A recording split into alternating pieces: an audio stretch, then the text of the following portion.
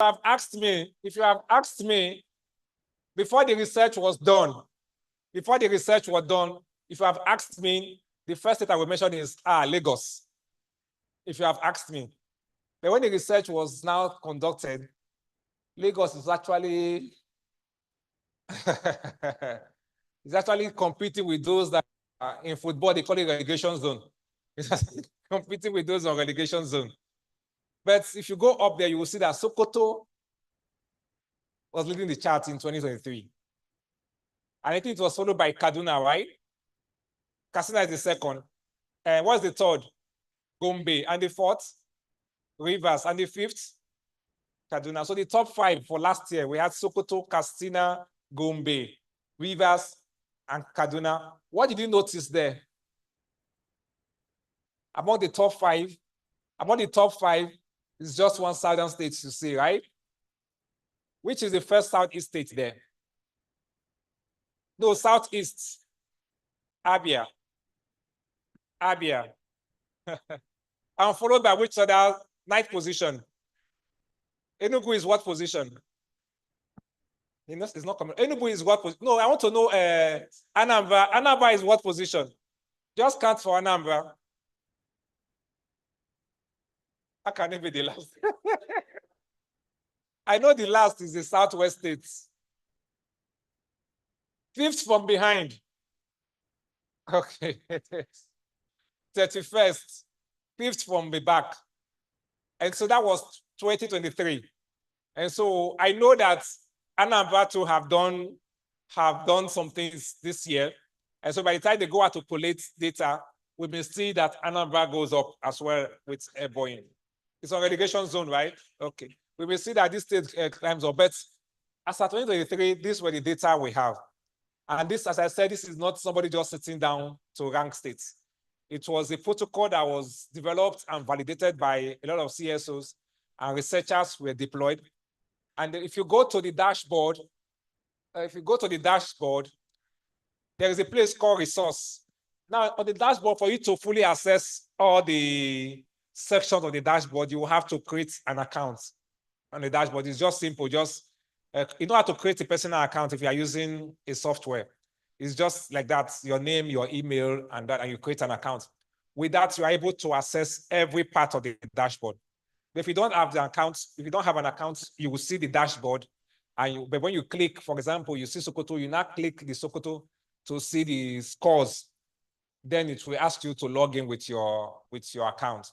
Or if you want to see the protocol itself that was developed, if you go to resources, you will see it there. But if you don't have an account, you'll not be able to access the resources. You want to see the protocol that was developed, and then the research that was done, how the scores were arrived at. You will see all those materials under the resource. And you will see that it was different people that were doing different things at the same time. And at the end of the day, it still came out as one result. So this is now like an advocacy tool to all of us here to keep engaging with our law and policy makers. Okay, great, thank you. To keep engaging with our law and policy makers. Why is it like this? Go to dashboard, go to home. Go to home. Great. Now this is the dashboard. Just go down. If you see that login, if you click login, you can create your account. But just go down. Here it talks about the dashboard and about the project. Just go down. Just go. Oh no, go to that overall ranking. Down a little. You passed it. Those what do you call it? Barcode, right? Bar chart. Thank you. Overall ranking, Nigeria civil society operational environment. You see the first one there is Sokoto. Now, if you have an account, if you have created an account here, as I said, it's not account you pay for. It's just what is it called? You don't have to create an account on the software. Just enter your name, register to register. But it's a free registration to register on the thing, so you don't think it's payment. If you have an account already, once you click Sokoto, that is the first there, you will see how the scores of Sokoto and how it arrived. But if you look at the way the pillar goes, you see that Katsina was very close to Sokoto. And if you look at Gombe and Rivers, they're actually on the same level. So Gombe and Rivers actually had the same scores. And then you now start going on, you now see Kaduna was almost the same level with them, but a bit down. And Kanu, Borno, Nasarawa, Abia. Now, if any of us here, I don't know how many of us here are implementing interventions in the northern states. If organization yet have intervention in the northern states. Okay.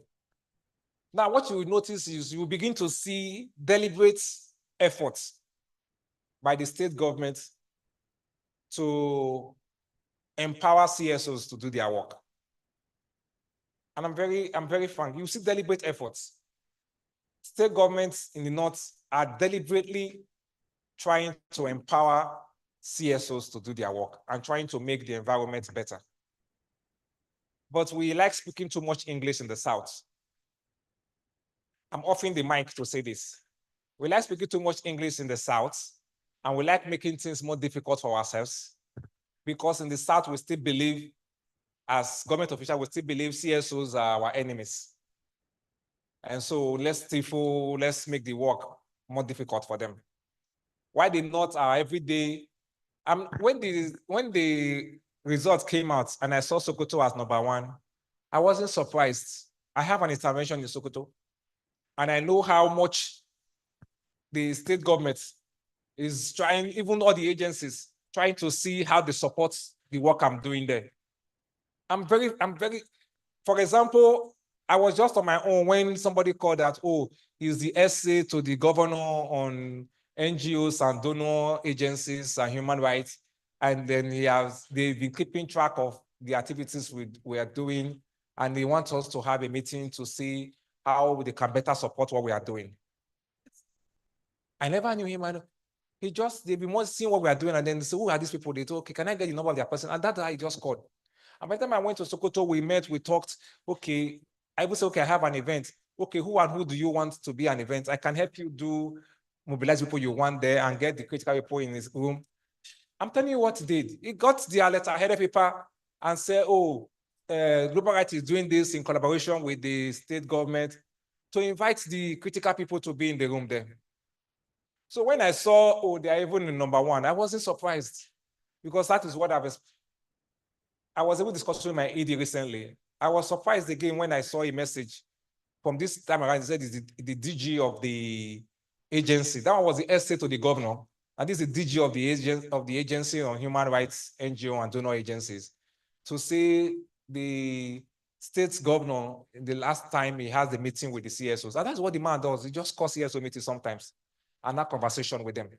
That the last time he had a meeting with the states, with the CSOs, and he was asking them how best can we still support you, how can we encourage what you are doing? And somebody suggested to say, why don't from time to time the state do an award to recognize those that are contributing to the development of the state? That way, a lot of CSO will be recognized, and not those political awards you are giving.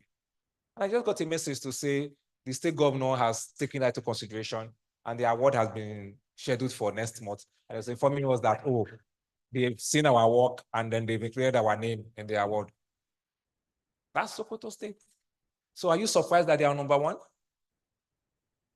I didn't go with them to the field. I didn't discuss anything with the people that were doing the thing, but they just came back and got their results, and that is how it is. And so these people are making deliberate efforts to make the CSO operational environment more conducive for their people. And so that is why it is a call to all of us here to keep engaging with your people in your states, to say it is not so nice to see our state at this number when we can do much more to get. And as I said, it's a very transparent process. It's a very transparent process. Nothing is manipulated. It's data-driven. November now, they will go onto the field again and start collecting data. So it's data-driven, nothing to attach, nothing to remove. All right? So as I said, is a call to all of us to see how we engage more with the process. All right? So I just thought to present the the dashboards to us. So it be like a tool for all of us to continue to engage with the process of improving the CSO operational environments in Nigeria. Anybody have any question on that? Yes, sir.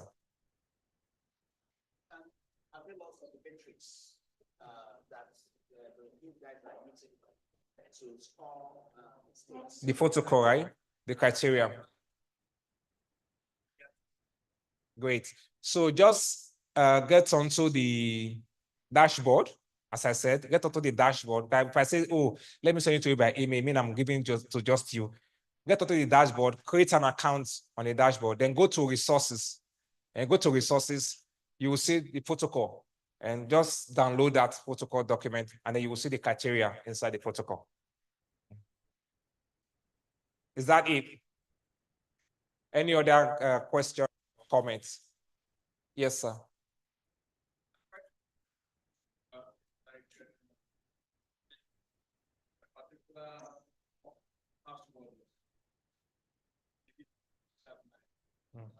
Okay, maybe because you have created an account with a password that you saved on your browser. So you just try and delete that password. Okay, I will get the IT to help you out. I know if you save a password with a particular email address on your browser, once you put that email address, that password will automatically come up for you to use. But I think the IT can help you sort that out. Yes. Good morning. The question I want to ask is whether this data result has been disseminated and launched at the Zoom nationally. Why I said this is that such reports are not meant to get, apart from putting it online on the website. I know many people do not know about it, but if you launch it, it will give you opportunity. The media will talk about it. As in the report itself. Okay. And then of us who are here, they want to also use it to engage the states. Because when state governors or state actors see some of this report and they know that they're not doing well, it's a benchmark for progress. Okay, thank you. So the whole idea of the report was to have a dashboard. And that was why we launched the dashboard instead of the report itself. Because it was the report that was used to generate a dashboard. But as I said earlier on, please engage widely within your network.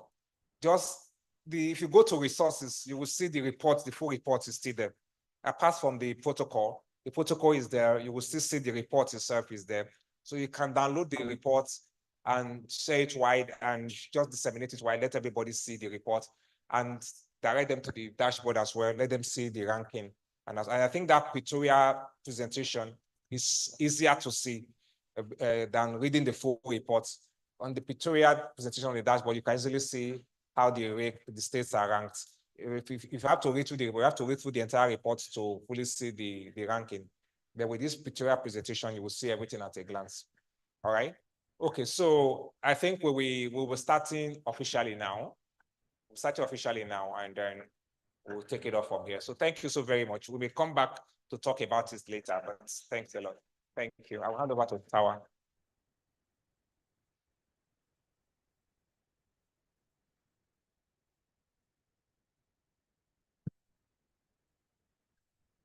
Can we please give Mr. Idosa a round of applause?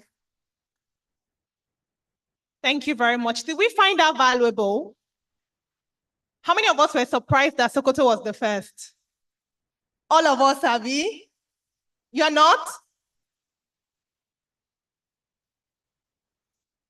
Can you help me pass the mic?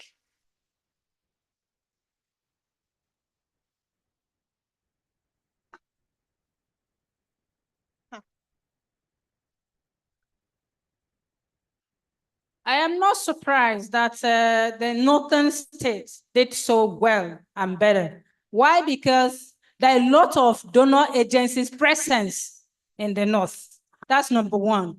Then number two, right from time, not just now. Then number two, they take advantage of their presence.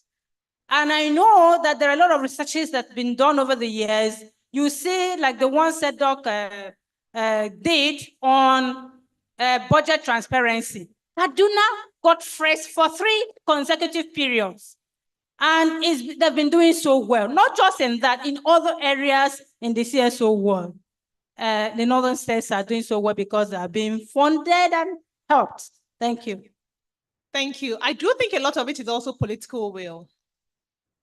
Okay, let's not go there. So if I may invite you to please rise for the national anthem.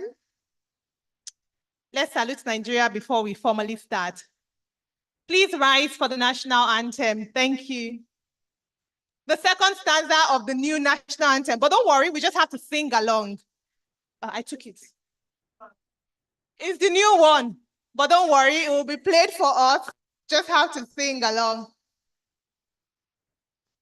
Media team, are we ready?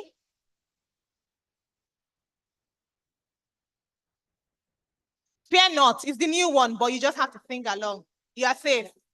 You are safe.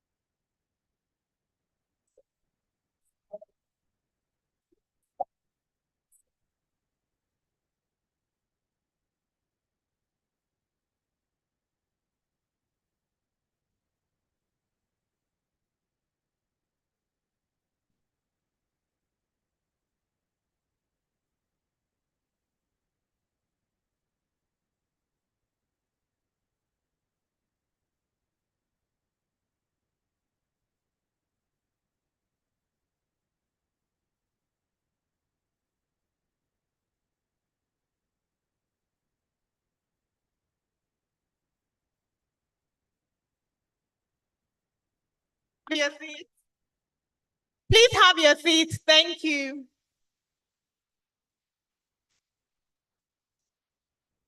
Sorry.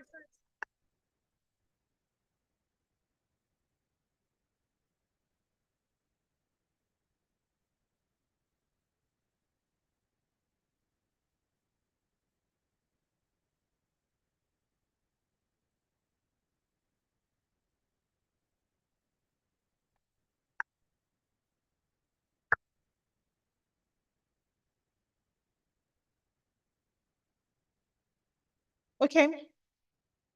The theme for this year's conference, the Southeast Regional Conference, is building strategic partnerships for a sustainable operational environment for the nonprofit sector in Nigeria.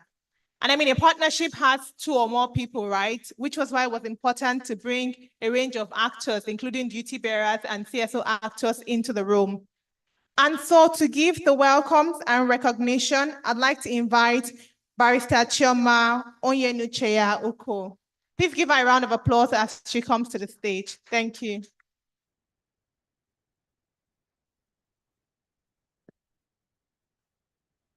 Thank you very much, Tawa. Good afternoon, Your Excellencies, distinguished and honorable personalities, ladies and gentlemen. You're welcome to this epochal event this afternoon. And I lend voice to Tawa's appreciation and apologies, for the delay in kickstarting this event in earnest. Thank you very much for your patience, for bearing with us. So I'll go right ahead to take the recognitions. Forgive me, I don't quite know who is in the room or not. So I will abide by the recognition list I have. And if any of the personalities are not here yet, okay. Okay. So if perchance I mention someone who's not yet in the room, that will be awesome, expressing confidence that they will join us in the quickest possible time. And please also forgive me if I don't quite follow the appropriate order.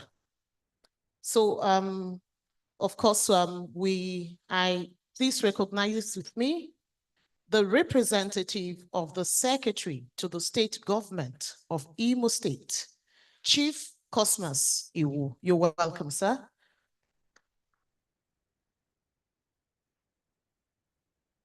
We also have here representing the Attorney General of Anambra State, in the person of the Permanent Secretary, Ministry of Justice, Ndirika Onyekwendo. My apologies, ma. You're welcome. Thank you.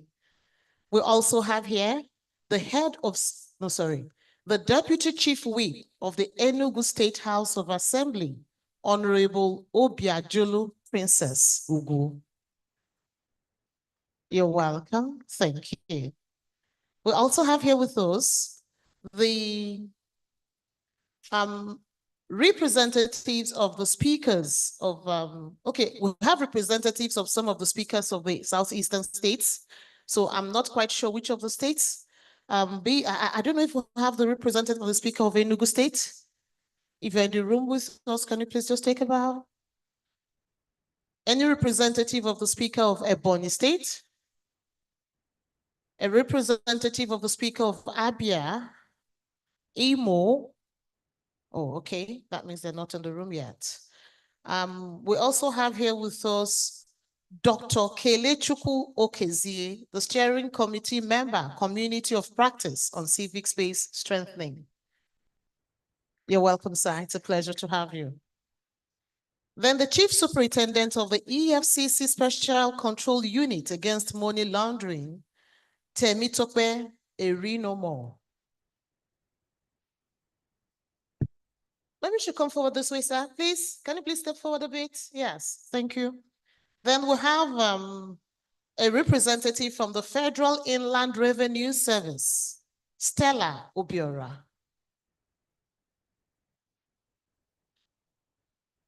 Okay, as we identify the other persons in the room, we will also make the necessary, sorry, sir? Okay, it appears that I have other persons in the room. My apologies.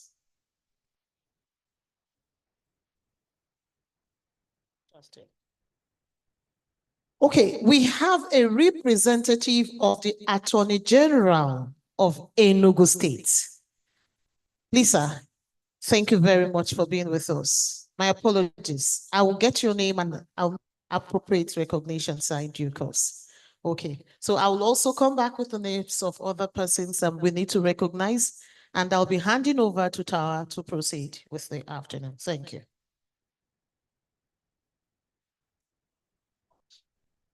Thank you very much, Barrister Chairman. Can we please give her a round of applause?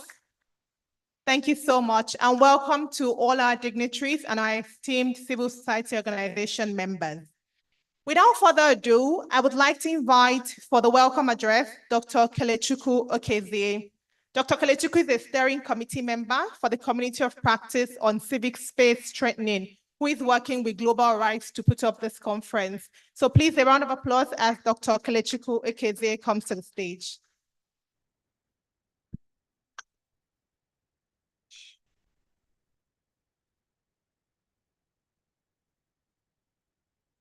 Good morning, everyone. I think my duty is just quite simple, and that is to welcome you all to this event. Your Excellencies, distinguished guests, ladies and gentlemen, you're welcome. Are we happy this morning? Are we sure? If you're happy and you know it, say amen. You're welcome to Anambra State to be part of this program. While we wait for other personalities to arrive, let me stand on the already established protocol to thank you all for honoring our invitation and to be here this morning. It is with great pleasure that I welcome you all on behalf of Global Rights and the Community of Practice to this important Southeast Regional Conference convening in Awka, Anambra State on improving the regulatory environment for CSO's operation in Nigeria.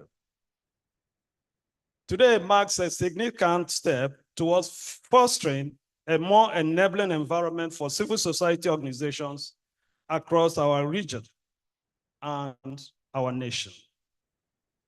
As we convene to discuss and deliberate on building strategic partnership for a sustainable operational environment for the nonprofit sector in the Southeast and Nigeria, the operational environment across the states in the Southeast is one of challenges, risks, and opportunities, especially for actors in the human rights, anti-corruption, and democracy.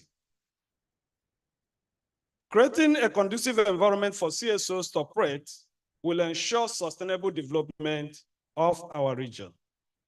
We all know that CSOs play a pivotal role in national development, from promoting human rights, deepening democracy, and supporting marginalized communities, to addressing critical social issues such as education, healthcare, environment, poverty alleviation, and the rest. However, we all understand that the regulatory framework governing the operations of civil society in Nigeria often presents challenges that hinder the full realization of our potentials. These challenges include compliance burdens, restrictive laws, and a lack of clarity on how to navigate the regulatory landscape effectively. More so, government should begin to open up and work with CSOs as dependable allies in development. I call on the Southeast state government to revisit their stand with CSOs in the region and initiate actions to break down barriers and promote inclusivity, partnership, and sustainable development. This conference, being organized by Global Rights, serves as a veritable platform for state and non-state actors and other stakeholders in the zone to share experiences, identify barriers, and propose actionable strategies that will enhance the regulatory framework for CSOs, not only in the Southeast, but Nigeria as a whole. It is my hope and desire that through our collective wisdom, we can pave the way for policies that foster accountability and transparency without stifling the critical work that CSOs undertake in our states, our zone, and our communities. I would like to thank immensely Global Rights and their sponsors, European Union, for making this event a reality in the Southeast, and to Anambra State government under Professor Charles Soludo for providing a conducive environment for this conference to hold.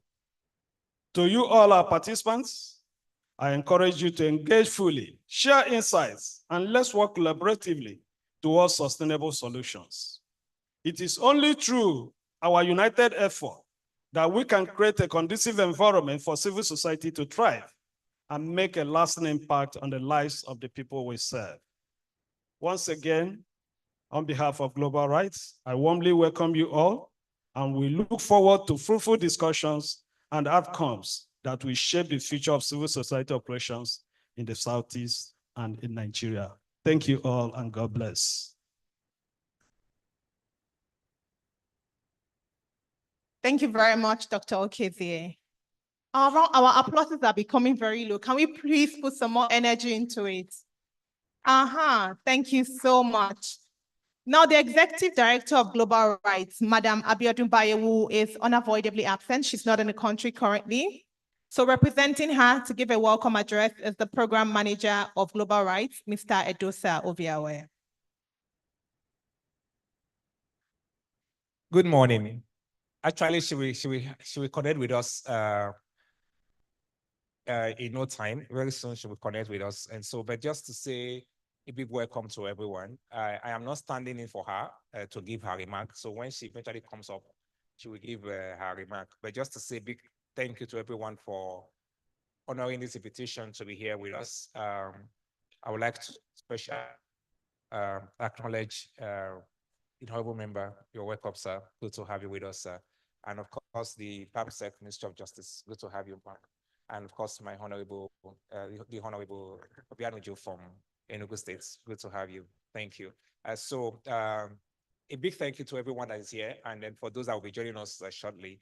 But just to say, what we are doing here today is it's not just about CSO just gather or government officials just come and sit in the room with CSOs. It's about building very, very solid partnerships between all stakeholders in the CSO sector. And when I say all stakeholders, includes both the CSOs themselves, it includes the governments, it includes lawmakers, it includes regulators, CACF, ROS, SCUMO, and all the regulators, and everyone that is part of the CSO sector or the non-for-profit sector in Nigeria.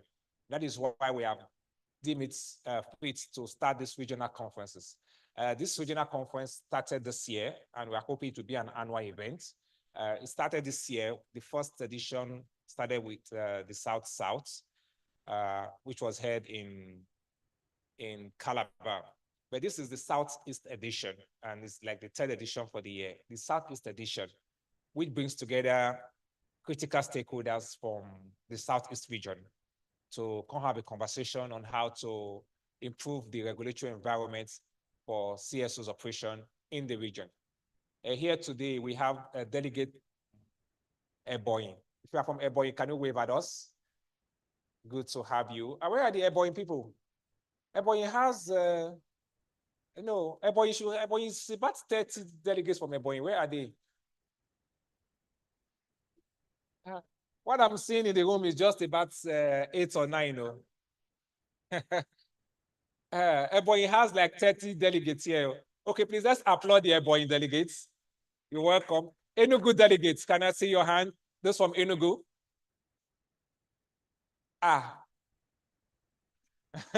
You don't need to stand, but Enugu equally has close to 30 delegates here, and I'm seeing just a few in the hall right now.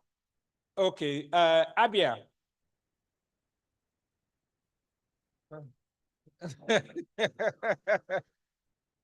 Okay. Imo. Where are the Imo lights? Okay. And of course, we have our hosts, Anambra. Okay. All right.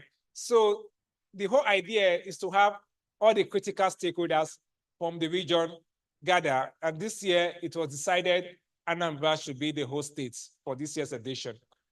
And then, as I said, it's not just about coming together to talk.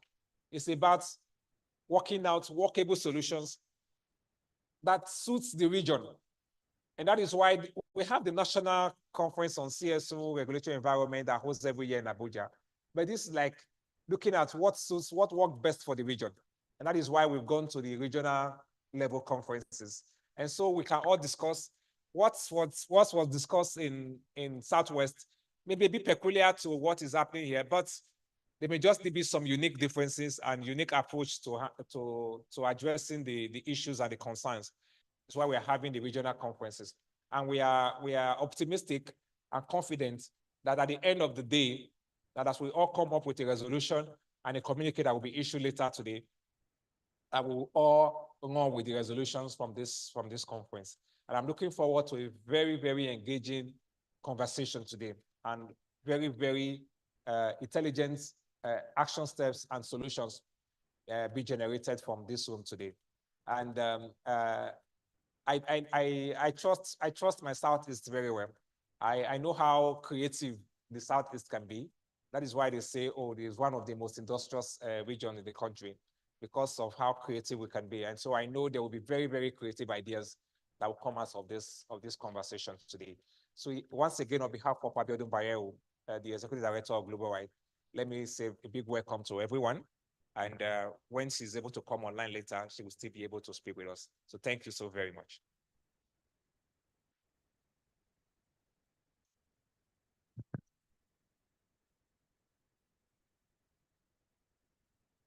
So he said very, very, very much like 3 different times in his speech. So I personally, I'm waiting for the very creative outputs that we'll get from this audience. So before I go on to the goodwill messages, I would like to acknowledge the presence of Honorable Anayo Okwaleke, a member in Anambra State House of Assembly representing the Speaker of the Anambra State House of Assembly. Could you wave to us, sir, so we can say hi? Thank you very much for joining us. Thank you. I would also like to recognize the representative of the Honorable Attorney General of Abia, Mr. Okoro Emenike Anderson. Are you in the room? Can you say hi to the room? Thank you very much. Please give him a round of applause. We don't welcome our guests like that. Thank you. You're already smiling because you knew I was going to say something. Thank you. So without further ado, we're going to move into the goodwill remarks. And for this one, we decided that, you know what, in the room, we have members from the legislature, from the executive, from the judiciary, and of course, our very own civil society organizations and other regulatory bodies in Nigeria. So we're going to take representatives from each of these branches, if you may. So from the executive, I'd like to welcome the Permanent Secretary, Ministry of Justice, Anambra State, Madam Indirika Onyekwelu. She's representing the Attorney General of Anambra State, and she will be giving us a quick goodwill message on his behalf. Please, a round of applause for her as she comes to the stage. Let's make her feel welcome.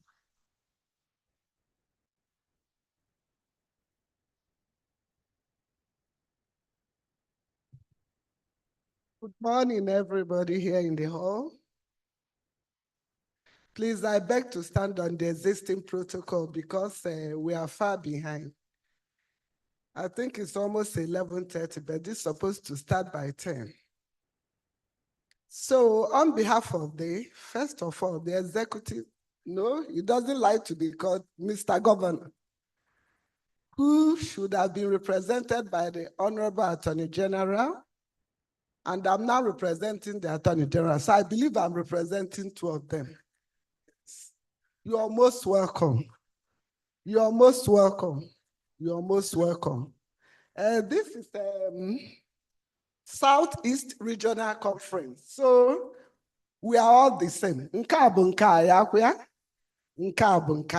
Yes. So because it will be different. They're expecting us to be creative, and we are ready to show them the stuff we are made of. And I know we will not disappoint. But I want to assure you of the cooperation of the people in whose state you are in. If I had done earlier, I would have invited our own media team. Incidentally, I'm the permanent secretary covering both Ministry of Justice and Information. So I would have given this program a very wide coverage. I mean it. I didn't know. The attorney just called me up this morning. We would have given it a very well, but tomorrow is another hunting day, is it not so? So on behalf of the Attorney General, Anambra State Government, you're most heartily welcome to this occasion.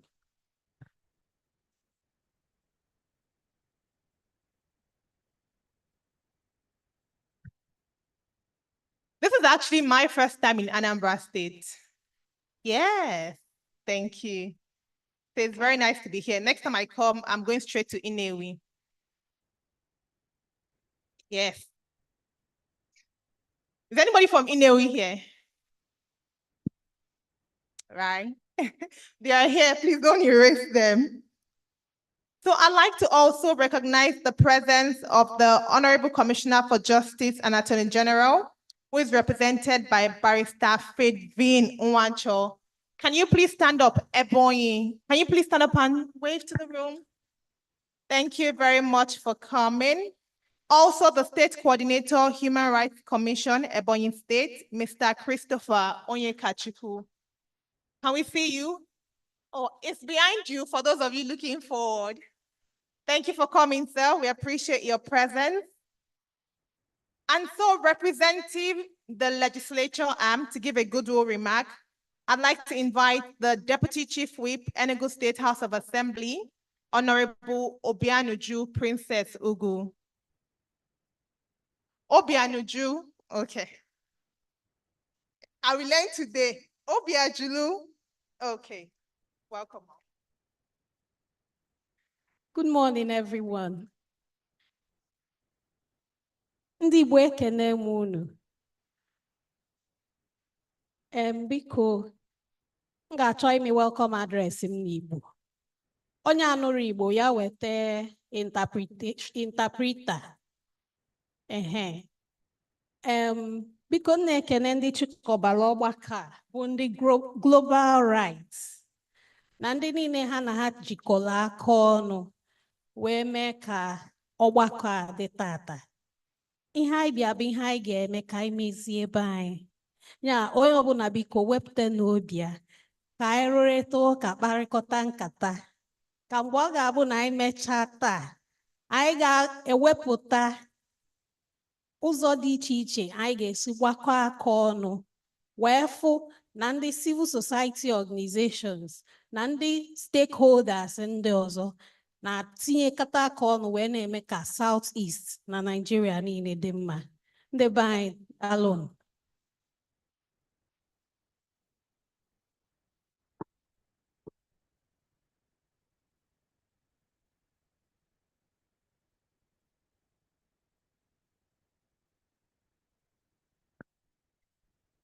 Thank you very much, Honorable Obiajulu. Exactly. So, I mean, this is a partnership, right? But we cannot move on without hearing from one of our own. So to speak on behalf of, to give a goodwill remark, I'd like to invite the Executive Director of EIFAY Africa, Mr. Emmanuel Acha. Mr. Acha, are you in the room? Please give him a round of applause as he comes to the stage.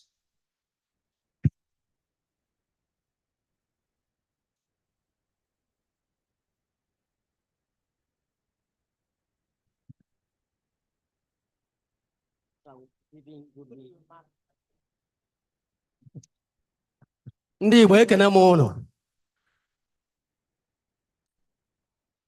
First of all, I'd like to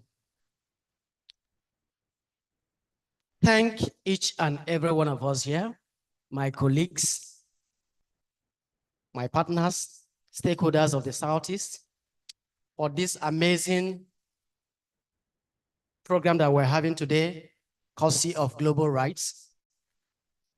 On behalf of the civil society community in Southeast, I want to say especially to the representatives of the organizers, represented by the Global Rights, that you are now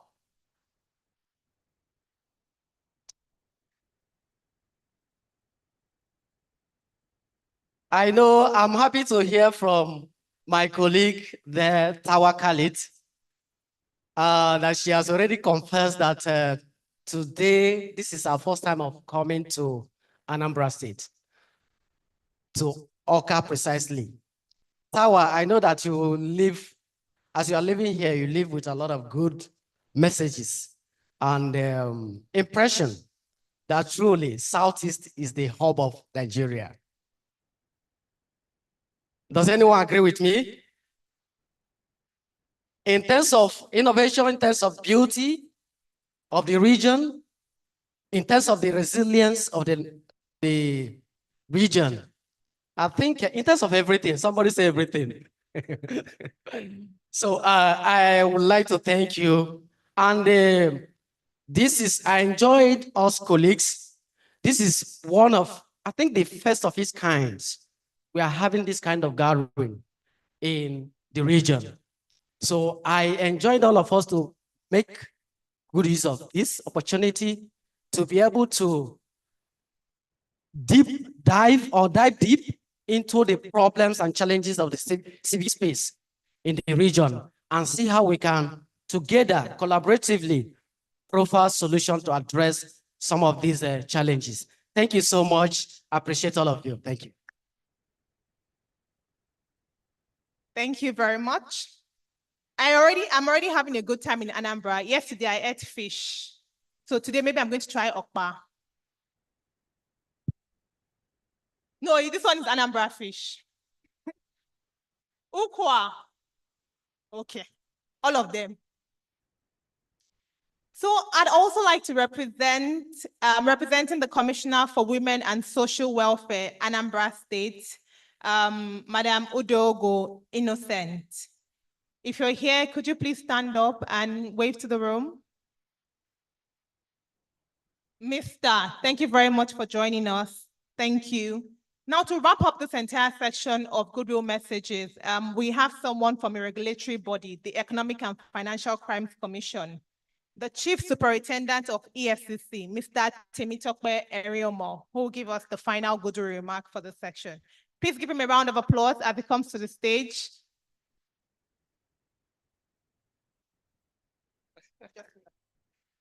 Good morning, everyone. Your Excellencies, ladies and gentlemen, champions of the social sector in Nigeria. I want to first of all thank the Global Rights and the EU for the support they've been giving to us, particularly in reaching out to the sector in Nigeria. Some of us may be aware, Nigeria is currently going through what we call enhanced monitoring of the Financial Action Task Force, what you hear in the news as we are under gray list. Now, what that simply means for us is that we need to pace some of our games, improve the regulatory environment to ensure that they meet the international best standards. And the Global Rights and the EU, the support we've gotten from them, and also with the entire NGO sector in Nigeria, we've been able to address a lot of those issues. And happy to say that at this point in time, most of the action points that we need to meet up with those issues, particularly the ones related to the non-profit organizations in Nigeria, have been met.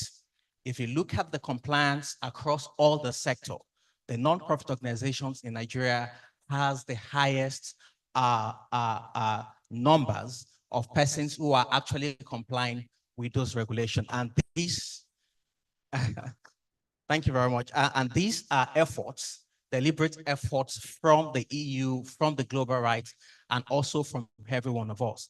Thank you very much, and God bless you.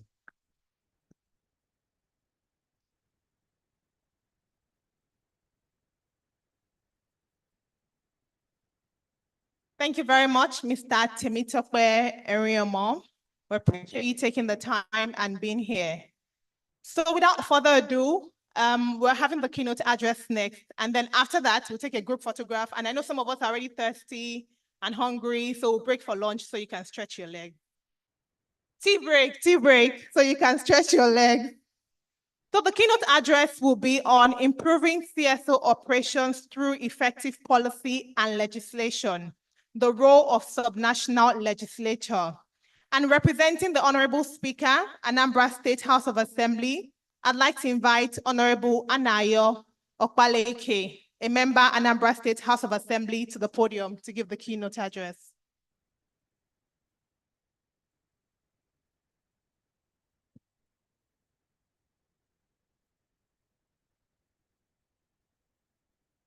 Thank you very much.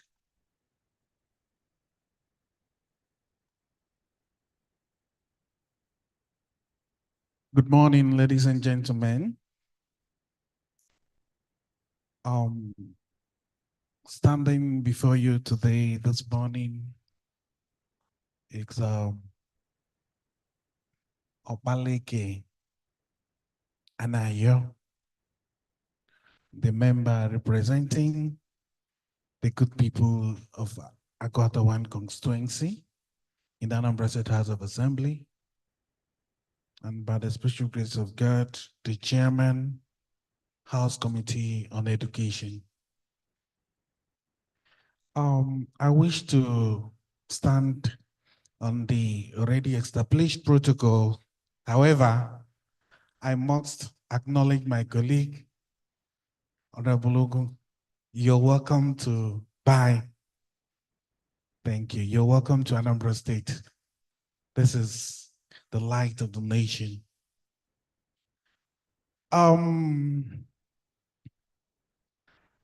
Um, I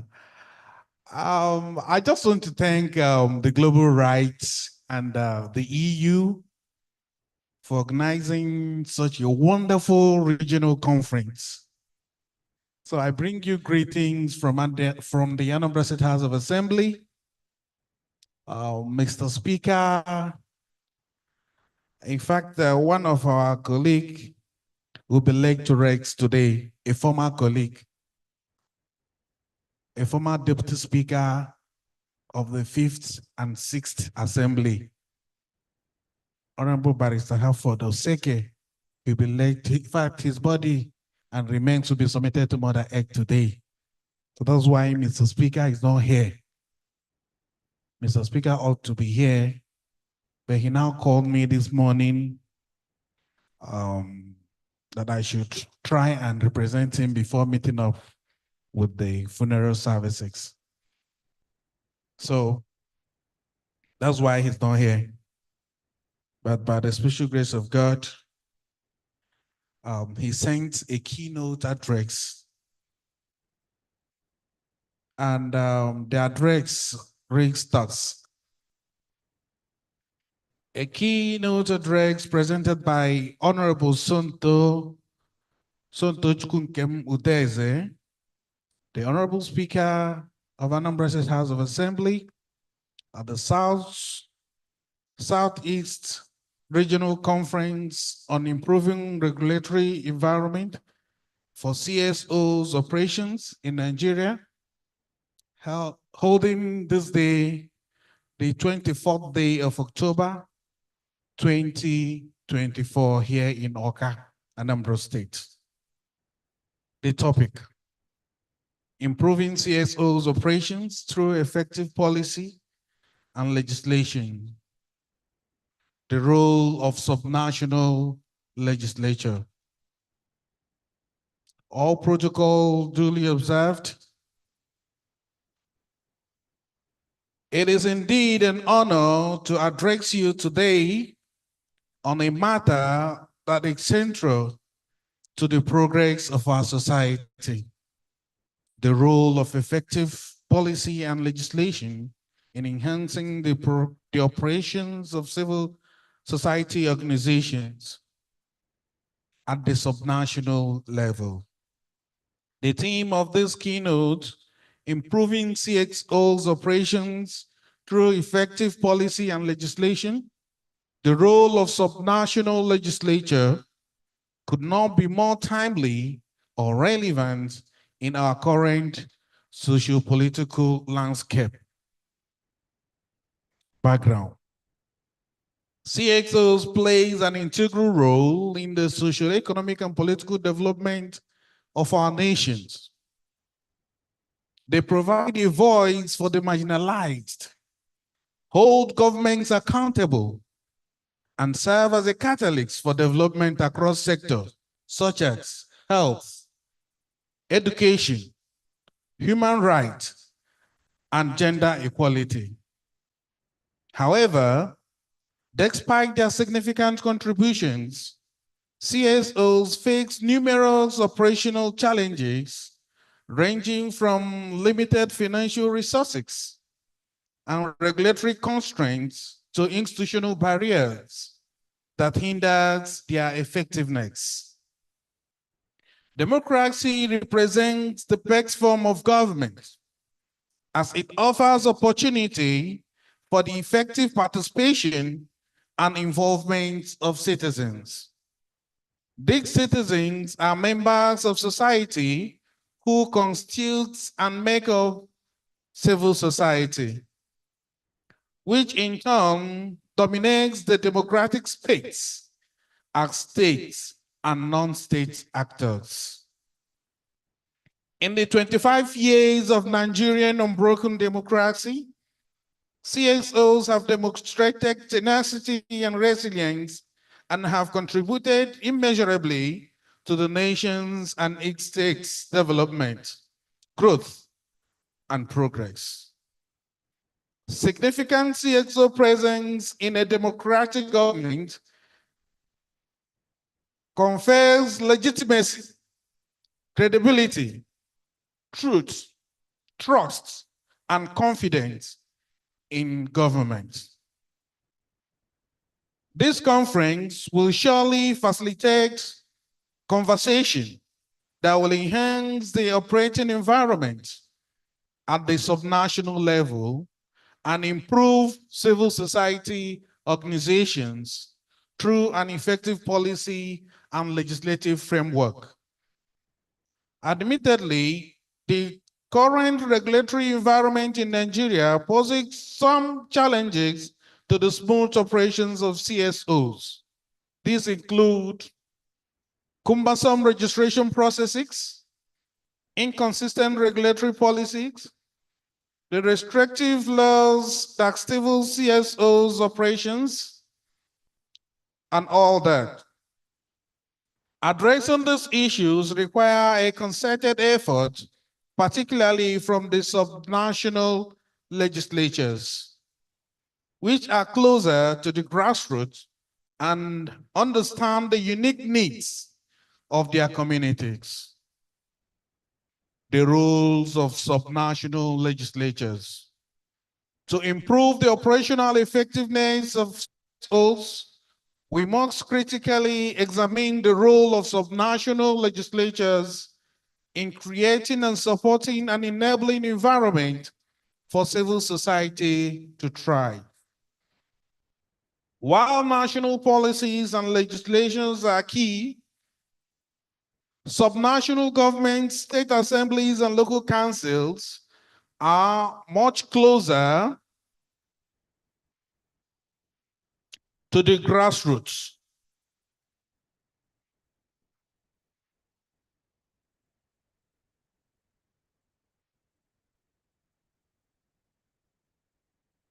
Where CSOs often focus and intervene.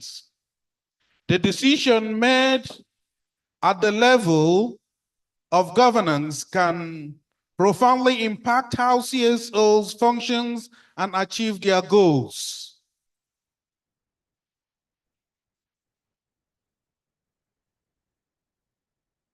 Supporting enabling legal framework.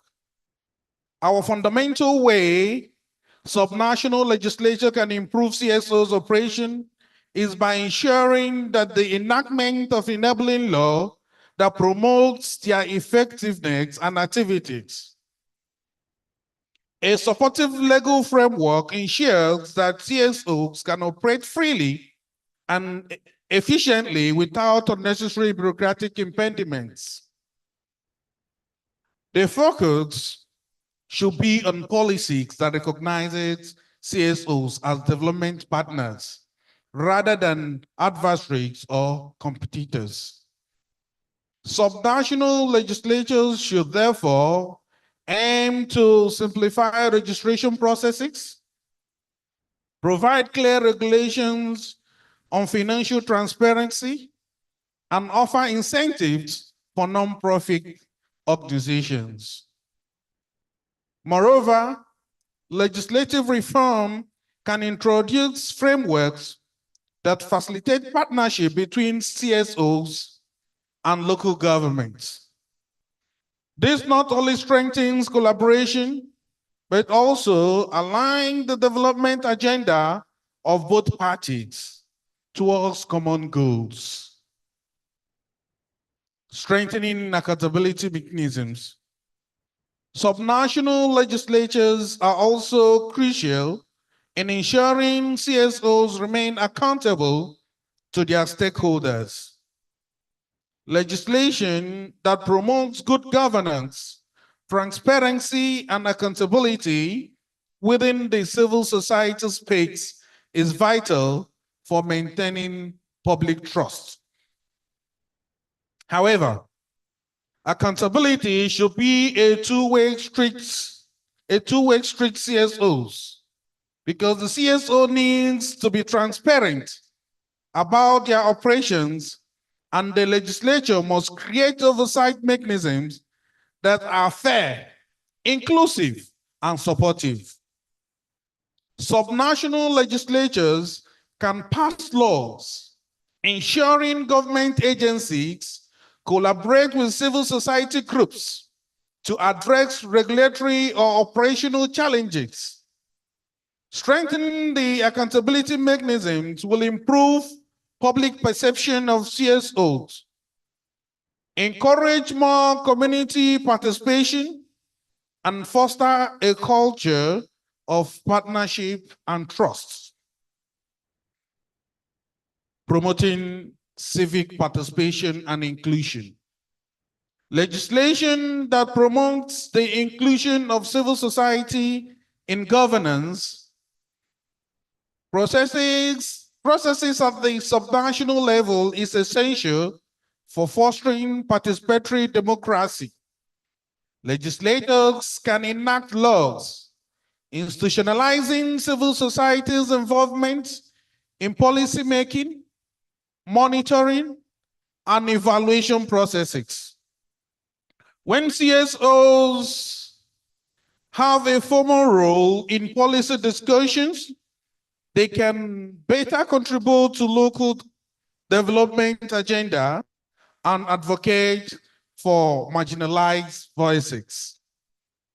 Additionally, the inclusion of CXOs in legislative hearing, stakeholders consultations, and decision-making platforms allow them to shape policies in real time, ensuring that laws better reflect the needs and aspirations of communities they serve. Addressing security and safety concerns. Finally, in many parts of the world, CSOs face security threats due to the nature of their work. It is responsibility of the subnational legislatures to enact protective measures that guarantee the safety and freedom of civil society actors. Whether through laws that protect whistleblowers, human rights defenders, or activists working in conflict-prone regions, subnational legislation can offer the protection needed for CSOs to continue their work without fear of retaliation or violence. Conclusion. In conclusion, ladies and gentlemen, the success of civil society organization in driving sustainable development and social change depends largely on the policy and legislative environment in which they operate. Subnational legislatures have a unique and critical role to play in shaping this environment. By enacting laws that promote accountability, facilitate partnerships, ensure safety, and foster inclusion. These legislatures can significantly improve the operations of CSOs, enabling them to fulfill their mandate more effectively. As we look forward to building a more inclusive, just, and progressive society, I urge legislators at all subnational levels, particularly those in the Southeast region, to see CSOs not merely as watchdogs, but as partners. Partners who are committed to the success of our communities. As they are the principles of democracy, equity, and justice. Your Excellencies, distinguished ladies and gentlemen, posterity beckons on us, as we all gathered here today, we all must work together to achieve the necessary operating environment to improve the CSO operational environment in our various states. I thank you for your attention. Thank you all, and God bless you all.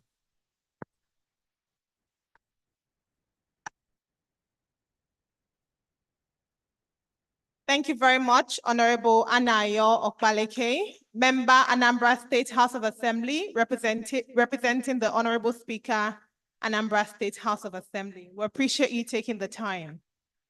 While the keynote address was going on, we had a few other dignitaries walk into the room.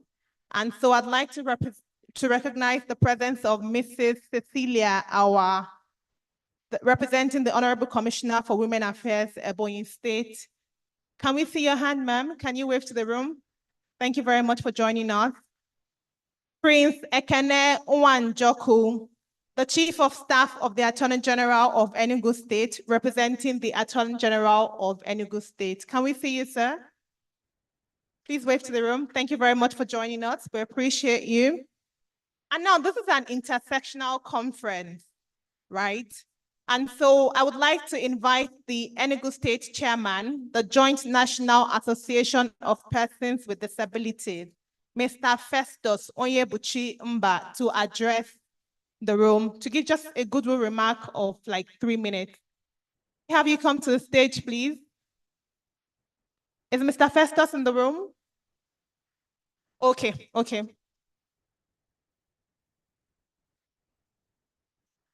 Having to shift. Can we give him a round of applause as he comes to the stage? Thank you very much, sir.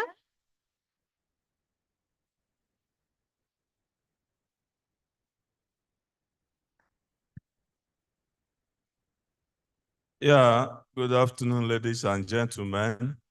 I beg to stand on a already established protocol. I remain Onyebuchi Mba, representing the community of persons with disabilities in Enugu State. And for me to speak here, I know that this extends to the zone, Southeast Jonapid. I want to say a very big thank you to the organizers of this program, Global Rights. There is nothing that sweets us past in this community to the concept of inclusivity in all that you do. For years now, I know that there has been this struggle for inclusion in all spheres of society, and Enugu State in particular. I am aware a good number of them here with us that are also from that angle. And here we are at the zonal level. I am happier that I've heard names and important ones for that matter representing the stake actors. And when that has come to be, that it gives hope that tomorrow shall be better. Because policymakers in a situation of this, in a meeting of this kind, their rules cannot be overemphasized.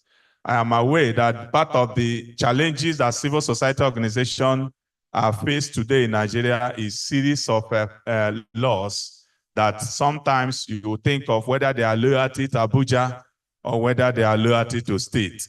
And sometimes the whole thing gets to a clash that when you are registered within a state, it will mean that you operate within the state. And sometimes when you are registered at Abuja, what does it collude to mean that you are in Abuja as federal? In all of these things put together, I know that harmonization is very, very necessary. And here we are talking about it again at the zonal level. We hope and very much hope that persons with disabilities will be integrated fully into every affairs of a civil society as part and parcel of the society. I appreciate all of us, and I say a very big thank you and a big one for that matter to the organizers once again. I remain Onyebuchi Mba from Enugu.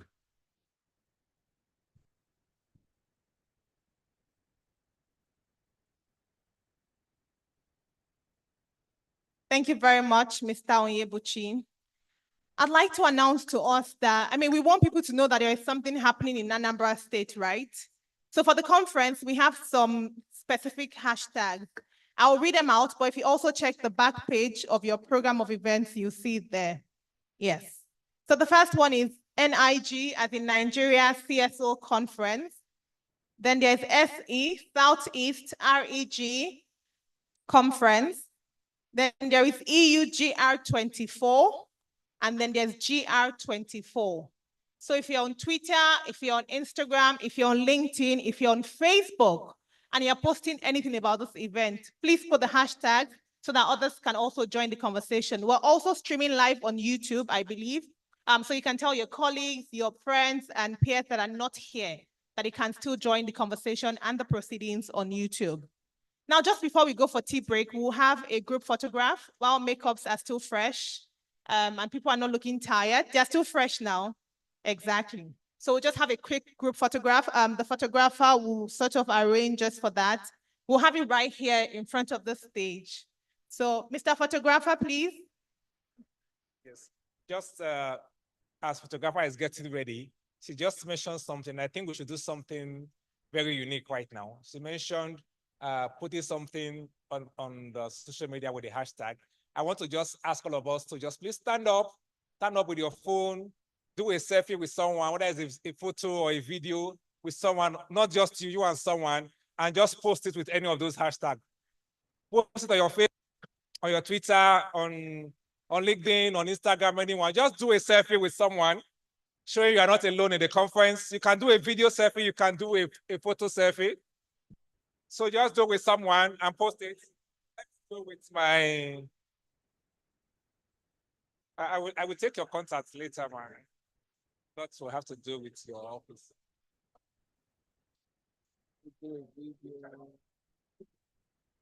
Yeah, so this is the PAMSEC of the Anambra State Ministry of Justice.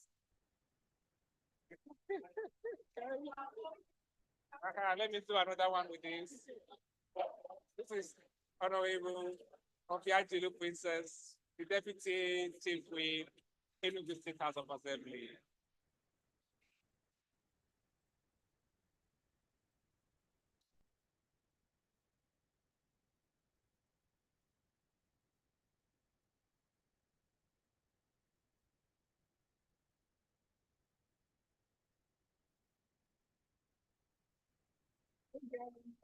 Honorable from the Anambra Assembly, I usually have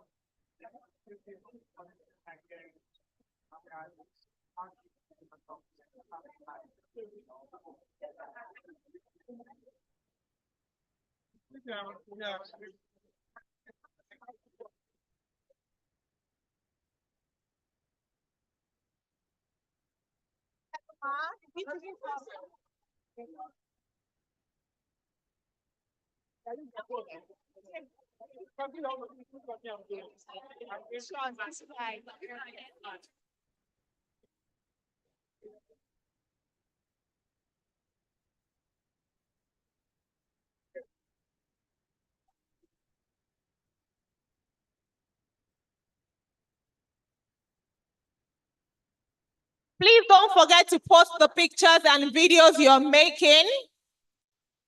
NIG CSO conference, hashtag SEREG conference, hashtag EUGR24. Please don't forget to post the pictures and videos. Thank you.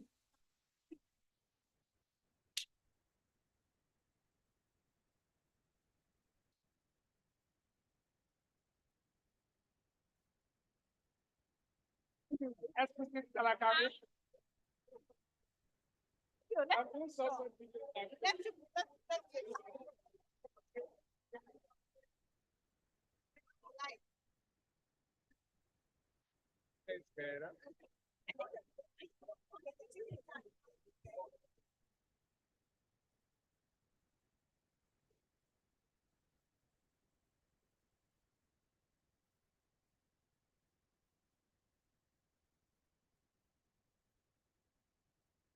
was just to add a little spice.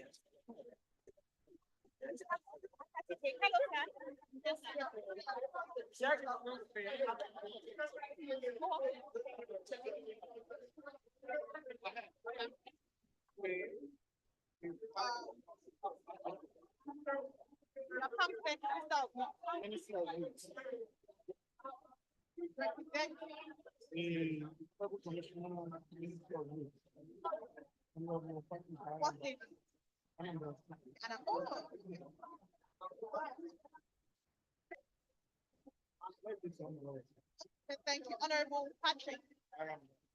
Please spell it.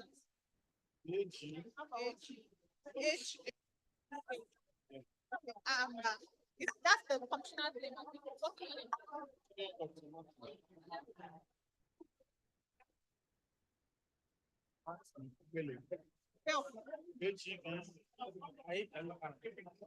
Please pronounce it again.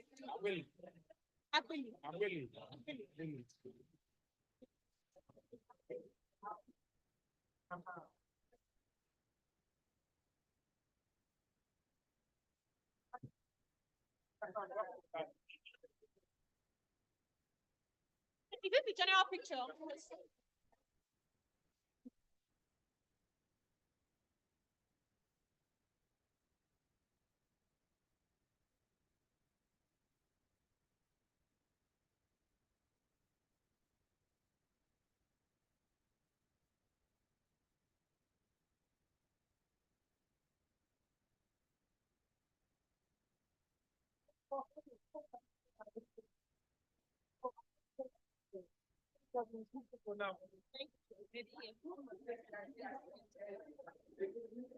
Okay, please let's come to the front so we can take the group photograph.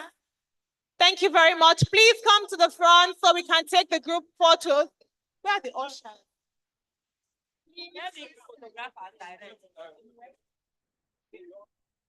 Sorry. Please, can you narrate?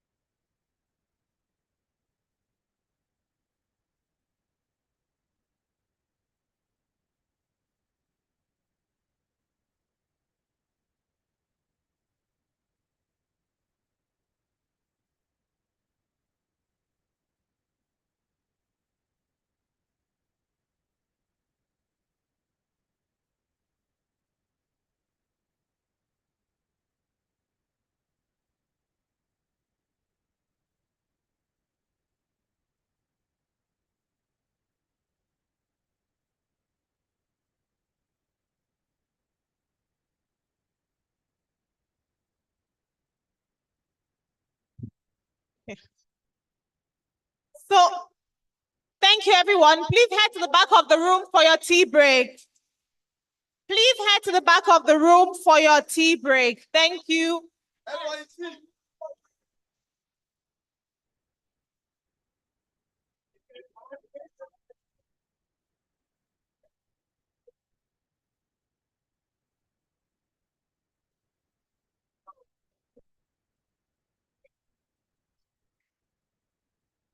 I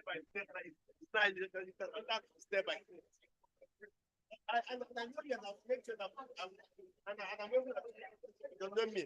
Take a gum first. Take a gum. No.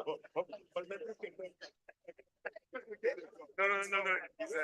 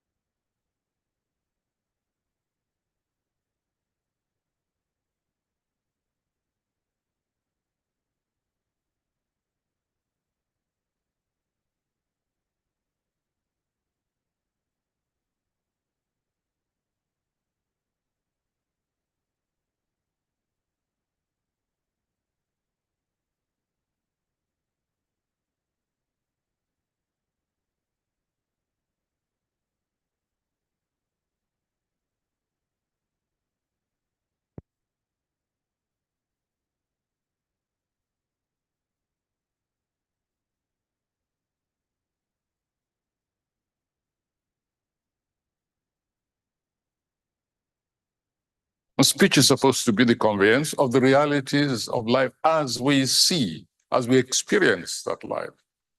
The government has also sought to regulate civil society through draconian legislation with very troubling narrative on the role of civil society in Nigeria.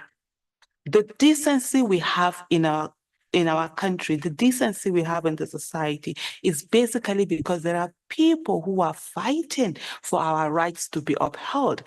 And when you find a situation where most especially the business communities think to all about fraternizing with the political class and just getting their way in there, they forget that when the civil society is shut down, it means those in government are capable of doing whatever they want to do unchecked.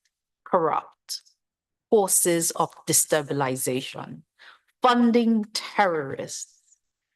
But are these charges true?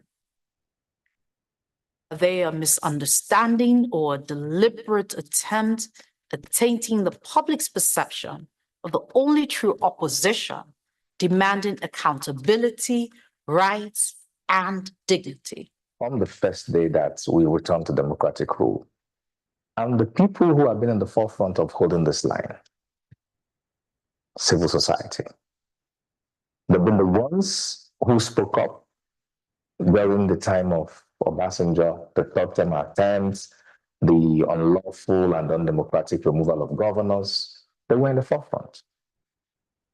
In roughly 60 years preceding independence and the 60 years that have followed, Nigeria's civic leaders and groups have been at the forefront of framing the nation and its development. At every turn in Nigeria's history, civil society has pointed directions for growth, democracy, education, health, and nationhood. In this span of time, organized civil society has displayed fervor and bravery in the face of systemic tyranny and state capture. Nigerians have refused to be docile, and each generation has had its moment of stepping to the plate and demanding for a Nigeria that works. The most recent step into the plate began merely a week after the nation's 60th independence anniversary. The country witnessed one of the best coordinated social movements in its history.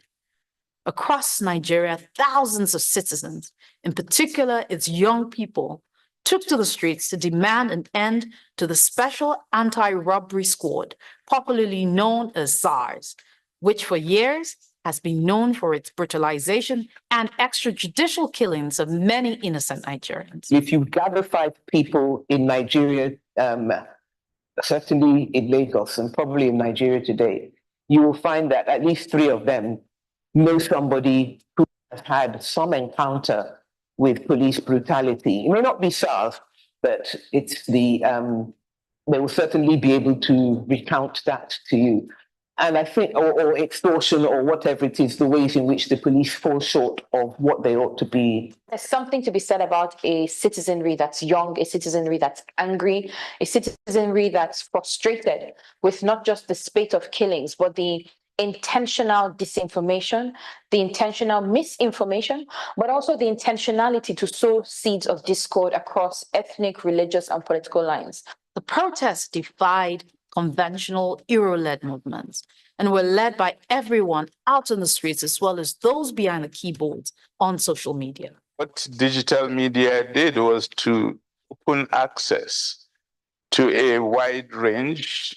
Over 30 million Nigerians, for example, write editorial opinion on Facebook every day. They are on Twitter, they are on so many of these platforms. So they are able to articulate their views, their vision, and they're able to fight their combats. The tipping point for the NSAS movement can largely be attributed to the growth in technology and digital advocacy in the past decade. Before NSAS, Nigeria had witnessed several other iconic movements that began with the digital space, including the Not Too Young to Run movement, the VAP Act, the Arewa Me Too. And these movements all gathered momentum online and led to measurable results on the ground. Hashtag prompted a lot of women in urban Nigeria to come out and talk about their sexual abuse experiences. So that did a lot in breaking the culture of silence. Those women were mentioning their abuser. In December 2015, groups of Nigerians and also civil society groups did a march to the National Assembly to demand that the social media bill that then was they wanted to implement was a stop was put to it.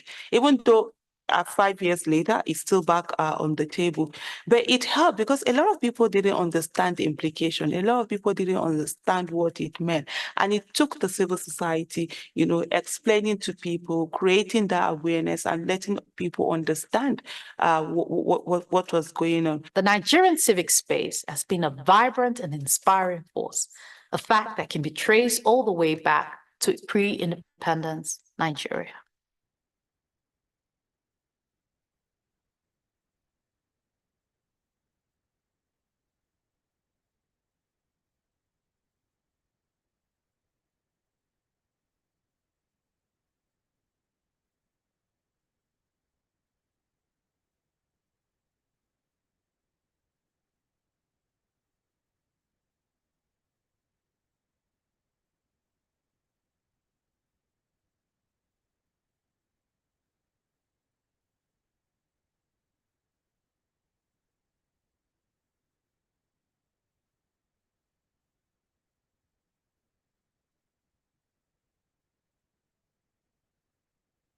Nigeria.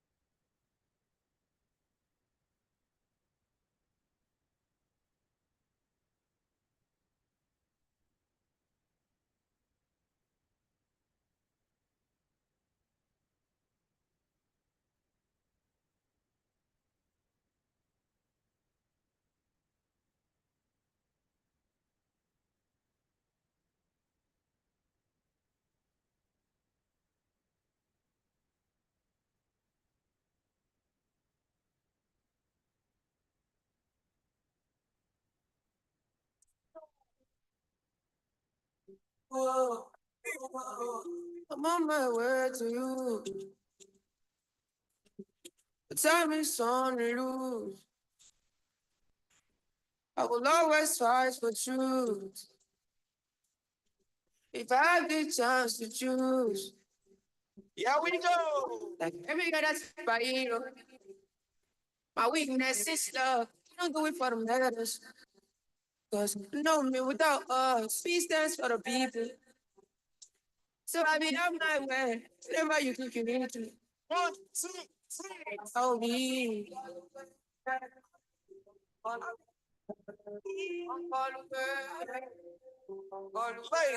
Oh, me. I'll be one color away from you. I'll be one color away from you. I'll be one color.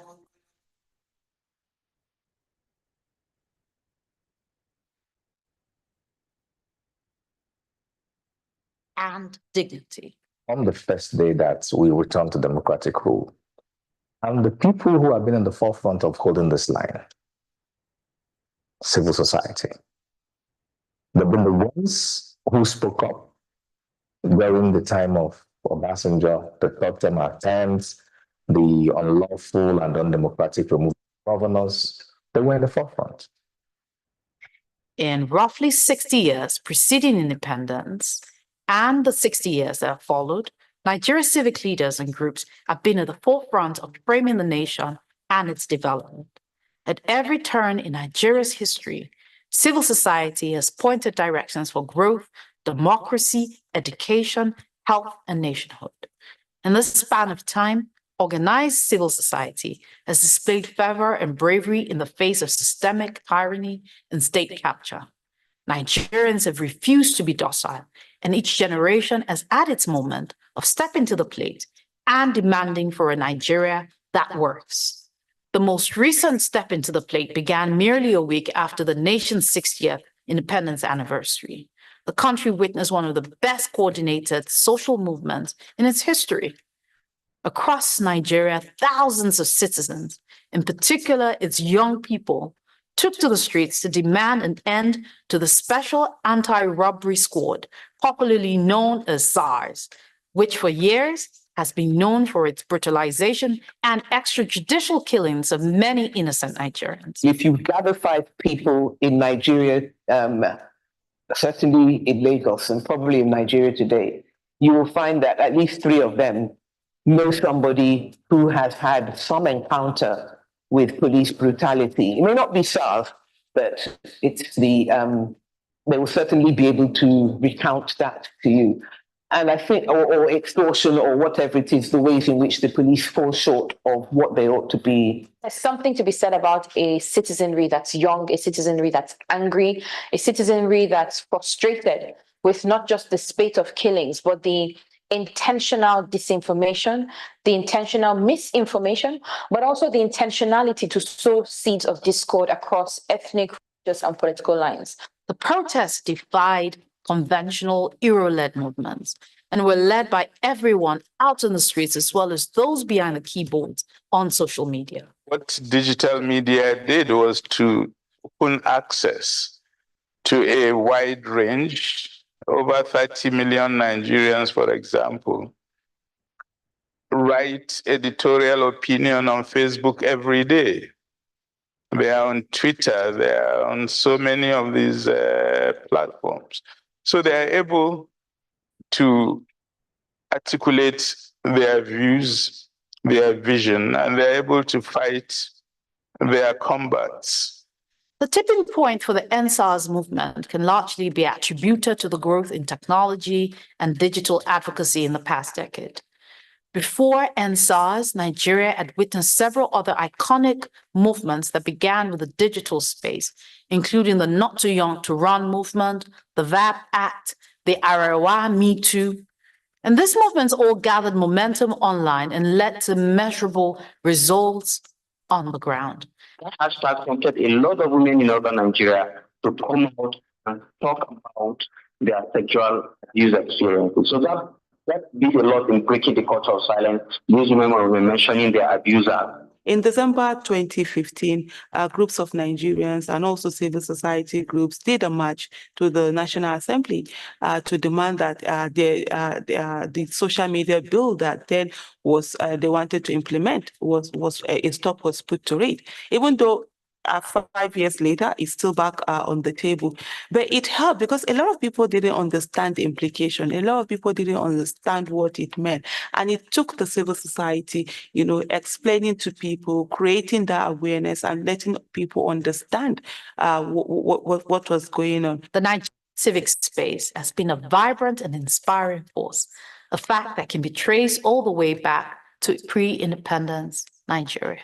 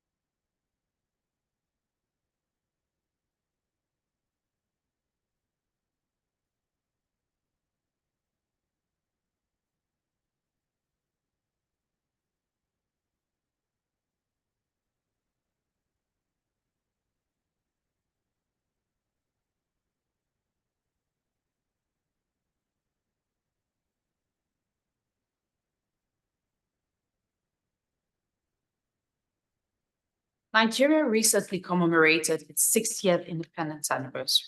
Its citizens greeted the day with mixed feelings. Many, while grateful for a country they could call their own, were saddened by its poor development indices, in particular, endemic poverty and insecurity. Many attribute this state of affairs to bad governance, but feel constrained hearing their views on this. The civic space in Nigeria has increasingly become repressed, and free speech has become increasingly difficult. How can you decree capital punishment for exercising, quote unquote, a God-given right, which is freedom of speech? We were not born in silence. We were born with the facility of speech. And speech is supposed to be the conveyance of the realities of life as we see, as we experience that life. The government has also sought to regulate civil society through draconian legislation with very troubling narrative on the role of civil society in Nigeria.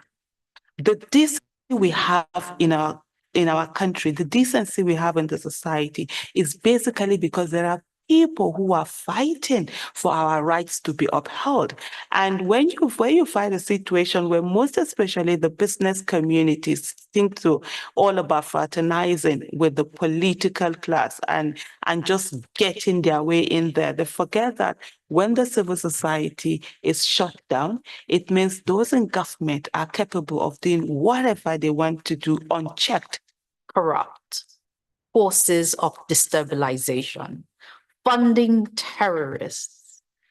But are these charges true? Are they a misunderstanding or a deliberate attempt at tainting the public's perception of the only true opposition, demanding accountability, rights, and dignity? On the first day that we return to democratic rule, and the people who have been in the forefront of holding this line, civil society, they've been the ones who spoke up during the time of Obasanjo, the third-term attempts, the unlawful and undemocratic removal of governors. They were in the forefront. In roughly 60 years preceding independence and the 60 years that followed, Nigeria's civic leaders and groups have been at the forefront of framing the nation and its development. At every turn in Nigeria's history, civil society has pointed directions for growth, democracy, education, health, and nationhood. In this span of time, organized civil society has displayed fervor and bravery in the face of systemic tyranny and state capture. Nigerians have refused to be docile, and each generation has had its moment of stepping to the plate and demanding for a Nigeria that works. Most recent step into the plate began merely a week after the nation's 60th independence anniversary. The country witnessed one of the best coordinated social movements in its history. Across Nigeria, thousands of citizens, in particular its young people, took to the streets to demand an end to the Special Anti-Robbery Squad, popularly known as SARS, which for years has been known for its brutalization and extrajudicial killings of many innocent Nigerians. If you gather 5 people in Nigeria, certainly in Lagos and probably in Nigeria today, you will find that at least 3 of them know somebody who has had some encounter with police brutality. It may not be SARS, but it's they will certainly be able to recount that to you. And I think, or extortion or whatever it is, the ways in which the police fall short of what they ought to be. There's something to be said about a citizenry that's young, a citizenry that's angry, a citizenry that's frustrated with not just the spate of killings, but the intentional disinformation, the intentional misinformation, but also the intentionality to sow seeds of discord across ethnic, religious, and political lines. The protests defied conventional hero-led movements and were led by everyone out on the streets as well as those behind the keyboards on social media. What digital media did was to open access to a wide range, over 30 million Nigerians, for example, write editorial opinion on Facebook every day. They are on Twitter, they are on so many of these platforms. So they are able to articulate their views, their vision, and they're able to fight their combats. The tipping point for the NSAS movement can largely be attributed to the growth in technology and digital advocacy in the past decade. Before NSAS, Nigeria had witnessed several other iconic movements that began with the digital space, including the Not Too Young to Run movement, the VAP Act, the Arewa Me Too. And these movements all gathered momentum online and led to measurable results on the ground. That hashtag prompted a lot of women in urban Nigeria to come out and talk about their sexual abuse experiences. So that did a lot in breaking the culture of silence. These women were mentioning their abuser. In December 2015, groups of Nigerians and also civil society groups did a march to the National Assembly to demand that the social media bill that then was they wanted to implement was a stop was put to it. Even though 5 years later, it's still back on the table. But it helped because a lot of people didn't understand the implication. A lot of people didn't understand what it meant. And it took the civil society, explaining to people, creating that awareness and letting people understand what was going on. The Nigerian civic space has been a vibrant and inspiring force, a fact that can be traced all the way back to pre-independence Nigeria.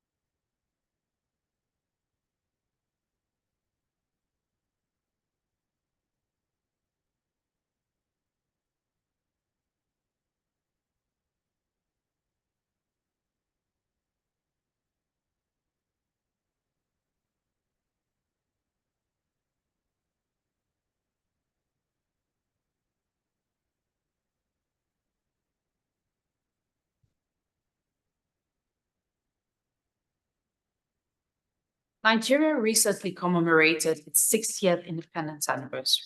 Its citizens greeted the day with mixed feelings.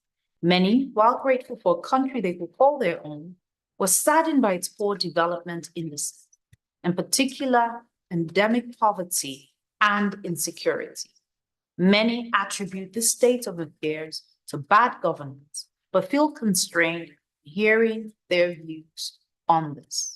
The civic space in Nigeria has increasingly become repressed, and free speech has become increasingly difficult. How can you decree capital punishment for exercising, quote unquote, a God-given right, which is freedom of speech? We were not born in silence. We were born with the facility of speech. And speech is supposed to be the conveyance of the realities of life as we see, as we experience that life. The government has also sought to regulate civil society through draconian legislation with very troubling narrative on the role of civil society in Nigeria. The decency we have in our country, the decency we have in the society is basically because there are people who are fighting for our rights to be upheld.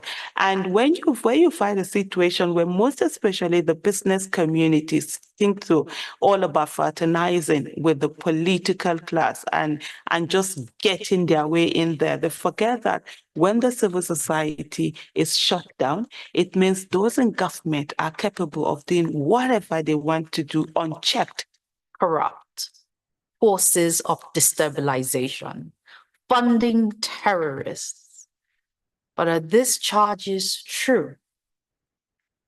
Are they a misunderstanding or a deliberate attempt at tainting the public's perception of the only true opposition, demanding accountability, rights, and dignity?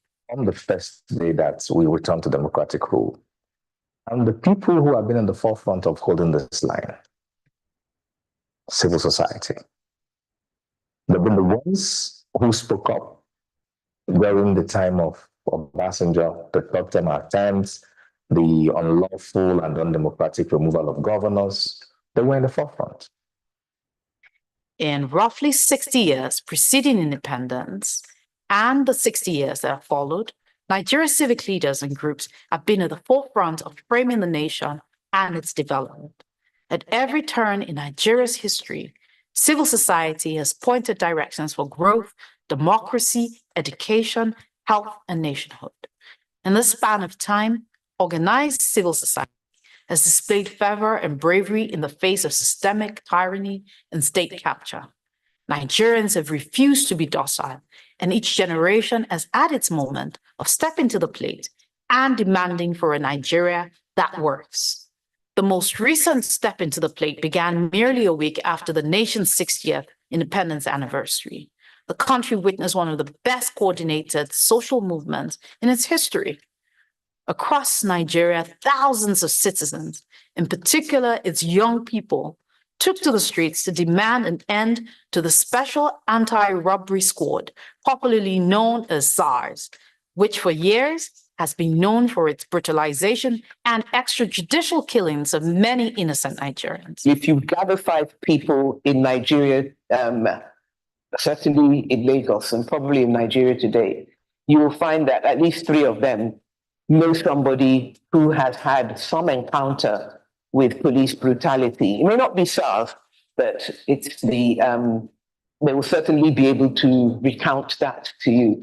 And I think, or extortion or whatever it is, the ways in which the police fall short of what they ought to be. There's something to be said about a citizenry that's young, a citizenry that's angry, a citizenry that's frustrated with not just the spate of killings, but the intentional disinformation, the intentional misinformation, but also the intentionality to sow seeds of discord across ethnic, religious, and political lines. The protests defied conventional hero-led movements and were led by everyone out in the streets as well as those behind the keyboards on social media. What digital media did was to open access to a wide range. Over 30 million Nigerians, for example, write editorial opinion on Facebook every day. They are on Twitter, they are on so many of these platforms.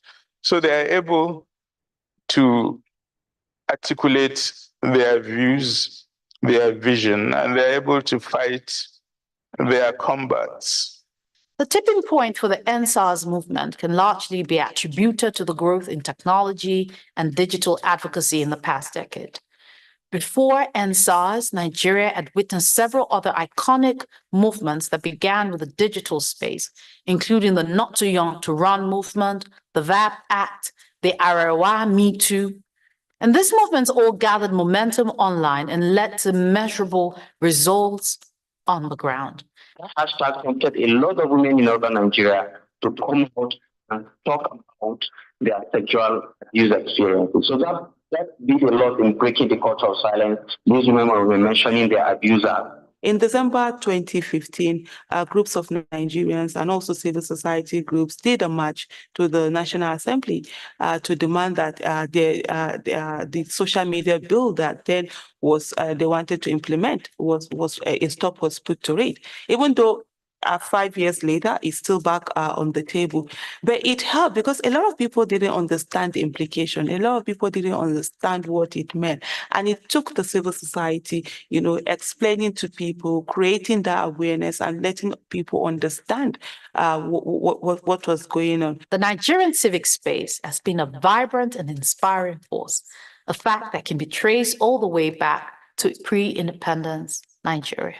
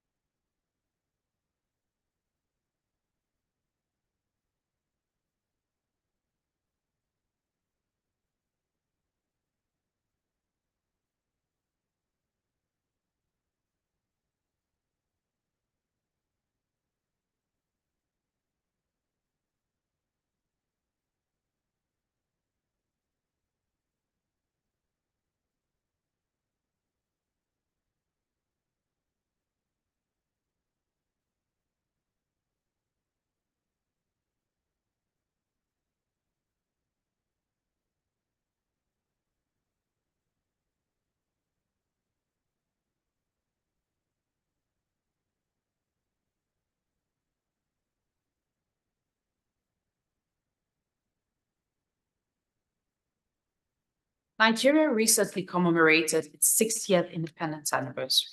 Its citizens greeted the day with mixed feelings. Many, while grateful for a country they could call their own, were saddened by its poor development indices, in particular, endemic poverty and insecurity. Many attribute this state of affairs to bad governance, but feel constrained hearing their views on this. The civic space in Nigeria has increasingly become repressed, and free speech has become increasingly difficult. How can you decree capital punishment for exercise, quote unquote, a God-given right, which is freedom of speech? We were not born in silence. We were born with the facility of speech. And speech is supposed to be the conveyance of the realities of life as we see, as we experience that life. The government has also sought to regulate civil society through draconian legislation with very troubling narrative on the role of civil society in Nigeria. The decency we have in our country, the decency we have in the society is basically because there are people who are fighting for our rights to be upheld.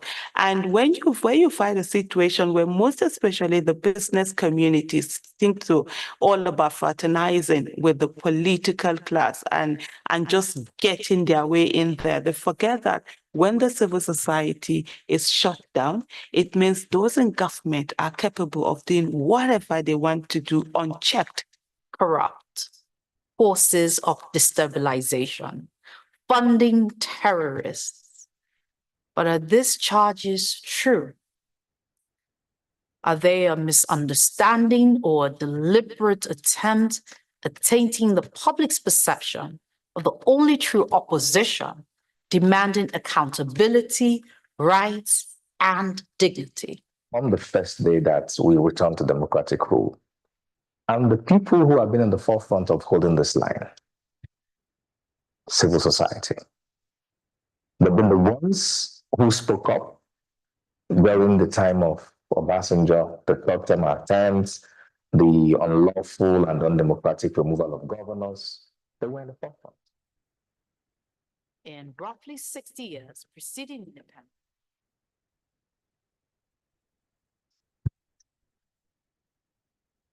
Are we feeling refreshed? Are we feeling refreshed? So we're ready to move on and just fire on. Okay. So after tea break, we're supposed to have the presentation by the program manager of Global Rights. But you had done that in the morning. So I'm just going to reiterate that to access the state ranking of civil society regulatory environment in Nigeria, please go to cso.globalrights.org. And if you haven't created an account, please create a free account. Nobody's going to ask you to pay any money for it, so that you can actually interact with the dashboard and see how the states were ranked, what they were ranked based on, and just explore with the dashboard. cso.globalrights.org. It is also at the very back of your program of events, so you can access it. Also, please remember the hashtag for the conference. I know we took a lot of personal pictures before we went for tea break, so please don't just leave them on your phones. Let's put them on Facebook, on Instagram, on Twitter, on LinkedIn, or if you're on TikTok, whatever platform you are on. The hashtags again are NIG as in Nigeria, CSO conference, SEREG conference, EUGR24, and GR24. So if you also go to the back page of your program of events, you will see the hashtags there. Please post and use the hashtags. Thank you. Can we have one room, please? We had quite a long tea break, and we don't want to keep you here past the time that is on the agenda. So in order to do that, we have to get back to it. Please settle in. Please settle in. Let's have one room, please. Thank you very much. Thank you. So we have a presentation now by Dr. Benson Olugbo, partner Benson Olugbo and Company. It will be presenting on incorporation of bodies corporate at subnational level. Item 32, a hindrance or an opportunity. And there'll be an opportunity to ask questions after his presentation. Thank you.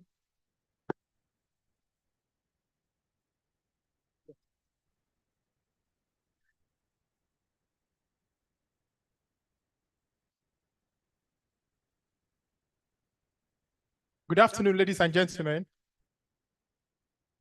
So, like, I want to stand on the already established and existing protocol, right? So that I don't make mistake. Igbo mbamano, ekelemno, Igbo kwenu, kwezuono. All right. So for the purposes of this presentation, I want you to assume one of these positions of your choice. I'm going to name them now. Because the presentation I'm making is a persuasive one. So at the end of the day, you decide whether you support the motion or whether you support the argument or the rest of it. So one is the Speaker of the House of your State House of Assembly. You can assume that you're the Speaker of your House of Assembly and I'm moving a motion. You can assume that you are the Chief Justice of your state or the Chief Justice of the Federal Republic of Nigeria. Am I communicating? You can also assume that you're the Speaker of the House of Representatives or the President of the Senate. Are we here? Okay, so I will start. But before I start, let me share a little story to break the ice. I've been following global rights. This conference, we've done it in Calabar for South-South. We went to Abeokuta for Southwest. So we are now in Oka for Southeast. And people see me every time Global Right calls me, I'm always there. And it seems Global Right thinks I'm now part of their staff anyway. But let me share a story. In 2002, I actually got a job. The first job I did as a lawyer when I graduated, went to law school and served, was Global Rights, 2002. I was an intern, legal intern with Global Rights. And our work then was to do research, look at what is happening generally, go to conferences, carry cameras like our colleague is carrying now, and just do anything that is humanly possible to earn a salary at the end of the month.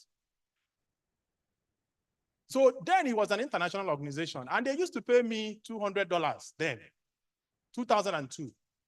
I think it was like 27, 28,000 then. They didn't pay in hard currency. They were paying us in Naira anyway. But I was just reflecting. Then it was like 27, 28, 30,000. $200 now is more than 300,000, right? It's still the same Nigeria, right? So something is happening that you just have to ask yourself. Okay. So my presentation is incorporation of bodies corporate at subnational level.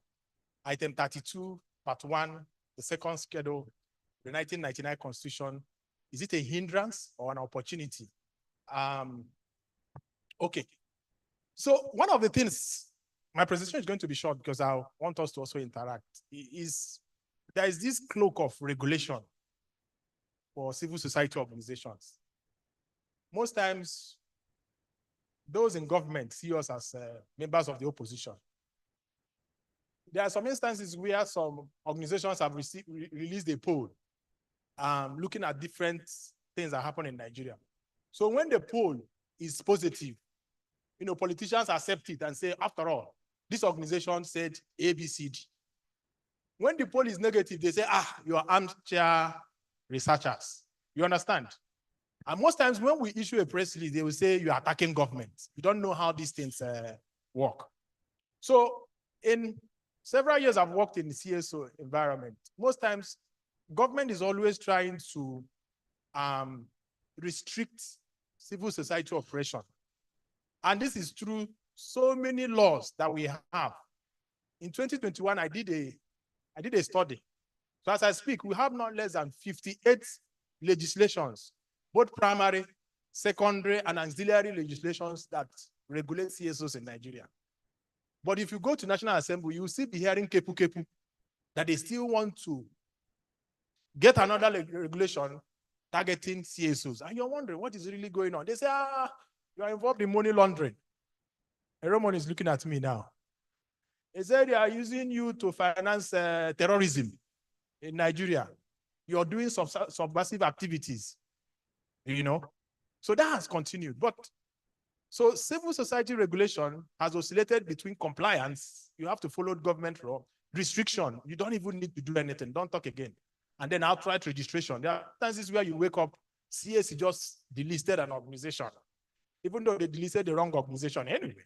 But we see these things regularly. But that has not stopped CSOs from functioning. And we also know that we add value to what is happening. If you look at budget, there's a budget that a state released recently, and they were budgeting 750 million for touches, to buy touch. 750 million. And the people who looked at it, the report was like, what are you using 700 million to buy touch for? Who is going to use that touch? And who really needs that touch? Am I communicating? So these are the things that government sees and they just feel these people, you are bad news. So as we move on, you see that one lawyer is late now, did a review of legal environment for NGOs in Nigeria. That was in 2000. And he came up with an understanding that there should be a revision of penalties that are meted out to CSOs that are operating in Nigeria. He brought out two issues. One is that misappropriation of funds, and there's also a lot of professional misconduct of staff of NGOs. You can move to the next list. What he found out, which is also true, is that there's also a lot of pocket NGOs, or you call them briefcase NGOs. One-man riot squad, They make a lot of noise, but it's just one man, maybe his wife and his family, that is doing the whole work. And really, sometimes also some people receive funds and they cannot account for it. That happens. But they say you cannot throw away the baby with the... Yeah, so there are quite a lot of organizations that are doing good work. So everybody should not just be rubbed with same brush that we're all involved in money laundering. If we're all involved in money laundering, then my guy will not be here. He would have arrested all of us anyway. But what we are discussing today actually is that if you go to the Constitution, of the Federal Republic of Nigeria, 1999, as amended, some people will say as altered, the law makes provision for state houses of assembly to make laws that gives organizations operating at the state level, body corporate. You know, they say if you want to hide something from a black man, you put it in the books, Abi. So this, you said, yeah, it's item 32, part 1 of the second schedule of the 1999 Constitution. Don't worry, we'll get to that place. But the thing is that because of the powers of the CAC and the understanding of the federalism that we operate, you know, our Nigerian federalism is very interesting. And that's why some people are still fighting EFCC, that under a federal government, EFCC should not exist. That's the discussion for another day. That's not why we are here. But the law actually makes provision. So we've read the law, but what is the problem now is the interpretation. That's why I'm saying you should be a judge, you should be a speaker. When I finish, will agree or disagree.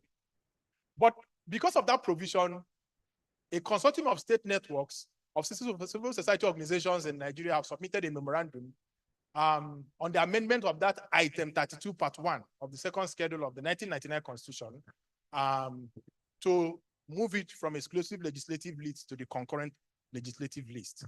There's also an opposition paper on the memorandum submitted by the Senate, submitted to the Senate Committee on the Review of the Consortium of State Networks of Civil Society Organizations in Nigeria on decentralization of incorporation of civil society organizations. So that just is a little clear. There's also a memo submitted to the 10th National Assembly on April 25th, 2004 for the amendment of this item 32, part 1 of the second schedule, the 1999 Constitution, by the Civil Society National Regulation Council in collaboration with a consortium of state networks of civil society organizations. All this grammar, let me just break it down. So if you have a copy of the Constitution is actually available online. So if you go to Google Store and click Nigerian Constitution, you will see it. So the wording of the 1999 Constitution as amended or as altered is very clear. And my argument is that there's no ambiguity. The law states, that's the schedule. Incorporation, regulation, and winding up of bodies corporate, other than cooperative societies, local government councils, and bodies corporate, established directly by any law enacted by a House of Assembly of a state. Let me explain this. Now, when you go to the Constitution, there's what we call exclusive legislative list. Do we agree? Something like printing money. It's only the federal government that can print money, right? Security, foreign affairs. It's only the federal government that can do that because most of them are listed in the exclusive legislative list. If you go to the concurrent list, both the federal government and the state government can legislate. For example, education, right? Health. The two can legislate on it. But what the Constitution says is if there is any contradiction between what the state has done and what the federal government has done, to the extent of its validity, that state law becomes null and void. That's for those of us who understand the legal null and void. Then there's the residual list, which of course is the state and the local governments that deal with that. So this provision now is under the exclusive legislative list. And it says incorporation, regulation, and winding up of bodies corporate, other than cooperative societies, local government councils, and bodies corporate established directly by any law enacted by a House of Assembly of a state. And my argument is that the intendment of the drafters of the 1999 Constitution is that a law that is validly made by a House of Assembly of a state or a local government council or cooperative societies are not within the exclusive jurisdiction of the National Assembly under the exclusive legislative list. Because if you look at that legislative list, there's an exclusion there, which is what I'm trying to point out. And a lot of people have not seen that exclusion. And we are telling you this afternoon that that exclusion exists. Example, if you go to item 45 of the second schedule under the exclusive legislative list of the same 1999 Constitution, it provides for one, police and other government security services established by law. This provision has not affected other policing structures that we have. Am I communicating? I know that Anambra State, you have the Anambra State Vigilante Services, right? In in Southwest, we have Amoteku, Dodomido, right? Then in the North, we also have Ms. Hisba and several other. In fact, most states in Nigeria actually have vigilantes. Sometimes they say that they're not armed. I'm still waiting to see whether your own is not armed or not. But we still have the Nigerian police force. Actually, when we were debating on the 2020 Police Act, we had requested that we should make it Nigerian Police Service. The police rejected it and said, for you to remove the force, you have to go to the Constitution, because the Constitution recognizes Nigerian police force. And you know what it takes to amend the Constitution. But it goes beyond that, actually. They also argue that if you remove the force, that Nigerians will not respect them again. So they need that force to teach us a lesson. That is why during COVID in Nigeria, we found out that people in the Southeast were wearing face masks, not because they are afraid of COVID, but they were afraid of the police. Because if you don't have 50 naira in your pocket and you get to the checkpoint and you're not wearing face masks, your guess is as good as mine. So currently, different states have complementary security services that they are working on. However, there is a current bill before the National Assembly to alter the 1999 Constitution to provide for state police in Nigeria. Hope you are aware, so that they move it from the exclusive legislative list to the concurrent list. Now, why am I arguing this? The ways Nigeria we make law is one, through the National Assembly, right? The second way is that judges interpret the law. So, sometimes there's a little confusion. So, honorable members make the law. Sometimes they believe this is what we have said. But before you can actually say this is what the law says, a judge will have to rule on it. So sometimes you can have an intendment, but the judge is the one who will look at the provision, the literary meaning, whatever meaning, and say, this thing you said, this is what you actually mean. So the statement or the definition or the language is not final until a court of law has pronounced on it.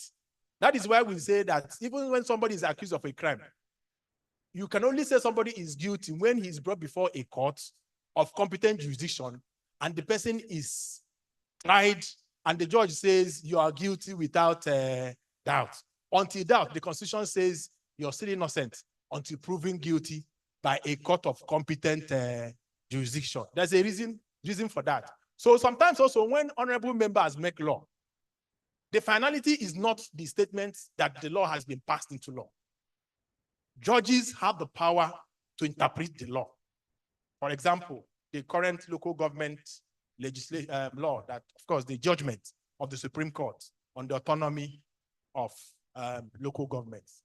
So in the decision of the Court of Appeal, in SSA Jikeme and 3 others, versus NJ Amechi and 5 others, I hope somebody knows these people because they are our brothers, but they were living in Benue State. The Court of Appeal relied on Section 10 of the Benue State Voluntary Associations Registration Law of 1988 to state that the law validly confers body corporate to an NGO registered under the VAL law that was enacted by the Benue State. The same argument can be made for similar laws validly made by state houses of assembly in Nigeria. Section 10 of that Benue State's Voluntary Associations Registration Law provided that the registration of an association shall render it a body corporate by the name under which it is registered, with perpetual succession and common seal, and with the power to hold movable and immovable property of any description, to enter into contracts, to sue and be sued in its corporate name, and to do all things necessary for the purpose of its constitution. This long grammar, really, what is it trying to say? What it's trying to say is that it's not only Corporate Affairs Commission that can give body corporate to an organization. Am I communicating? The problem now is that if an NGO is registered in Anambra State, for you to open a bank account, you need to go to CSO to get a certificate. If you get a certificate and you go to the bank, they say, no, you have to get school meal certificate. Before you can get school meal certificate, CSC, they will ask you, where is your CSC certificate? But the Court of Appeal is saying no. If the Anambra State House of Assembly today passes a law and says, this law, once you register with us, we are giving you body corporate, based on the provisions of the Constitution, the argument I'm making here is that that law is valid, and that Enugu State House of Assembly, Anambra State House of Assembly, Abia State House of Assembly, and Ebonyi State House of Assembly can confer body corporate to organizations that are registered in your states. If they ask you who said that, say I said it. If they don't like it, they should go to court, right? So in the 1999 Constitution, item 32, part 1 of the second schedule of the 1999 Constitution provides, I read it again, incorporation is under exclusive, regulation is under exclusive, winding up of bodies corporate is under exclusive. Then it says other than. You know, in law, we have other than. So there's a subjection there. It says cooperative societies. We know that cooperative societies are regulated by states, right? So if you have a cooperative society, you can make a law. There should actually be a law in Anambra State that regulates the registration of cooperative societies. In fact, it's actually local governments that actually regulate cooperative societies, right? Local government councils. Local government councils are kind of independent. So you can do any edict to collect taxes in your local government.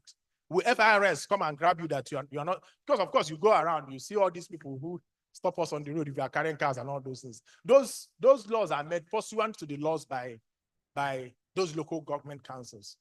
And bodies corporate established directly by any law enacted by a House of Assembly of a state. You know, the honorable members are looking at me very well. And I believe, I've not seen them nodding. I hope they will nod at the end of the day. So we now try to look at other provisions of the Constitution. What we've been doing since 1963 is copy and paste. You know now. So if you go to the 1989 Constitution, it's still the same thing. Subsection, item 31 in part 1 of the second schedule talks about incorporation, regulation, winding up of bodies, corporate, other than cooperative societies, local government council, bodies corporate established directly by any law enacted by a state, House of Assembly of a state. The same thing in 1979, the same thing in 1963. The only difference is also,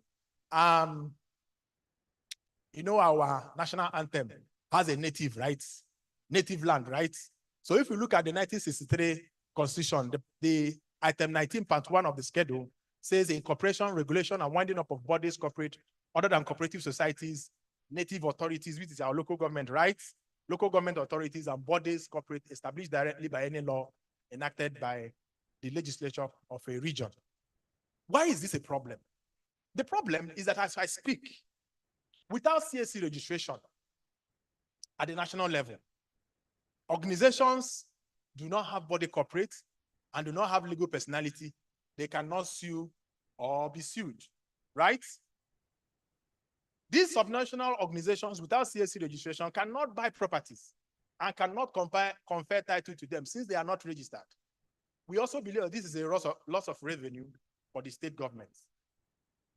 We also argue that CSOs at the subnational level are subjected to different registration hurdles, including enhancing internally generated revenue for state government ministries, departments, and agencies. I hope it doesn't happen in Anambra State. But in some other states, you have to go to Ministry of Education, right? Ministry of Women and Youth, right? Ministry of Health, right? Internal Security, right? You have to register with all of them. Sometimes it's like 10,000 per registration. Some places is more. How much is it here? 50,000. And unfortunately, this registration doesn't confer you a corporate personality.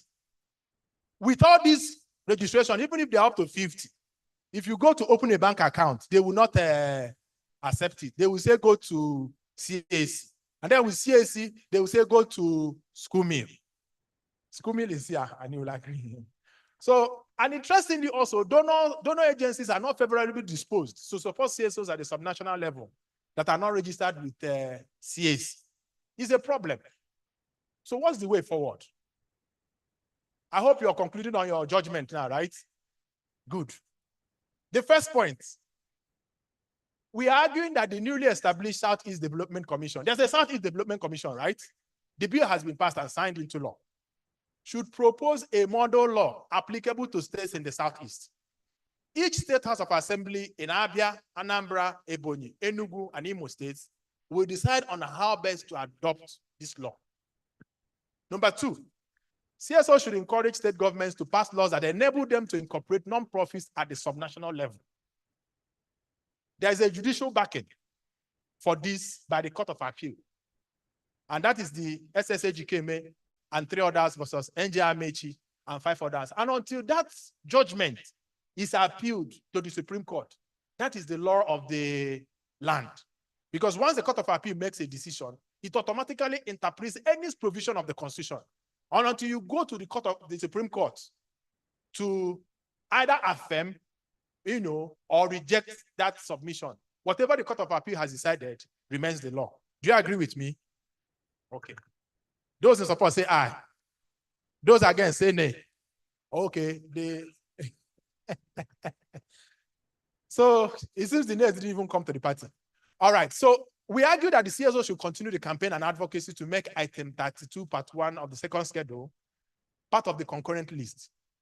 So this approach will reduce the current uncertainty surrounding the provision. So we are trying to bring out like 3 different scenarios. The first scenario, like I've argued, is the basic argument that's reading the Constitution, looking at the provision of the law and the interpretation given by the judges of the appeal, that state houses of assembly have power to confer body corporate. But assuming everybody doesn't agree with me, because in Calabar, one honorable member said, senior honorable member said, it's not practical. He's a lawyer like I am. He said it's not possible. I was expecting CSC to fight me, but his honorable member that I'm telling you have the power that was telling me I don't have the power. So that's Nigeria for you. Okay. So the second option is to move incorporation to concurrent legislative list. Somebody has also asked me, how would this work? CSC just becomes like a database. So if you want to register in Anambra here, you have to look at the CSC database. I say Umona Social Club of Nigeria. If there's already Umona Social Club, you don't need to register it. But if there's another name that is not available in CSC, you go ahead and register it and compare body corporate. And the argument actually is that if any federal government agency says what you have done is illegal, they should go to court. They have to go to the Supreme Court and seek for interpretation, right? So we are also arguing that CSOs at the subnational level should propose laws similar to the Benue State Voluntary Association Registration Law and advocated for their passage by the State Houses of Assembly in line with the provisions of the 1999 Constitution. And the argument also is that we should ascertain the current status of the Benue State law, as it will give further information on the overall status of that incorporation of bodies corporate at the subnational level. We went ahead and asked AI, artificial intelligence. So can states confer body corporates to organizations registered at the subnational level? At the beginning, they say it's practically impossible.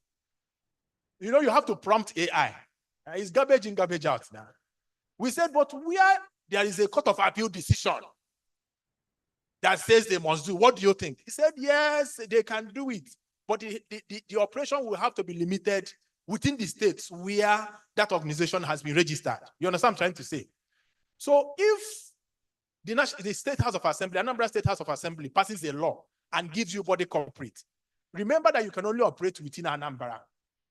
You understand?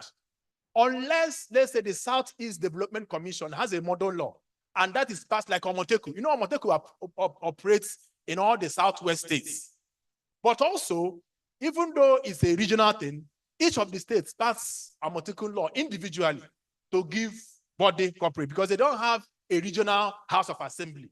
It's only a state House of Assembly. So if Anambra State is to confer body corporate to any organization that wants to operate in Anambra State, you can only operate within Anambra State. If you venture to Abia State, you will still have to register in Abia State. Then if you want to do federal, of course, you have to go to CSC. Is that clear? So as we are prompting AI agreed with us that if Anambra State House of Assembly passes a law giving body corporate, that organization can only operate in Anambra State. If you want to have branch in Abuja, then you have to visit CSC to have a wider coverage. Am I communicating? We also believe that there's actually a need for a conversation between legislators, both at the national and the state levels, on the best approach to deal with issues of incorporation of bodies corporates. experience, the provision of the law and its implementation is subject to several factors. A case in point is the difference between appointment and recruitment. Do you know that issue in the Police Service Commission? So police now told, the Nigerian police told the Police Service Commission that there is a difference between appointment and recruitment, that the police will recruit and the Police Service Commission will appoint. But the law says that the responsibility of appointment and promotion of police officers is under the exclusive jurisdiction of the Police Service Commission. Police itself now said, no, we will recruit. We know who we want to recruit. You will appoint. So they went to Supreme Court. Supreme Court said, no, there's no difference between appointment and recruitment. The person who recruits is also the one who appoints. As we speak, that interpretation, they are still trying to implement it. So the Supreme Court has made a determination, but the struggle continues to implement the difference between implementation, appointment, and recruitment. So finally, CSOs in Southeast Nigeria have a role to play in our campaign to ensure that incorporation of bodies corporate at subnational level become a reality, not just in paper. So this meeting is aimed at laying the groundwork for different advocacy activities that should make this happen. So welcome to the future. May God bless the Federal Republic of Nigeria and bless each and every one of us who mean well for this country. Thank you so much.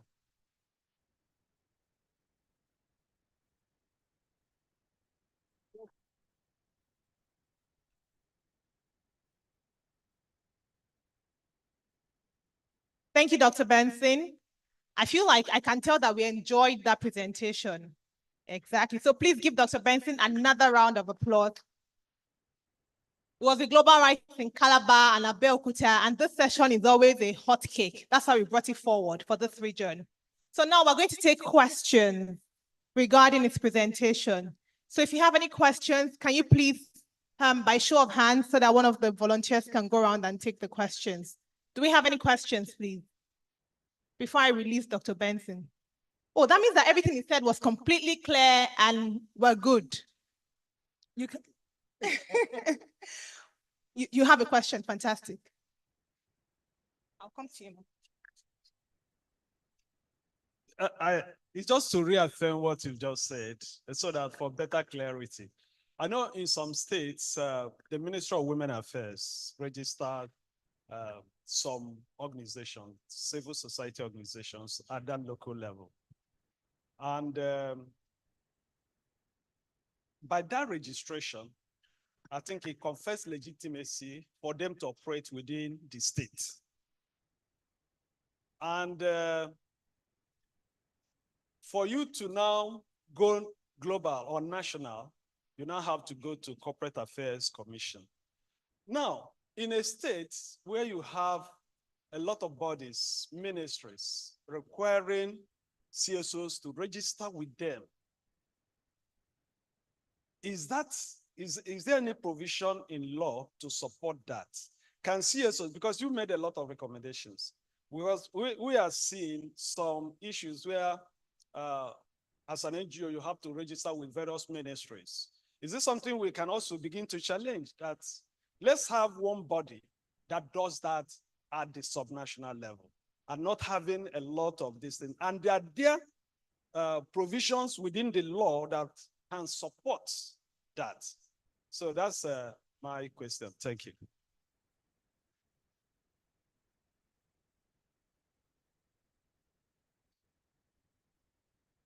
Oh, yeah, I said what you wanted to say. All right. Thank you very much, Ma. Okay, we have people on that side. Thank you so much, Doc, for that presentation.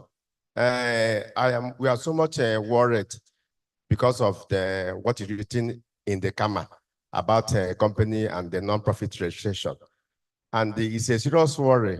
For example, when you register in the state and you don't have a CAC and you go to a bank to open an account, the bank will insist that you get this ESCUMO certificate and other documentation, and it becomes a hindrance for associations and groups that does not have the CSC to open an account to operate. I think this is an area that we need to put a lot of advocacy to talk to the bank so that they know that these organizations are organized groups that have no strength to go to a CS to get a CAC, that they should open an account with them and begin to operate, especially civil society organizations that are operating in the state, like Dr. just talked about.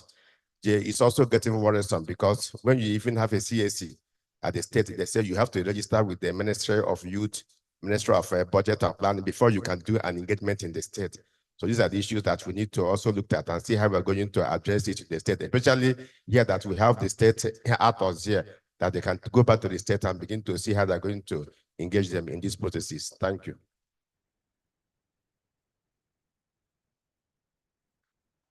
Thank you so much. My name is Darlington Peter Onwe. I'm the Executive Director of Bigosoft. Thank you so much for that wonderful presentation. He had already said what I wanted to say, but let me quickly add to it. The difficulty in being able to maneuver these provisions, that you've outlaid is predicated on the provisions of Section 1, Section 1, and then 3 of the Constitution. And being that as it may, the comma also makes it more difficult. And if you look at what is prevalent, it appears like the wonderful expose that you've given to us in accordance with the realities of the Constitution is just an academic exercise. Because if you go to open an account with a financial institution, you're on your own. Even if you eventually, maybe by virtue of your personal relationship, and they open it, and then maybe you are in a process of,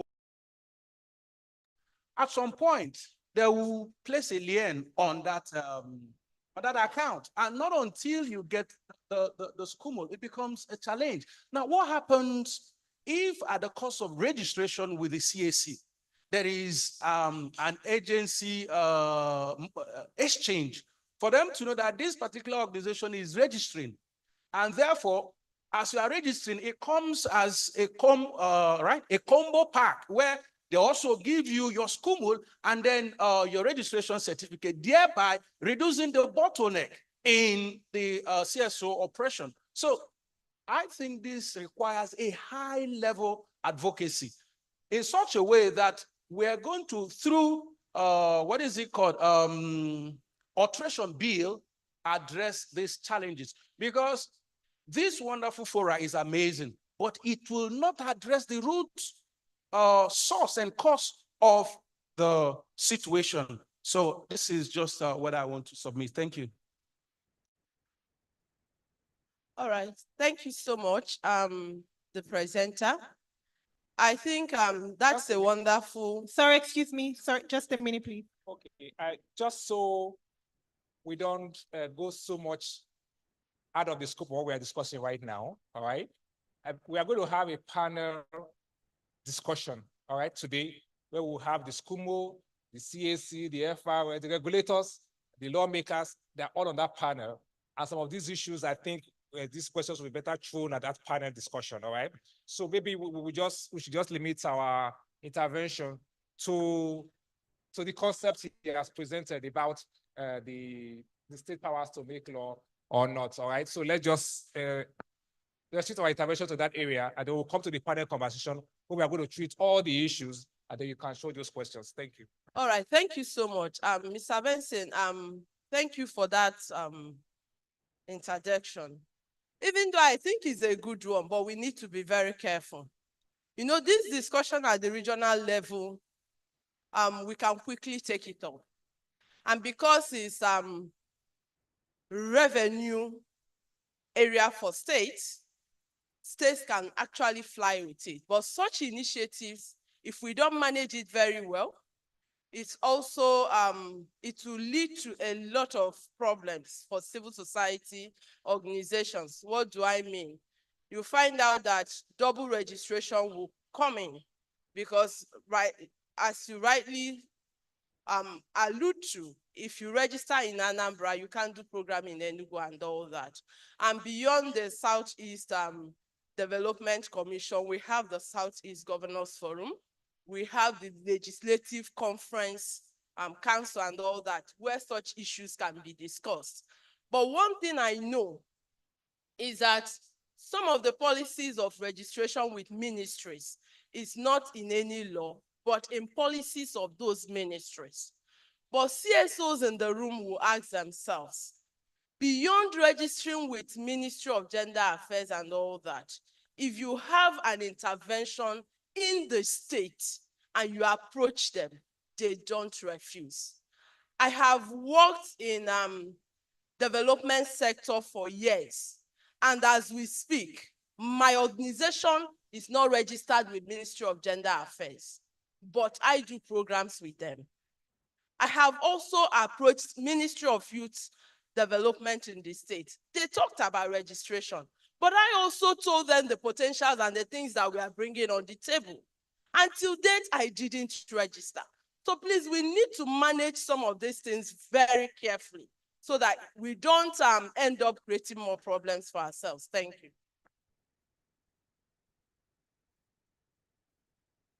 Okay. Thank you so much, Dr. Benson, for the very important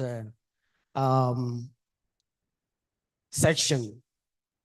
As subnational experts, some of us have been at the forefront of course, dealing with the issues, advocating for issues around enabling civic space at the subnational level. One, the issue of the state houses of assembly making laws to recognize the registration of civil society organizations at the state level has been an issue of contention over a long period of time. Of course, based on the issues around the item 32 that made mention of the power for the National Assembly to make under the exclusive legislative list to make laws for the, of course, incorporation, winding up, and of course the registration of CSOs at the national level.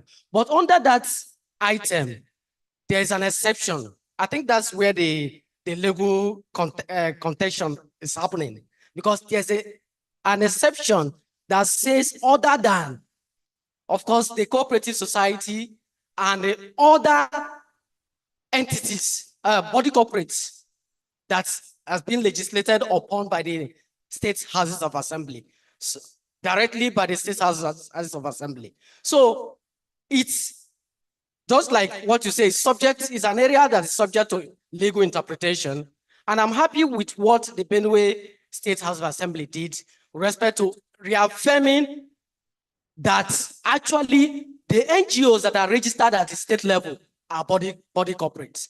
So I think it's an issue for us to actually escalate the advocacies around these issues, so that maybe subsequent constitutional amendment is just a matter of moving it from the exclusive legislative list to concurrent list, so that it can confirm the rights of the State House of Assembly to be able to be legislating on this thing. And of course, apart from the advocacy around the constitutional review to affect that, the issue of pursuing the ongoing litigation, at least for proper interpretation, at least now that the law has not been amended, is also very, very important for civil society organizations. Thank you. So we have some people online. We have participants online too. So before we take a few more comments or questions in the room, we'll take one online. So I'd like to invite Mr. Idem Uduekong as the former component 2 manager for the European Union Action for Citizen-Driven Program, EU Act. Oga Idem, you can please go ahead. You can hear me?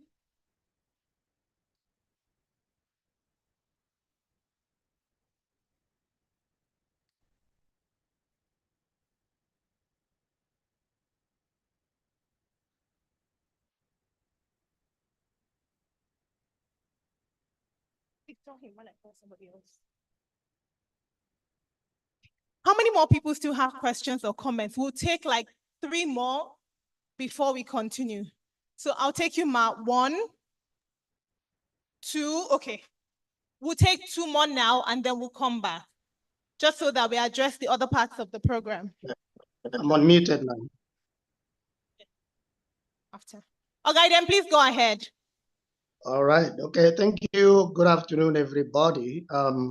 Thank you, Professor Benson. There's a tiny small word in that that item 32. It may be helpful if you provide some more light on that. I think the contention seems to be caused by this tiny small word directly.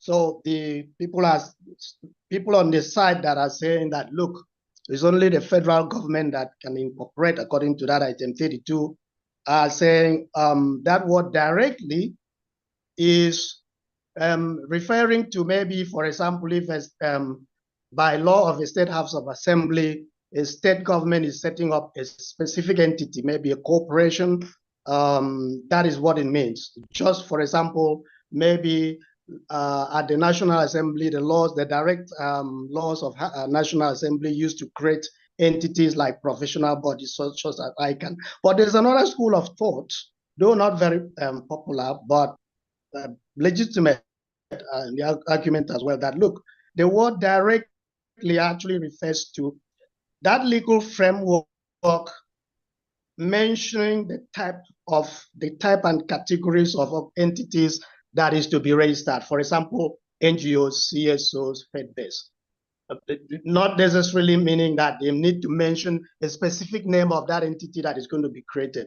So I think that is where really because even if you move this to the concurrent, and that word directly is not moved out of that stuff, it might still cause some problems. So maybe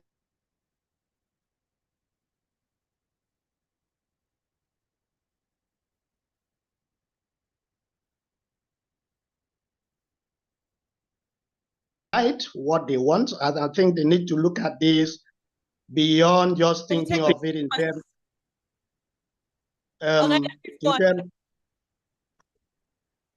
Hello? We can hear you. Please go ahead. Okay. So beyond just thinking in terms of opening bank accounts, being able to open bank account, get funding, but think in terms of what really is the core benefit of an incorporation. Do I need it? So for example, if I'm thinking about it, I'm thinking in terms of, okay, how would it be able to help me to sue and be sued? How would it be able to help me as an organization to hold property in the name of the organization? How would it protect that property, compared to if I'm not incorporated? I think we need to look at it this way. Then we weigh it on the side of, in comparison to, okay, if we go ahead, the fears that CSOs have that if we allow state government to incorporate, they may abuse this process.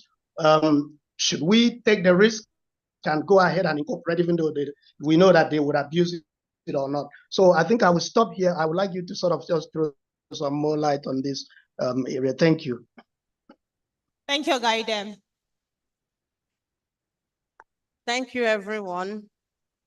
Just like some people have expressed concern about being very careful with this registration, I think the sub-regional is a very beautiful thing that can be done and can be achieved with advocacies.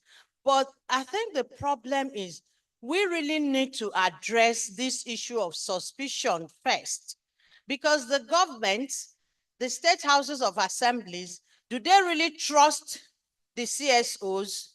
Do they really realize that the CSOs and government are partners in development? There's a lot of suspicion that would definitely work against it, because as far as they are concerned, we are seen as opposition party, because they do not want, most of them do not want to give accounts. And like he said earlier, it's both ways. There are people in government who will not want to give account, just like there are some individual CSOs who also do not want to do the right thing. So I think beautiful idea, but we have to start with addressing that suspicion. We have to start by addressing the real crux of the matter, which is, are we just going to register these people?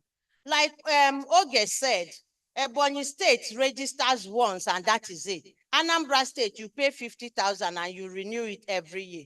But all these things are not compulsory. It depends on what you're doing and how you're doing it and how honest you are. So the regional registration, sub-regional, is a beautiful idea, but we have to address the basic issues first. Thank you.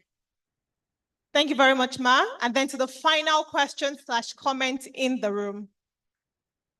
Yeah, thank you very much for having me. I want to say, my name is Aja Chima Oliver. I work for DIG Foundation based in Ebonyi State. Thank you for that presentation. But there's something I want us to highlight and know. The issue of multiple registration. I want us to differentiate between registration and partnership. You know, in any ministry, MDA you are interested in, there is need for documentation. So some ministries go far to make sure they document NGOs they are working with. There is nothing wrong with that. But in every state or there is a particular ministry that is in charge of registration of NGOs. Like if you come to Ebonyi State, for example, Minister of Women Affairs and Social Development, still the primary agency that is in charge. But if you're working with Minister of Health, for instance, they would like to have you document you so that they will prioritize. Take, for example, in INEC registers CSOs. But that does not mean that you will not be registered with CSC. But when you want to engage with INEC on election matters, you have to get registered, identify with them. They call them partners. So that is it. But when it becomes a problem is when maybe you want to engage with a particular ministry and they are stopping you from engaging them, maybe because we are not registered. So that is where it becomes a problem. But for documentation, it's a very key one. Then there is something I want us to look at, looking at the issue of closing the civic space. You find out that we are rolling away the community-based organizations. In the olden days, you have community-based organizations that are not even registered, but they operate within their community. They raise funds. But today, you hardly raise funds and have access to such funds through banks because there are limitations. There are some funds that are being, even some NGOs that cannot have access to their fund now. So you can imagine those at the grassroots. So what we can be advocating is to ensure that we make a trade show. Okay, let it be our desire. We want to grow. We started at the base, at the community level. So we want to grow. Let it be our own desire that we want to grow, that there are certain registrations that we aspire to go to, not by force, not by limiting us to not have access to the bank, or we cannot register. So it is really hindering growth at the grassroots level. Thank you. That's just what I want to point out. Thank you very much. Thank you very much, sir. Dr. Benson, do you want to sort of like bring it all together before we thank you for your session?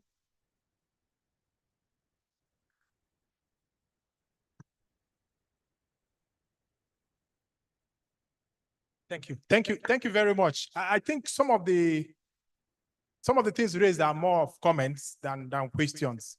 And I agree very well that we need to grow community-based organizations who really don't need registration. I agree. But the argument I'm making is not about just registration. The argument I'm making is about conferring body corporates.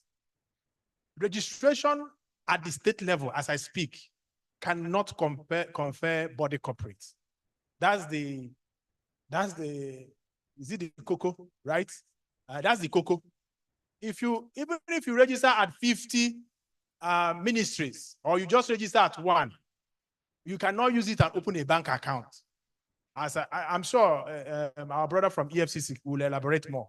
There are reasons for that. But what we are saying is that as the law stands today in the Constitution, and as interpreted by the Court of Appeal, that the state of assembly can actually incorporate organizations at the state level and give them body corporates, and that they don't need CAC registration again to open a bank account. That's the argument we're making. Now, it embraces the argument of directly. And my argument is very simple. I think it's also a misconception of the law of exception. Because if what they are saying is that the State House of Assembly will have to make a law, thank you, directly to establish that organization. You are saying no. What the Benue State law did was to say that if you are registered with this organization, you automatically have body corporate. So all you actually need from the State House of Assembly is a framework that says once you are registered, you have body corporate. It's like establishing the Anambra State Vigilante. So probably in different local governments, you may have branches of that same vigilante service, right? But they all get their powers from the law that set up the vigilante service, right?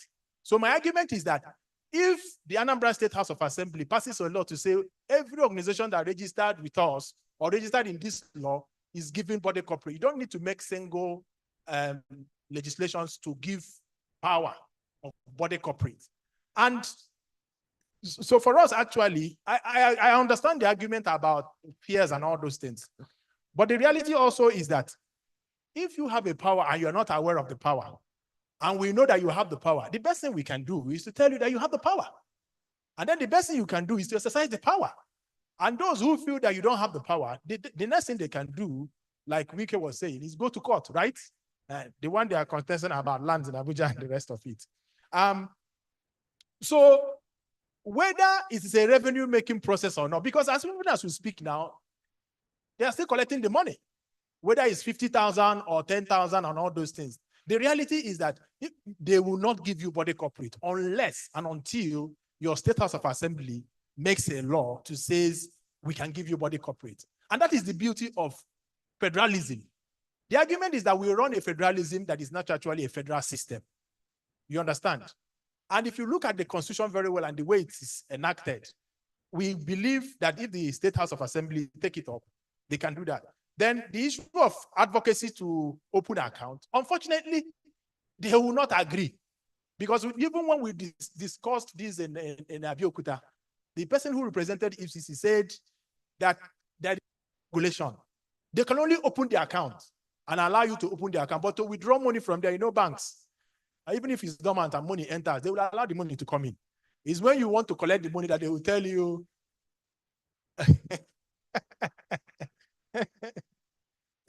yeah. And then finally, the issue of legitimacy. You understand? My argument is not based on legitimacy. My argument is based on conferring legal personality. There's a difference between legitimacy and legal personality. Legal personality allows you to sue and be sued in your own name. It allows you to own property in your own name.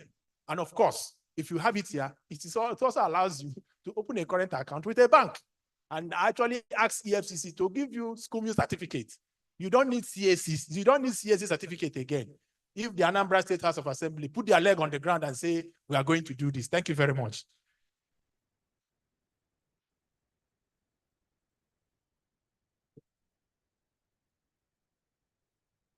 Thank you very much, Dr. Benson. Every single region, this is always a hot cake session. And I know many of us are not happy because we couldn't ask our questions. I promise you, after the panel discussion, we'll just sort of take all the questions together. So please, I crave your indulgence to allow us proceed with the program. Are we forgiven? Thank you very much. So we're supposed to have a presentation from the program manager, CSO and Youth, the European Union delegation to Nigeria and ECOWAS from Madam Winifred Achu Egbuson, but she's not currently joining us now, so we'll skip it for now and come back to it later. In that case, I'd like to invite Madam Patience Otozi to make a presentation on making a case for harmonization of subnational CSO regulatory frameworks for improved operation. Please give her a warm round of applause as she comes to the stage. Thank you.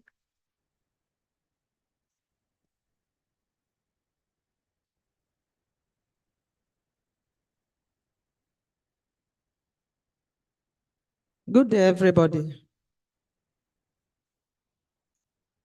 This light is... My name is Otozi Patience from Ebonyi State Ministry of Women Affairs and Social Development. I'm here in angle of the government. I want to recognize my honorable commissioner, able represented by Mrs. Cecilia Uchewa. So I know you are here.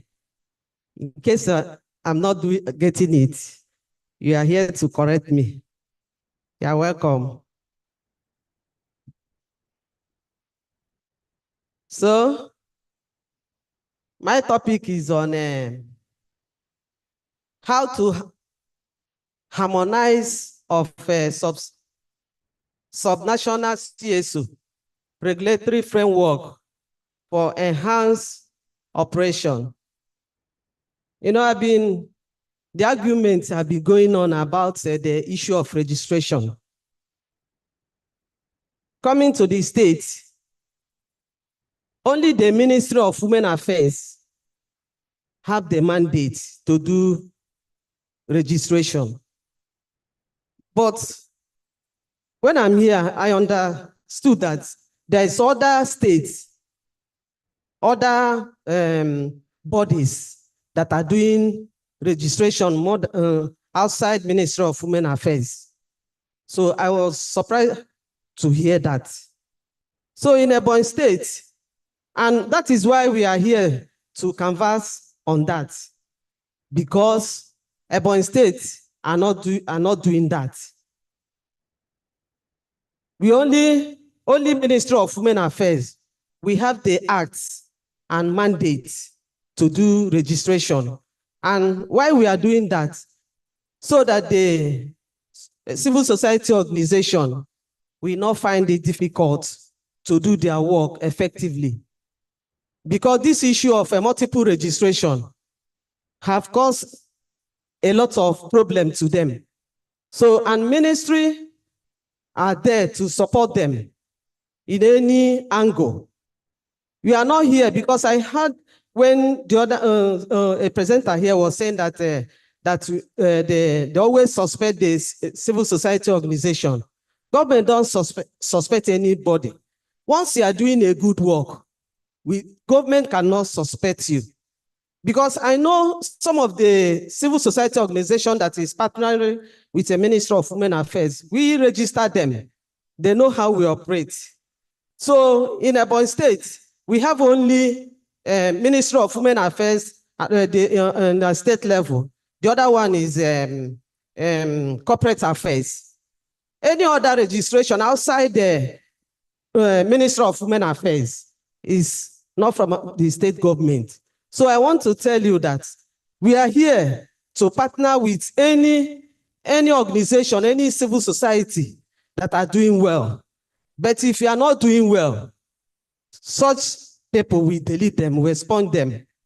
So, because they do a lot of work, and we know their work, because without them, we cannot work. Because, you know, some of the civil society organization, they work in the community. The government, their own is limit within the capital territory. But those people, there are people that work inside the community to deliver their service. So there's no way we can suspect them for anything because they are doing a good job. So I'm just here to mention the importance and their roles because of the good roles they are playing in Ebonyi State. I'm talking about Ebonyi State. So there is a lot of roles. The civil society, that was the reason why we always work with them and recognize them. The importance of, let's skip that one. Skip it. This is what the civil society organization, what they does in the government, their roles. They play a very vital roles in doing their work. In a service delivering, they fill the critical gap in health. Education, emergency service often provide essential service where government outreach is, I've said that, limited. In case of advocacy, the CSO play a key role in pushing for legal reforms, human rights, and environmental protection. Then community mobilization. They empower community to engage the government and hold authority accountable. Another one is impact on the government. CSO amplify citizens, their voice to people to ensure government accountability. They contribute to societal process through advocacy and service delivery. All these things is what they do. That is why we don't joke with them. Anyone that register with us, we always work with them. We work with them. We partner with them. Whatever program we are doing, we always call them and involve them in our program. Next slide. What are the benefits of the harmonizing it of a CSO? Because the most important thing we are here is how to harmonize it so that they will benefit. It will be good for them so that they operate effectively. So we need to, what is some harmonization? Harmonization, as you know, that is bringing suitable people, just like you people here, bringing you together to plan for the effective of a particular program. That is why we are here. We are not here to criticize anybody, but to harmonize it, to make things move the way it's supposed to move in all these states. So the benefit of harmonizing subnational CSO regulatory framework, that the streamlined registration, let it be a streamlined registration to harmonize it so that it will allow register once. Once you register, you will operate, even if you relocate from your state to another state, you should operate with one registration and also operate across the multiple states, reducing delay and administrative costs. Once you register in your own state, even if you are being transferred or you are just relocating to another state, it will not further another registration. So that's what we are canvassing for. Another one is consistent reporting requirements. Let it be a unified framework to establish standardized financial and programmatic reporting guidelines, making compliance easier for the CSOs. We also, to improve their collaboration, to harmonize regulation, we enhance collaboration among CSO across region to enable joint projects and share resources. Another one is a better accountability and transparency. A uniform regulatory framework will make it easy to monitor CSO activities, improving the accountability and reducing risk of fraud. Another slide. Next slide, please. This is the proposed pathway to harmonization. The stakeholder consultation.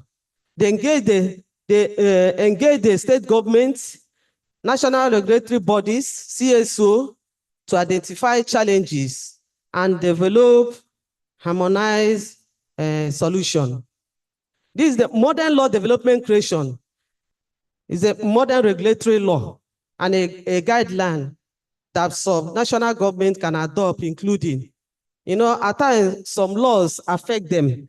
There is all these ambiguous laws that affect the CSO in doing their work effectively. So those laws, you should harmonize it into one. Like it should be uniform registration process. Let us have a uniform registration process. Once you register, you have registered. No need of duplicating it. Registering from here and go to another place and register. So you operate in a one registration.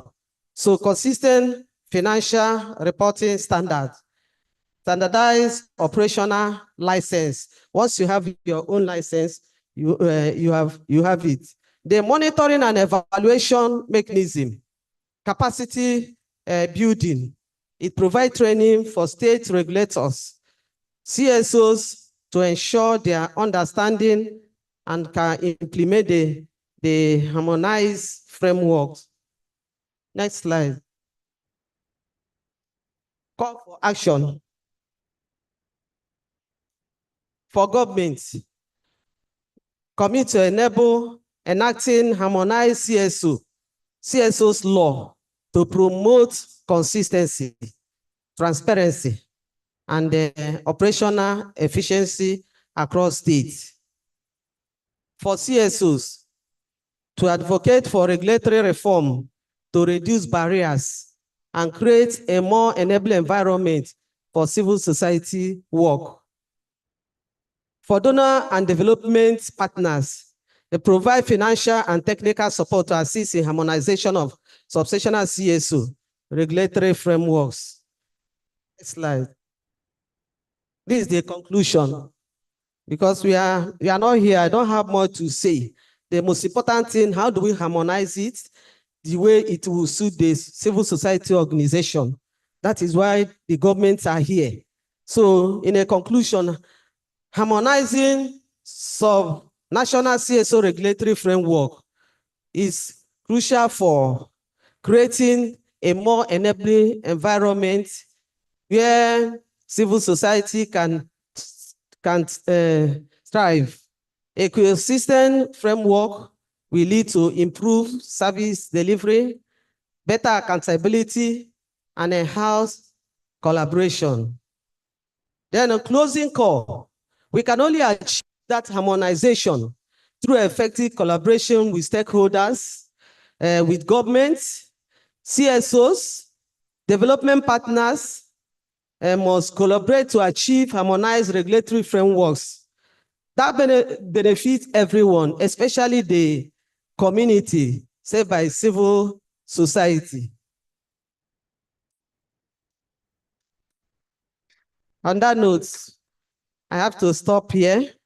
If you have any contribution, if you have any question, you can ask.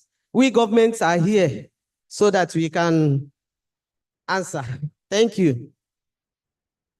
Thank you very much, Ma. Thank you so much.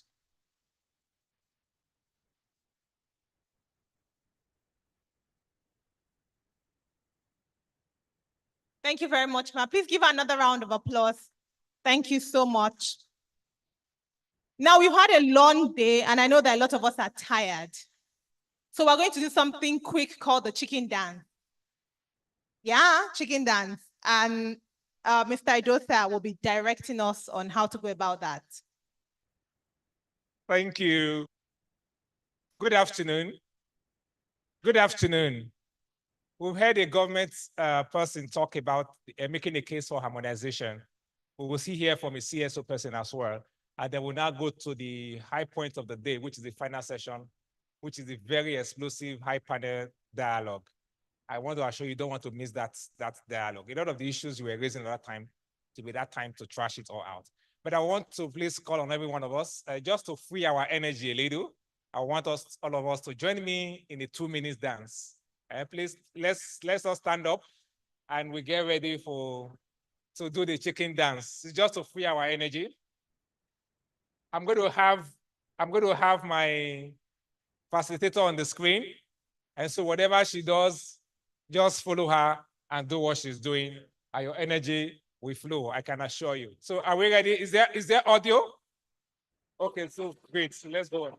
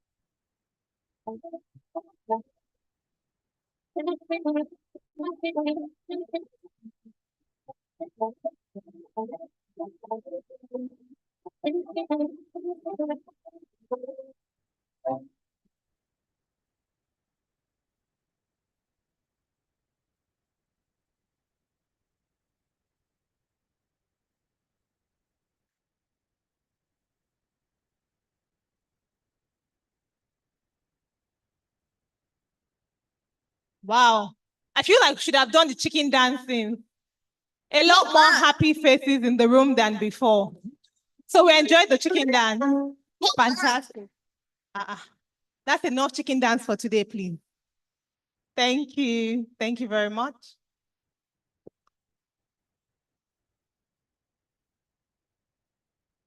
Okay. Thank you all so very much for engaging. I saw that people really got into it. I saw so many chicken dance moves.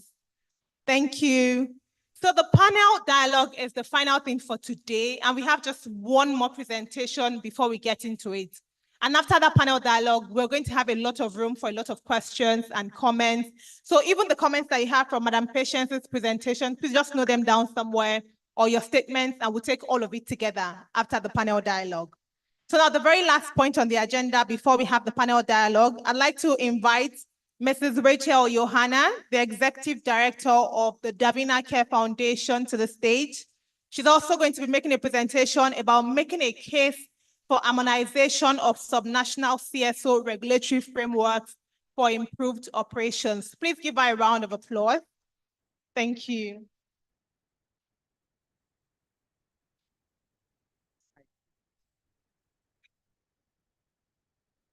Standing on the already existing protocols. Good afternoon, everyone. Thank you. I'm going to be speaking from the angle of the CSOs on harmonization. I'm sorry, I'm not supposed to be the one here, so I'm just going to be very brief, but I'm going to hit on it because that is the way it affects us as a CSO member. You know, after registering with CAC, it is expected that that certificate is supposed to cover us all over Nigeria. But then it's even not easy to register with CAC because you spend over 100 and something to be able to get that certificate, which is telling on us already on our pocket, because I don't know about others, but most CSOs are moved by passion to do selfless service. No one is paying us. We are committing our own personal income into making life better for people in the society. We are committing our own time into going to the grassroots because we interface with the grassroots more than those people at the top. So we bring those information, we bring up their problems up to the top, yet you are collecting money from us. It's already eating us up. Then you come down to the state and then they say that you are meant to be known in the state. We don't have a problem with that because ordinarily, they should know us because of fraud. Yes, they said it here that some CSOs are not straightforward. Truthfully, most foundations are registered by politicians, which is already causing the problem that EFCC is chasing us left, right, and center. Yes, those are organizations registered by those people at the top. You're talking about money laundering. I've been running my NGO 10 years registered, 4 years without registration. I haven't gotten one grant. I have not seen any money laundering. So if I came out selflessly to work and you cannot approach me to launder money for you, there are still people that are doing this thing with their whole heart that they cannot reach. But the people at the top know how they do it. So they know that they have to register their own NGO to do that business. So when we come to the states, and then the state says, come and I don't have a problem with registration, but I have a problem with collecting our money. Yes, I have a problem with collecting our money. Government is supposed to support us. I go for sensitization work in different communities. I use my money. Or I go to my friends and I say, come, you know I am passionate about this thing. Can you please help me raise transport? And then I have like 5 friends that raise 10,000 or thereabout. And then I go to schools to do sensitization. And then I'm coming to government to tell them, okay, these are my findings. This is what they say. And someone is telling me you have to register. I'm hurting sitting down there because I just heard that it's not compulsory. So that means some of us have been cheated. Are you people not with me? They said it's not compulsory to register in the state, and I have registered. And someone last week still went to Women Affairs and was told to register. And then it's not compulsory. And then there is still money you have to be paying every year for registering with Women Affairs, which some of us have declined. We refuse to pay. Because when I registered, I asked them, what is my benefit? Because I am offering myself up to the community. What is my benefit as a CSO? And they said that government is going to make provisions to support what we are going to do. Since that time till now, I haven't seen 1 naira from government. What in all that I'm saying, they should have the list of all the CSOs in the state accepted. If we want to go to Ministry of Education, then we should have a covering letter from this body that takes us there. Because when you get to Ministry of Education, you will write to them. You will tell them what, give them your letter. And if you do not know how to follow it, I'm sorry, 6 months, your letter will sleep there. I am a living witness. And my NGO is into GBV, prevention of abuse on children. So I am supposed to be going into school. Do you know that the international NGOs that come from outside gain more recognition more than us? How did they register and how did they pass through? We are grassroots. We are the ones they should know. I went for a program and I was complaining about not being able to enter schools to do more preventive work to prevent abuse. And you know what they told me there? That I should leverage on this, the certificate that one international organization has collected to be able to enter school. Me, member of the state, grassroots. No. Government needs to call us together. I don't think I've attended any meeting that they say CSOs in Anambra State should come. I've not heard of it. And I've been here for 10 years. I've been here for 10 years. So how do they even want to work with us? They are not making any provision for us. That is one of the things they should do. They should start supporting what we are doing. If you have all our database and our thematic areas all in line, if someone is coming from outside and they say, I want to do health, you don't pick those CSOs that are into health, work with this group of people that already know this community. And that way, we're even going to be getting more advantage. But no, we aren't getting that. We aren't getting that. I don't know if we are not working together as CSO because it's shocking. This is the second time a CSO in Anambra State is saying that payment and that registration for Women Affairs, and then you go to Ministry of Youth, it's not compulsory. And I have paid. I'm even still telling people to go and pay. It's a shame. It's painful. We need to stand up as CSOs. First of all, start to work on our house. See how we can come together. Go there, let them put all of us on one list. You can't be giving a preferential treatment and then be bothering me because maybe I don't know my way or I don't know how to go about it.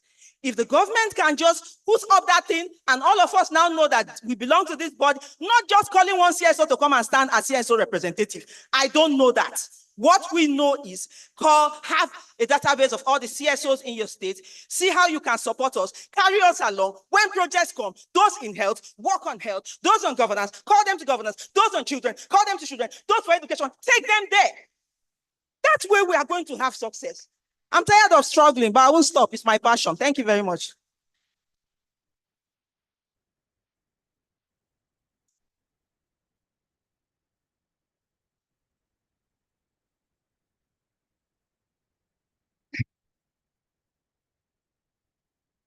I think it's safe to say that Mrs. Rachel has spoken the mind of a lot of us in this room.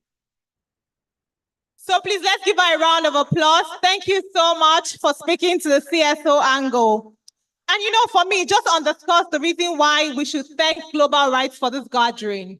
I mean, that's the entire point of this, right? Bringing together all the stakeholders into a room. So CSOs, legislators, members of the executive, the judiciary, and just saying, let's hear from each other on how we can move this thing forward. So thank you, Global Rights. We appreciate this convening. And now to the meat of today's conference. Can we have one else, please? I know we have comments about Mrs. Rachel's presentation. Again, after the panel discussion, we'll take all of that. The questions, the comments on our session on the panel, and just be able to fill the room. Thank you. So this is the meat of today's conference. And if you look at the topic, it speaks directly to the theme of the conference, which is building strategic partnerships for a sustainable operational environment for the nonprofit sector in Nigeria. Now, you know, when we talk about stakeholders' role in building strategic partnerships, can we have one room, please? Thank you. So when we talk about building strategic partnerships, it's like, what is CS's work in this? What is the work of the Federal Inland Revenue Service? What is the work of SCOMO? And what is the work of CSOs? And just being clear on this to ensure that no party is encroaching on the other's territory. And now to moderate this session, I'd like to invite Dr. Benson back to the podium. He will be introducing his panelists fully as we dive into this discussion. Thank you. Dr. Benson?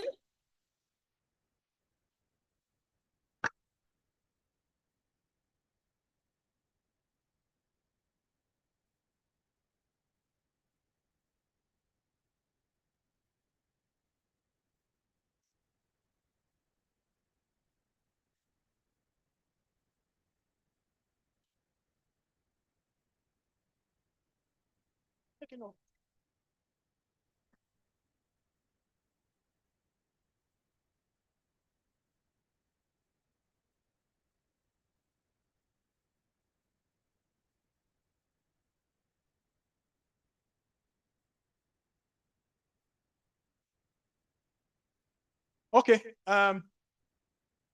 Good afternoon, ladies and gentlemen.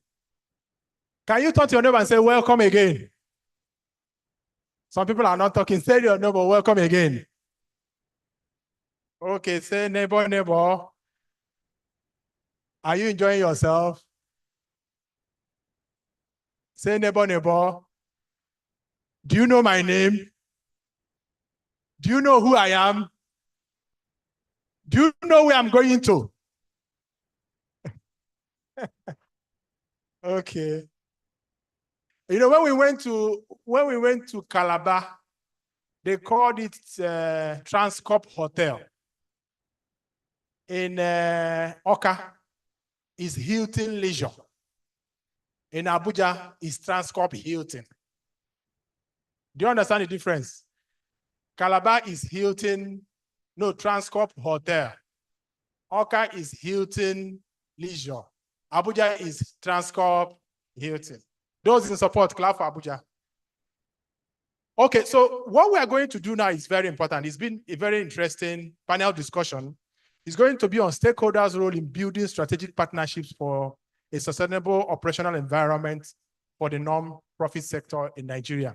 And it has always been a very interesting presentation because we have a combination of regulators, civil society organizations, and government agencies, ministries, departments, and agencies speaking together.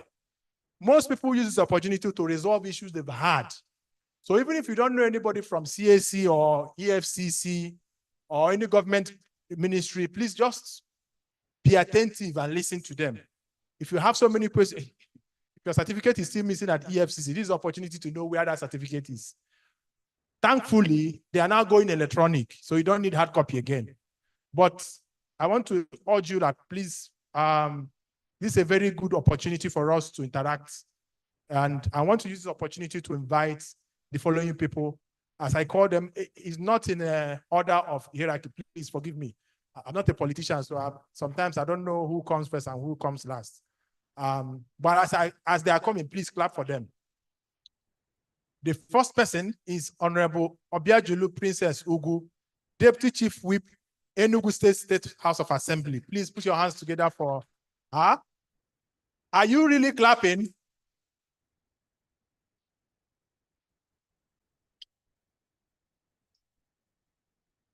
The second person is Stella Obiora, Tax Controller, Enugu, Small Tax Office, Federal Inland Revenue Service, FIRS. Please put your hands together for her.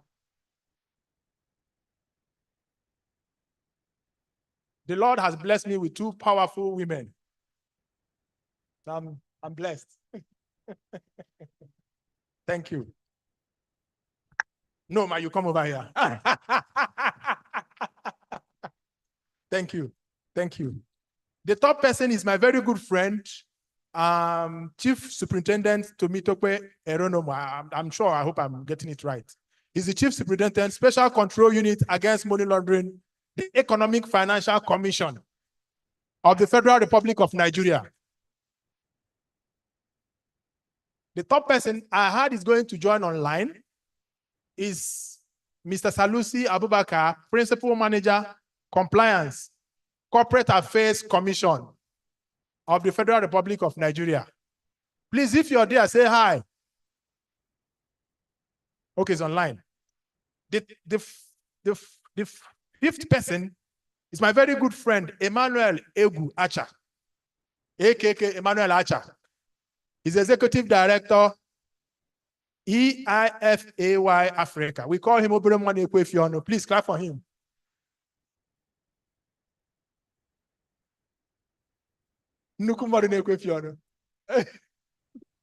Greetings, everyone. Last but not the least is Mrs. Chioma Onyenucheya Uko. She's a private legal practitioner. Please clap for her now. She's a lawyer.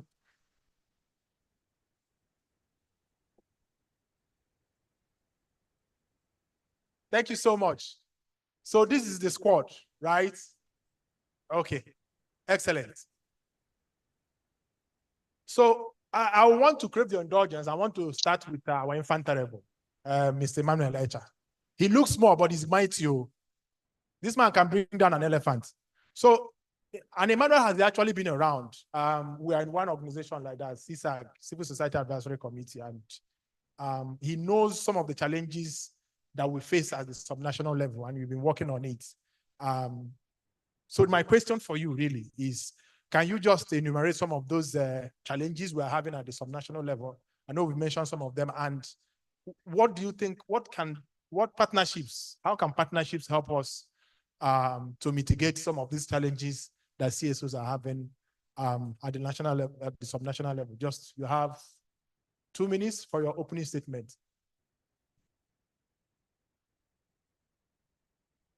Thank you. Thank you so much, Dr. Benson. I think it's been a very great privilege for me to be here today. Yes, just like you rightly say, I've been following up the issues around the civil society regulations or operational environment, enabling the sector. I think it could be dated as far back as 2020 when the EU Art program actually started. And they've been a very active participant or a stakeholder in the push to enable civic space in Nigeria. I've been able to have the privilege to witness some of the challenges that civil society face in trying to actually ensure that the civic space is being enabled in Nigeria. Some of these challenges, just like have been also been mentioned in the past while this session is going on. I think one of the challenges is issues around multiple registration, especially at the subnational level. In a situation, I operate from Enugu. Some of us actually could have a project that has to do with different ministries within the state. And it's also required that as civil society organizations, they will place it on you that you have to register with each of these states. And some of this registration actually has some financial implications. I heard when one of my brother was talking about the need that there's no issue, actually there's no issues with registration. But when these registrations have kind of financial implications with respect for CSOs, it actually contributes to shrinking the civic space. And another issues that we're having is that yes, we talked about the need for harmonizations. And some of these subnational governments or regulators have, like in Enugu, we have a Ministry of Children, Gender Affairs and Social Development that always say that they have the sole responsibility to register NGOs at the state level.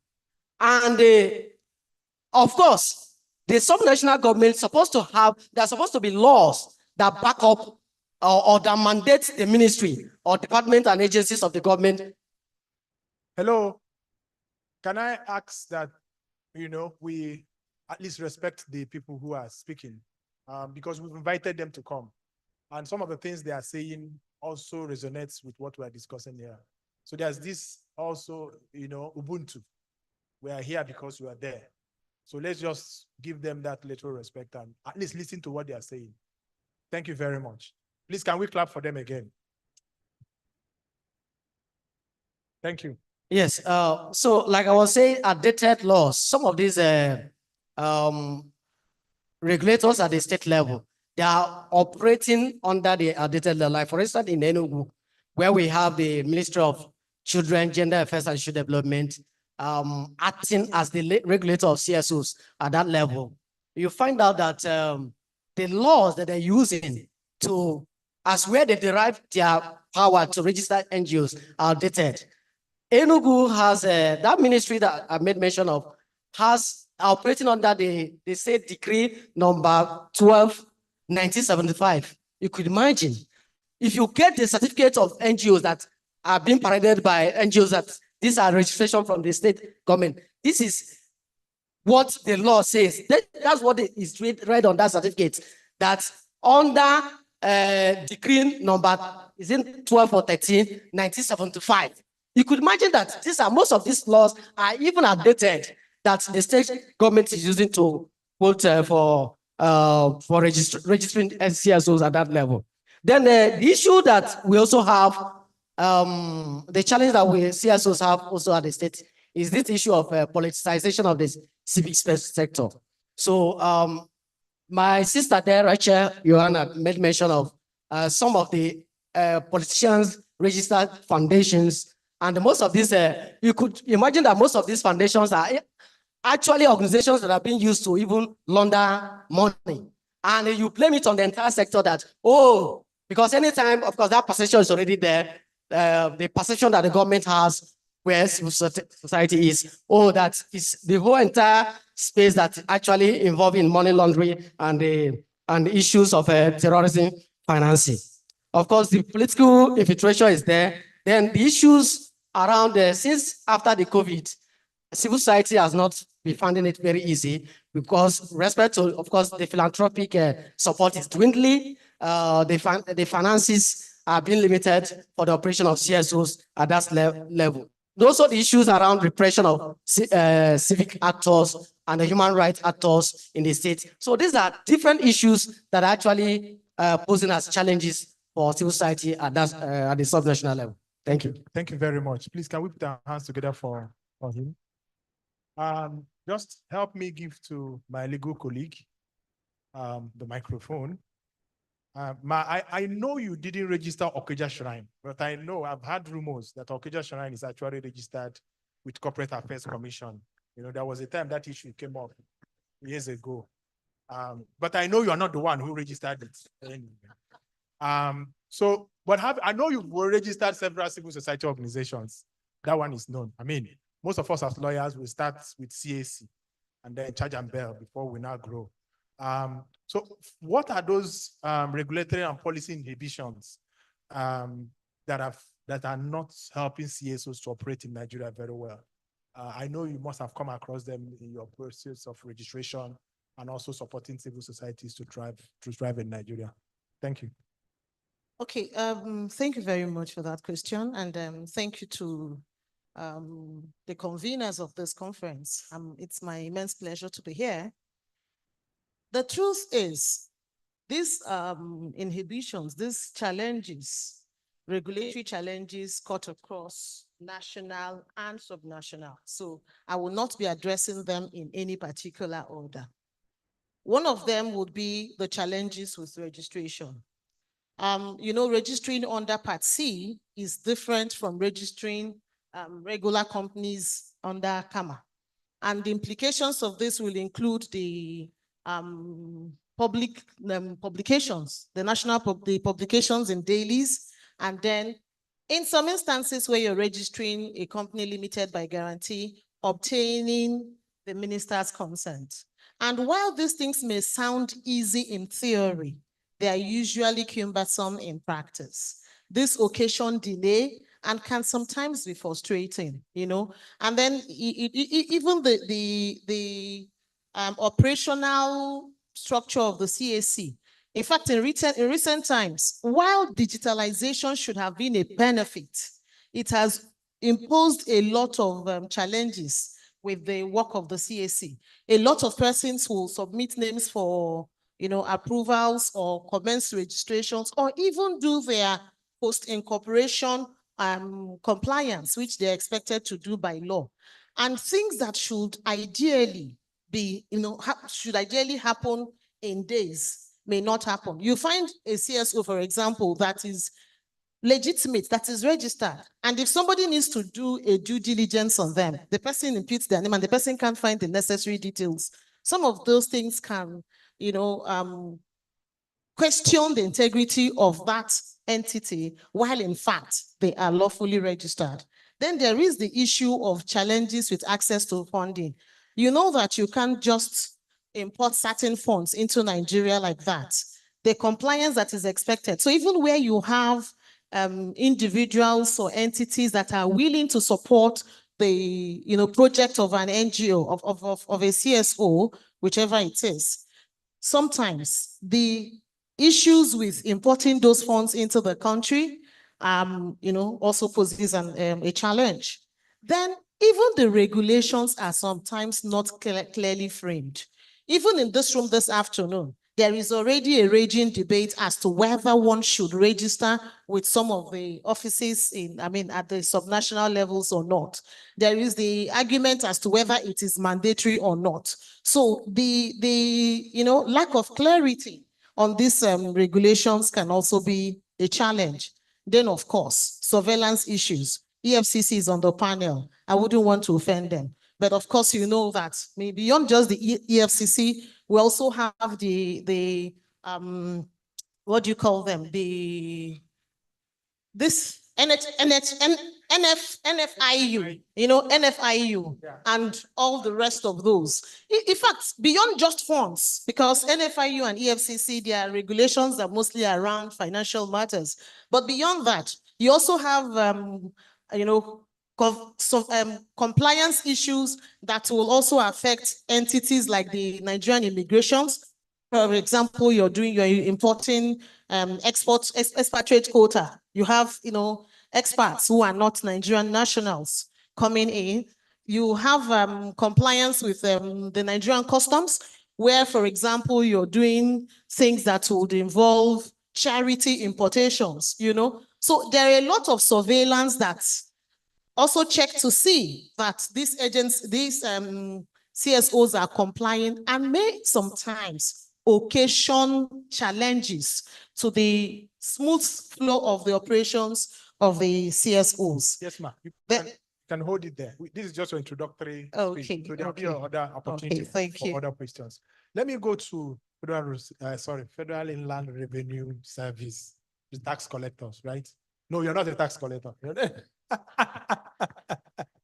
So, I mean, it's an interesting organization. So there's value-added tax, there's withholding tax. Sometimes you're not sure which one is 5%. We're not sure which one is 10%.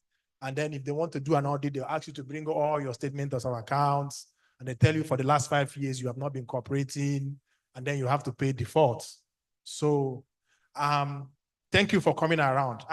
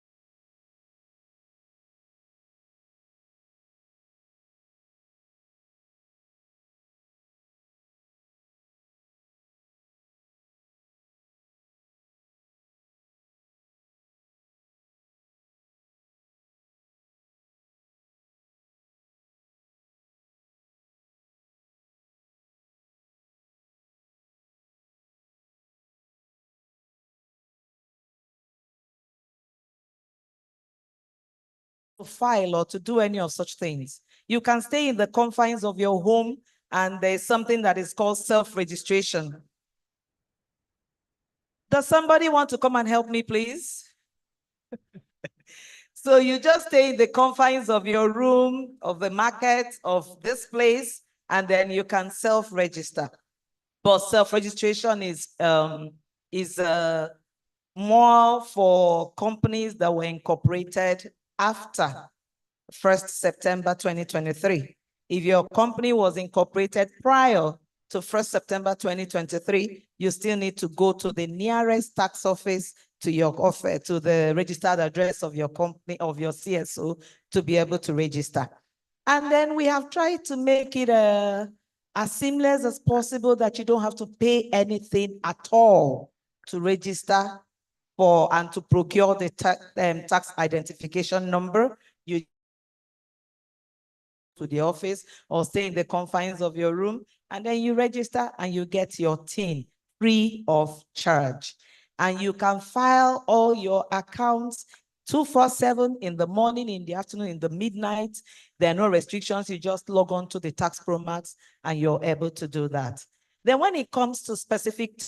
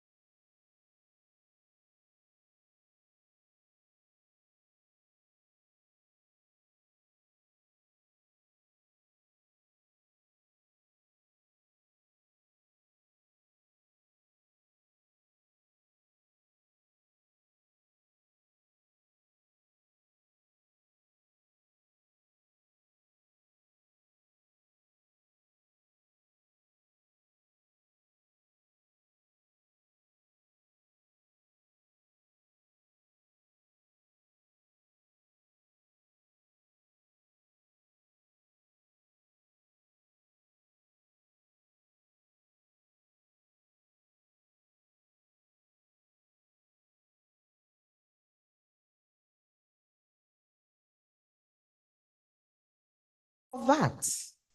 You see, the laws of this country, Nigerian laws, do not totally exempt the CSOs from their tax obligations. The most important thing, and I think the essence of this gathering, is to let you know what your obligations and responsibilities are, so that you don't really make a mistake. Because for VAT, you're not supposed to pay VAT for services or for purchases that are made that are to be used directly and exclusively in humanitarian donor-funded projects. If you have something like that, you're not supposed to pay VAT. And assuming you have paid VAT, there's a procedure where you seek for refund of the VAT that has been paid by you. But remember, the most important thing is that you must keep your records. You can't just get up and walk into an office and say, I paid VAT. And when you're asked to bring proof that shows that you really suffered the liability, the VAT liability that you are claiming, you don't have any document to show. And what that means is that as an organization, you must ensure that you keep proper records. It is only records that will prove and authenticate whatever position that you want to bring to the service. Can I stop here now? Yes, for now. Thank you so much. Just give the mic to Mr. Romano. Yes. Yeah. A lot of people are eyeing you, Chief Superintendent, since they came here. And I've also heard rumors, actually, there are some people whose monies are trapped in banks. They can see the money, but they cannot touch the money because they don't have EFCC certificates. But I know there's good news. So will you want to share with us some of those policies that are helping CSOs to operate minimally, optimally at the subnational level or the national level? Sorry. Thank you very much, Dr. Benson, and also the participants. Basically, I know the issue of school regulate compliance and also registration with SCUMO has been a very heated debate among civil societies.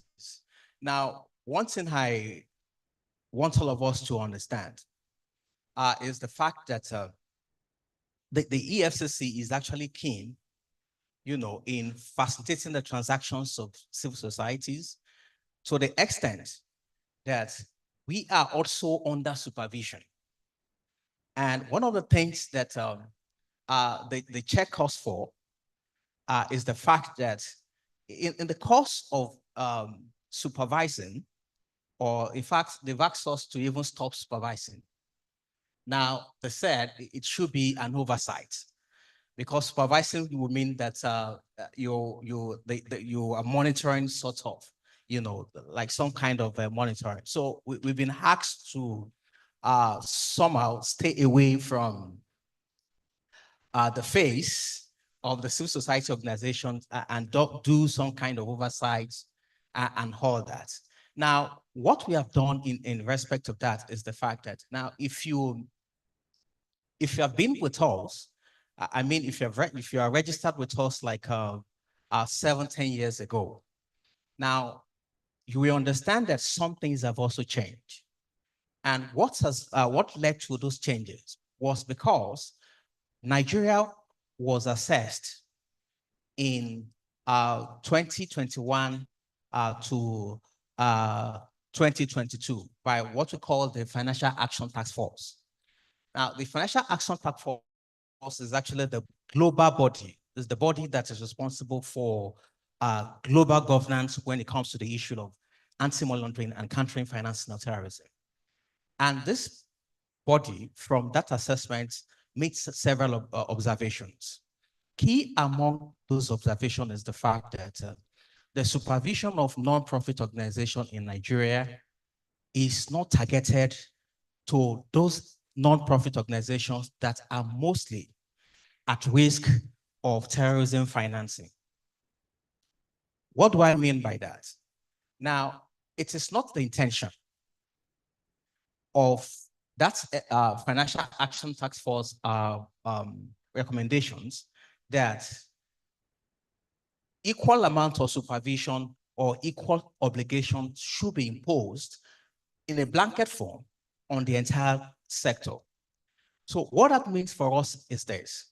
In 2022, we had to conduct what we call a national terrorism financing risk assessment of the nonprofit sector in Nigeria. And from that assessment, we came out with several conclusions or findings. Now, one of those findings is the fact that we were able to identify the features of those particular nonprofit organizations that are mostly at risk of terrorism financing.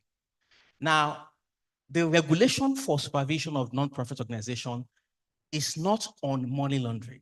If you are engaged in money laundering, the EFCC address that under a separate framework. Now, the supervision of nonprofit organization is actually for countering the financing of terrorism. Why? Because that is what internationally it's believed that nonprofit organizations are most vulnerable to, given the fact of the way they raise funds and also certain other features. Now, that led to divesting all the obligations that were under the Money Laundering Prohibition Act of 2011, divesting those obligations away and bringing some of those obligations that are most relevant to the international framework under the Terrorism Prevention and Prohibition Act 2022. Now, what does that mean for you as civil society, and how does it impact your work? Number one, it means that those reporting obligations, those compliance obligations that were imposed on you prior to that 2022 law are no longer in operations. In specific terms, some of us know that SCUMO used to say that submit reports on transactions above 5 million for individuals, submit transactions above 10 million for corporate bodies. Those obligations are not relevant to you anymore. Now, secondly, you're not clapping, eh? Now, okay, you want a repeat of that? Yes. Now, it will be most people who understand what I'm saying are people who have been doing these reporting obligations. Now, before now, non-profit organizations are treated as if they are designated non-financial businesses and professions. So reporting and compliance obligations that are relevant to those businesses were also imposed on the non-profit organizations. Chiefly among those obligations is reporting on transactions above 5 million when they are transacting with an individual and above 10 million when they are transacting with a corporate body. Now, you don't have that obligation anymore. Now, secondly, there are also certain compliance obligations like appointment of compliance officer, conducting detection and reporting of suspicious transaction reports. You also don't have those obligations anymore.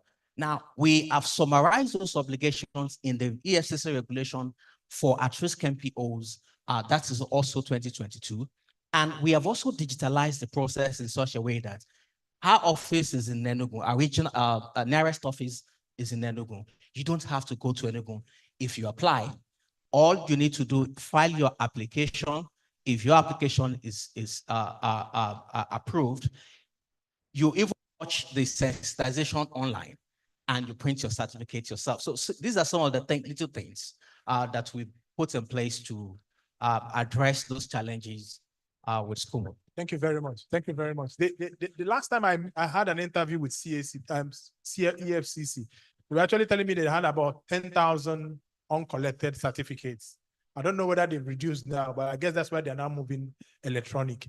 So I want the CSC colleague to be on standby while I speak to Madam here. You know, once you're close to me, I think I can easily see you.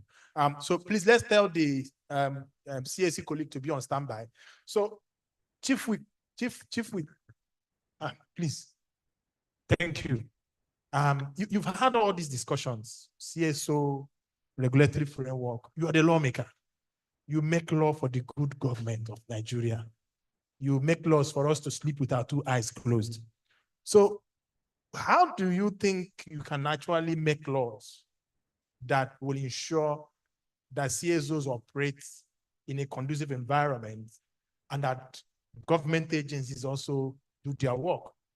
Because much as we want EFCC to just go and sleep, much as we want FIRS not to come and knock at our doors, they still have to, knock at our doors because we have an obligation which is in the law. But how can the lawmakers ensure that there's a balancing act? There's not so much regulation to stifle operations of the civil, but civil societies also have an obligation to ensure that they obey the law that has been made that set up these agencies for the operations. Okay, thank you, moderator. Good afternoon once again, everybody.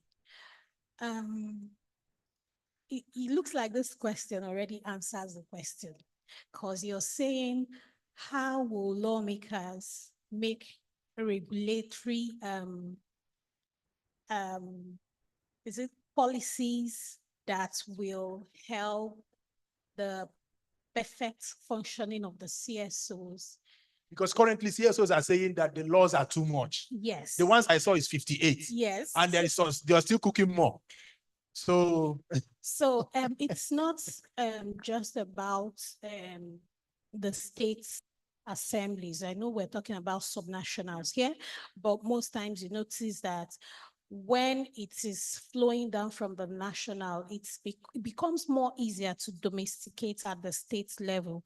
So we are both involved, both at the national level and at the state level, to work on these laws to make sure that there is proper regulation. That's why I say the answers the question. It just means that because I've been sitting down here from all the presentations, the keynotes, addresses, your own presentation, Rachel's cry out. I could feel her pulse while she was making her short presentation here. And I was taking notes. What did I write in my note? I said, okay, so we need to review and amend restrictive laws. There are laws. I also heard Acha talk about KAMA of 2020, I'll be 2022. Someone else also mentioned it. And you notice that that law has a lot of restrictive features for the CSO. So what do we need to do? We need to review and amend. And we need to develop also specific CSO, like the presentations here already did that. What we're looking at is now implementation, because it is the duty of the lawmakers to make law and then oversight. So I would say that basically, maybe I'm not even supposed to be on this panel. I'm just supposed to sit down here, take notes, and see critical places where we need to make amends. And okay, let me not run too fast. We will also need to make laws that will monitor and regulate some of these agencies. Uncle EFCC, don't be angry. Anti-FIRS, don't be angry. You know, we need to begin to look into these things. But of course, it has to be a collaborative effort from the CSOs. From what I'm hearing now, we need to begin to engage the lawmakers on what your challenges are, and then we can now put hands and heads together to mitigate some of these challenges. Thank you very much. Thank you. I think that point just made that you don't only make laws, but you also oversight. And I think oversight is one of those powerful tools that legislators use to know what is happening. So thank you for that. Okay, so we'll go online now to the CAC, Corporate Affairs Commission. So Salisu Abubakar, Principal Manager Compliance, please, if you're online, just following from what has already been discussed by FIRS and EFCC, we just want to hear what are those innovative provisions or activities that the CAC is currently carrying on to help us improve the regulatory environment for him or for everyone. Okay, excellent. Thank you. Your time starts. Is it Otutuoma or Ndeo? I don't know which one to say. It's afternoon already. I hope everybody can hear me.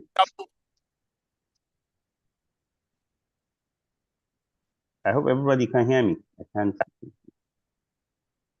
Dr. Benson. Go ahead. All of the above. Yeah, Dr. Benson, the moderator, and my colleagues, the FRS, Temitope, my friend. It's regrettable that I will not be able to join you guys.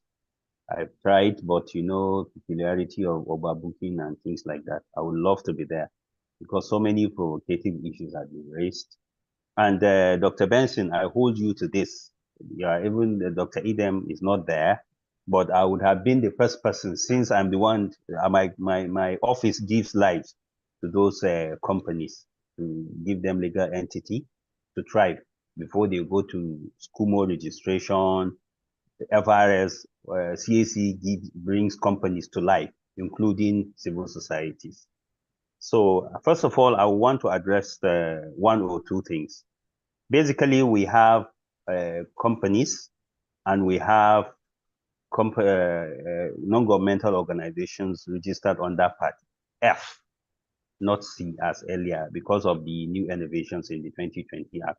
It is now they have Part A, which consists of companies. These companies are limited liability companies, companies limited by guarantee, as well as unlimited companies. Companies limited by guarantee, obviously they are formed for research purposes and promotion of culture and things like that. First of all, a civil society should understand what they want to do.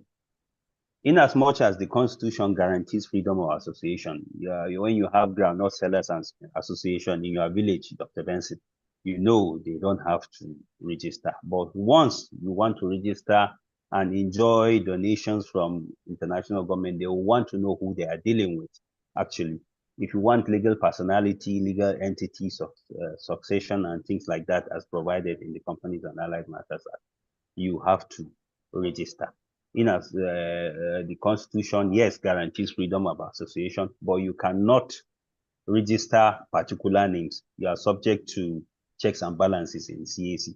For example, now, if one decides to wake up and say that he wants to register Kidnappers Association of Nigeria, it's allowed, you can, but it's outlawed. You know, everybody cannot come out today and decide to register Kidnappers Association of Nigeria, saying that there is freedom of association, or those associations that are outlawed, which you can't mention them. But really, in my own personal view, I have the idea of self-regulation, but self-regulation should be for those that are not select associations. And then, but if you are subjecting yourself to donors and you are doing things like that, they have to know who you are. And the only way the government will know who you are is registration. And sometimes in CAC, we receive applications for registration, which the objects are basically ultra-vires to the name of the association. You will see girl child education, their aims and objectives will be different from the promotion of girl child education as such. Their aims and objectives will be different. So this raises queries. The fact that you are registering an association, you have to identify specifically that this is what I want to do, what I want to register, because there are names that are registered under Part F, which are religious bodies, cultural organizations, and things like that. So one cannot carry a religious body or cultural organization and come and register it under Part A as a limited by guarantee. No. As at now, most of universities are registered as a limited by guarantee, because most private universities are deemed to be research offices, not for profit making or to the directors or the guarantors. But with peculiarity of Nigeria, some people will go and register. It is and then the money will be coming to their pockets for their families, buying big cars. That is why SCUMU and FIRS is there. You have to check that this is what you register for and this is what you are doing. So some regulations are necessary because of the peculiarity of Nigeria. But there are some that are simply open. If you know what you are, what you have, you can simply go on and register. And on this note, government is not just collecting charity money or associations or civil society money. No, there are obligations. Every civil society is deemed to have a compliance officer. By the end of the year, the government needs to know what you are doing. That is why you have to file annual return with the commission. The biannual, I am sure Dr. Benson will not want me to mention this because is additional flogging for the civil societies to be filing biannual. But presently, the CAC is not enforcing it at the level of designating your civil society inactive. But your failure to file annual return, which is an obligation at the end of the year, is your own responsibility. It's a civic responsibility. Once you are into something, at the end of the year, it's expected you file. Some civil society will not file at all. It is after 30 years, they will come, their company is inactive, and then they will file. After filing, you equally have an obligation again to notify CAC that you have filed so that they can activate the status of your company. That is how it works. But with the new innovations in the new CAMA, it brought about a lot of things, wherein it states that when you have an association with similar aims and objectives, that is under Part F, if you feel you cannot go on with it, you can transfer or you can merge. You can merge together and continue with the same aims and objectives that you register. And unlike limited by guarantee, when you are winding up, you have to contribute to the assets, to liabilities of the company up to a minimum of 100,000. It can be more for the guarantors. So there is not much of an innovation apart from regulating, and deregulating even. We are not asking you not to associate it. to infringe. But when you present yourself for certain things, we have to check. That is it. Thank you. Thank you very much. Thank you very much. We've been clapping for them. Okay. All right. So I want to give audience now for questions. If you have a question that has not been answered, please raise your hand. Raise it very well. Let me.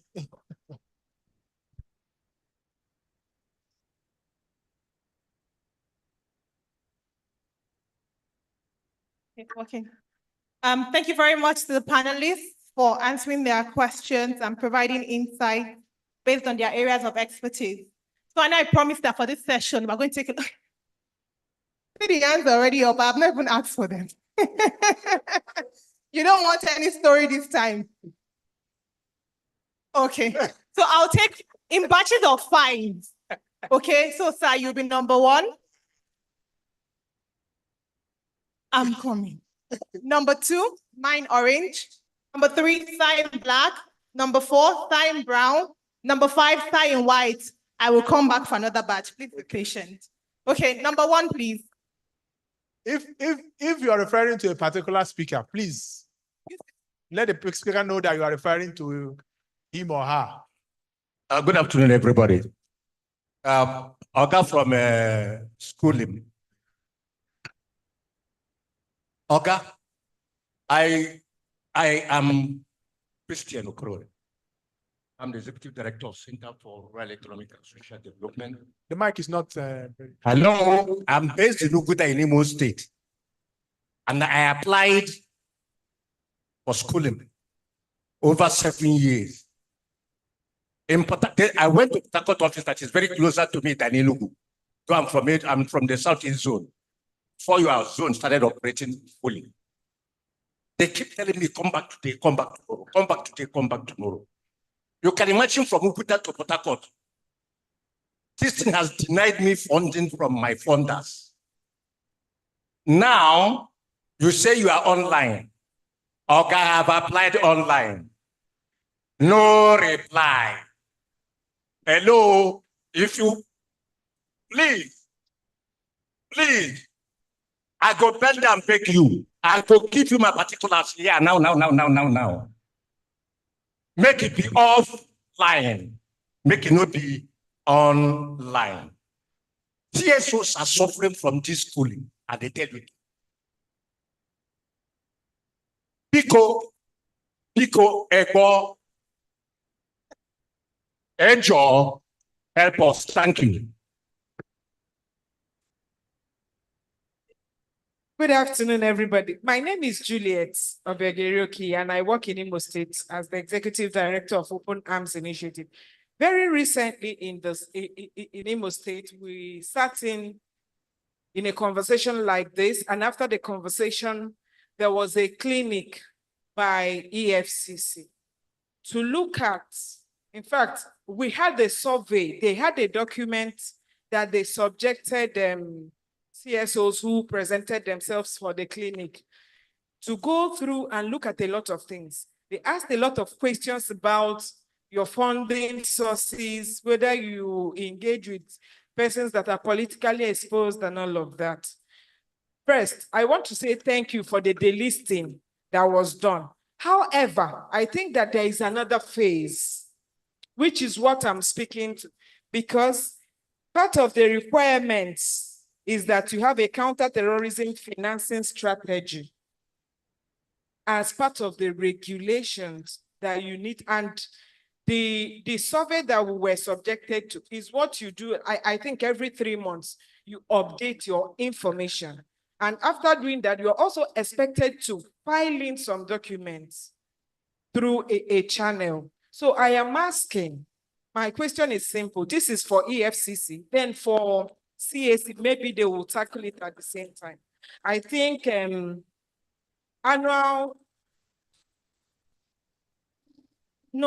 I think annual returns is there.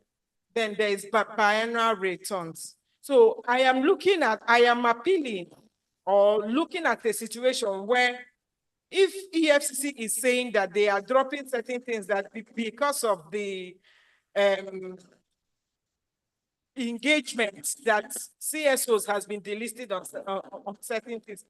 Can we be delisted and we are delisted indeed, and not that there is a we've been delisted here and there is another obligation that we must have to fulfill finally to the CAC? Please, is it possible that we concern ourselves at the CSO level with filing annual returns? Because the devil that is in the detail is the biannual returns, because by the time it is calculated, I doubt if there is any CSO, somebody who hasn't gotten 500,000 in a year, like a grassroots organization, and the person defaults and you're calculating over 16 million. So I don't know how we're going to be looking at it to harmonize all of these regulations so that we'll have a central thing that CSOs can be filing or dealing with, and not pockets of regulations here and there. Thank you. All right. My name is Darlington. I would like to thank the EFCC for the effort so far. Well, this thing is not easy. Nonetheless, to whom much is given, much is expected. I would remember applying for SCUMUL. You know, there were glitches, but somehow, it was sorted out and I was reached out to come and pick up the certificate. Now, but then the orientation they gave us was different from the information you provided as to the waivers that have been in place. So I would like to know when, so that I will be at par. Because I remember that our organization nominated the desk officer, or rather a liaison, you know, who will be interfacing as, you know, in relation to the implementation of the requirements of the SCUMUL. Now, there was an email that was availed to us. We sent the nomination letter, which we were asked to do, but the email, you know, kept bouncing. So I want to, while I'm appreciating the effort so far, I also want to put it to you that your organization should do more. There's a lot of restraints that I personally encountered, you know, access to funding, access to opportunities, because the SCUMUL is not available. So please take this down to the greater, higher authorities to address. Now to the FIRS. Yes, we would like to have guidelines, you know, probably the link for the online, the online related, even, I don't know if filing of returns, right? Whether it is part of what you have moved online. So if it applies as well, please do well to avail us. And then for the both agencies that I addressed, one of the major things is contact. You know, who do you contact, you know, when you are having these difficulties? At some point, it's like we're lost in the deep, in the middle of a blue ocean. So if you would send out some sort of a contact that we can always communicate to, you know, address our issues. Thank you. Thank you. Please, let's keep questions to a minute or less so that we can take as many as possible, because they still have to respond and many other people also have questions. Please. Next question, please. Okay. Thank you very much, Pastor Gabriel Odum, Executive Director, Agape Foundation, Ebonyi State. I would like to, because I didn't have the opportunity from Dr. Benson's earlier presentation. Now, I think you need, or we need to bring everyone to at par about this issue of corporate personality. Because from all that we said, it's clear to me that everybody don't yet have the understanding of what is meant by corporate personality. For instance, the decisions done at Women Affairs and some other ministries does not in any way confer, corporate personality. And I'm also thinking that there is this need to agree on whether all those various registrations are relevant, whether they're optional, as we also had here, or otherwise. Because I think all that is required is any registration that will confer corporate personality on an organization. Every other one, I don't see the relevance. And finally, because of time, the presentation of the representative of Anambra State Speaker, for me, was very excellent, coming from a House Assembly. Very excellent, because it touched on many things that are key to our operations. And so I expect that we have copies of that. Now, to the House Assembly, what our sister there said is also good. But you see, many times our problem is not in churning out ideas, policies, or frameworks. It's actually in operationalizing it and bringing it to life when the need comes. So this is why we have a challenge. And from one experience during the review, constitutional review some time ago, that I had to lead a team to do a presentation to my House Assembly. And now they told us then, the committee responsible for constitutional review, that the National Assembly have made a decision, so they have nothing to do. You can see the gap there by capacity. So now, for this thing to really work the way we expect, there's need for all those who can get the means of doing it to target training House Assemblies on this aspect of the law so that they understand. So when they're making law, they designate a particular state agency to be the one that will be doing this registration, to be able to confer that corporate personality, and not allow any ministry to just wake up and say, we are registering, we are doing this. Thank you very much. Yeah, thank you very much. My name remains Ajachima Oliver. I work for DIG Foundation based in Ebonyi State. Thank you, the panelists. You are doing well, but I want to ask some specific questions, especially for the Federal Inland Revenue. I want to confirm tax certification number. How often do we change our tax certification number? And what are the relationships between Federal Inland and Joint Tax Board? Why I'm asking this is that there are some TIN number you obtained. They will tell you they don't have this TIN number. And so you start afresh. So is there any way we can make an organization to have one thing that can work for state and work for Federal Inland? So that if people ask me my TIN number, it becomes one single TIN number. As the Federal Inland Revenue level, my organization has 2 TIN numbers. At the state level, we have up to 3 TIN numbers. At the state level, it appears that every administration that comes wants to change TIN number.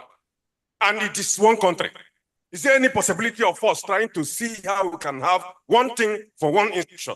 That is that. And then I want to confirm from you too. Is there any between the remitter and the tax promise? Because I discovered that if you make payment through remitter, if you go to your tax promise, it will not reflect until you visit the tax office or something like that. I don't know the magic they used to do before it updated. So it's like what they generate. Sometimes if you want to make payment and give them information, whatever they generate, when you make that payment, it doesn't take time to reflect in your dashboard. So how can we make payment so easy for NGOs? And then I hear you talk about some changes, some things that have been removed, especially the EFCC person. I want to confirm, at what level do you educate stakeholders concerned on these changes? Because you don't just stay in your office and change something that affects people, and you don't want to come back and educate them. So there should be a kind of sensitization exercise, both for the Federal Inland Revenue and for the school, so that we know when you are making some changes, we follow through. Then, Ogacha, I want you to throw more light on Enugu experience. I know at a point, you people was walking around to see how, okay, well, are there people here, Enugu people, to see how the state government can make this improve regulatory framework within Enugu. So you throw more light on that. How far so far? And how far did you people work with the Enugu State House of Assembly to see you achieve your goal? Thank you very much. Thank you, sir. Now, before the panelists start answering, I'd like to take one question online because we have people also joining us online. So is Ogaidem ready? Zoom team? Yep, I'm ready. Can Ogaidem, I if you can speak? hear me, please ask your question. Yeah, I'm ready. Can I speak now? Okay.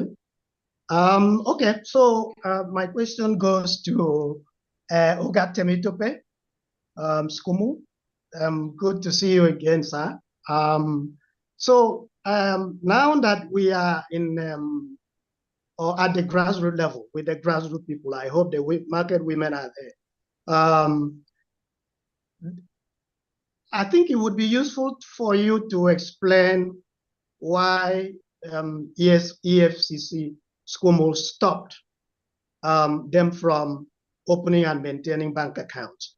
And then if you have any good news for them on that, because these kind of associations are dying out by the day because of that policy. I know you and I have been talking about it, but this is a golden moment for me because we're not talking about it in Abuja, but right there at the grassroots level where the people most affected are. And secondly and finally, Oga Salish, good to see you again as well. I'm just wondering what the wisdom is behind boxing universities, private universities, to the only the option of registering as limited by guarantee, and not giving them the option of also registering if they want to as limited by shares. So I think you're doing this on the assumption that all private universities are developed on the basis of donation, public money. What about a private individual or group that want to set up a university, a quality university, that they would require private investment to provide quality education to the people? Thank you.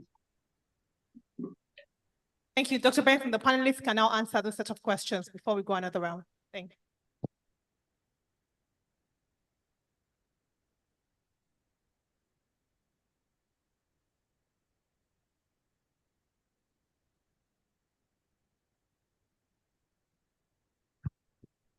Thank you very much, Dr. Benson. Let me start from concerns around registration.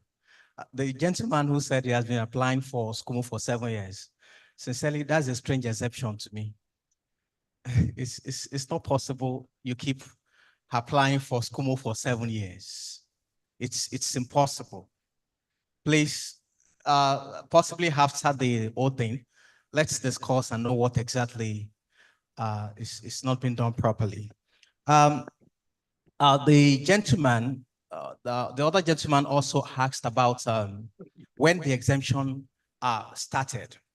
Now, when I was discussing, I mentioned the fact that these were outcomes of the National Risk Assessment on Terrorism Financing as regards to the NPO sector in 2022.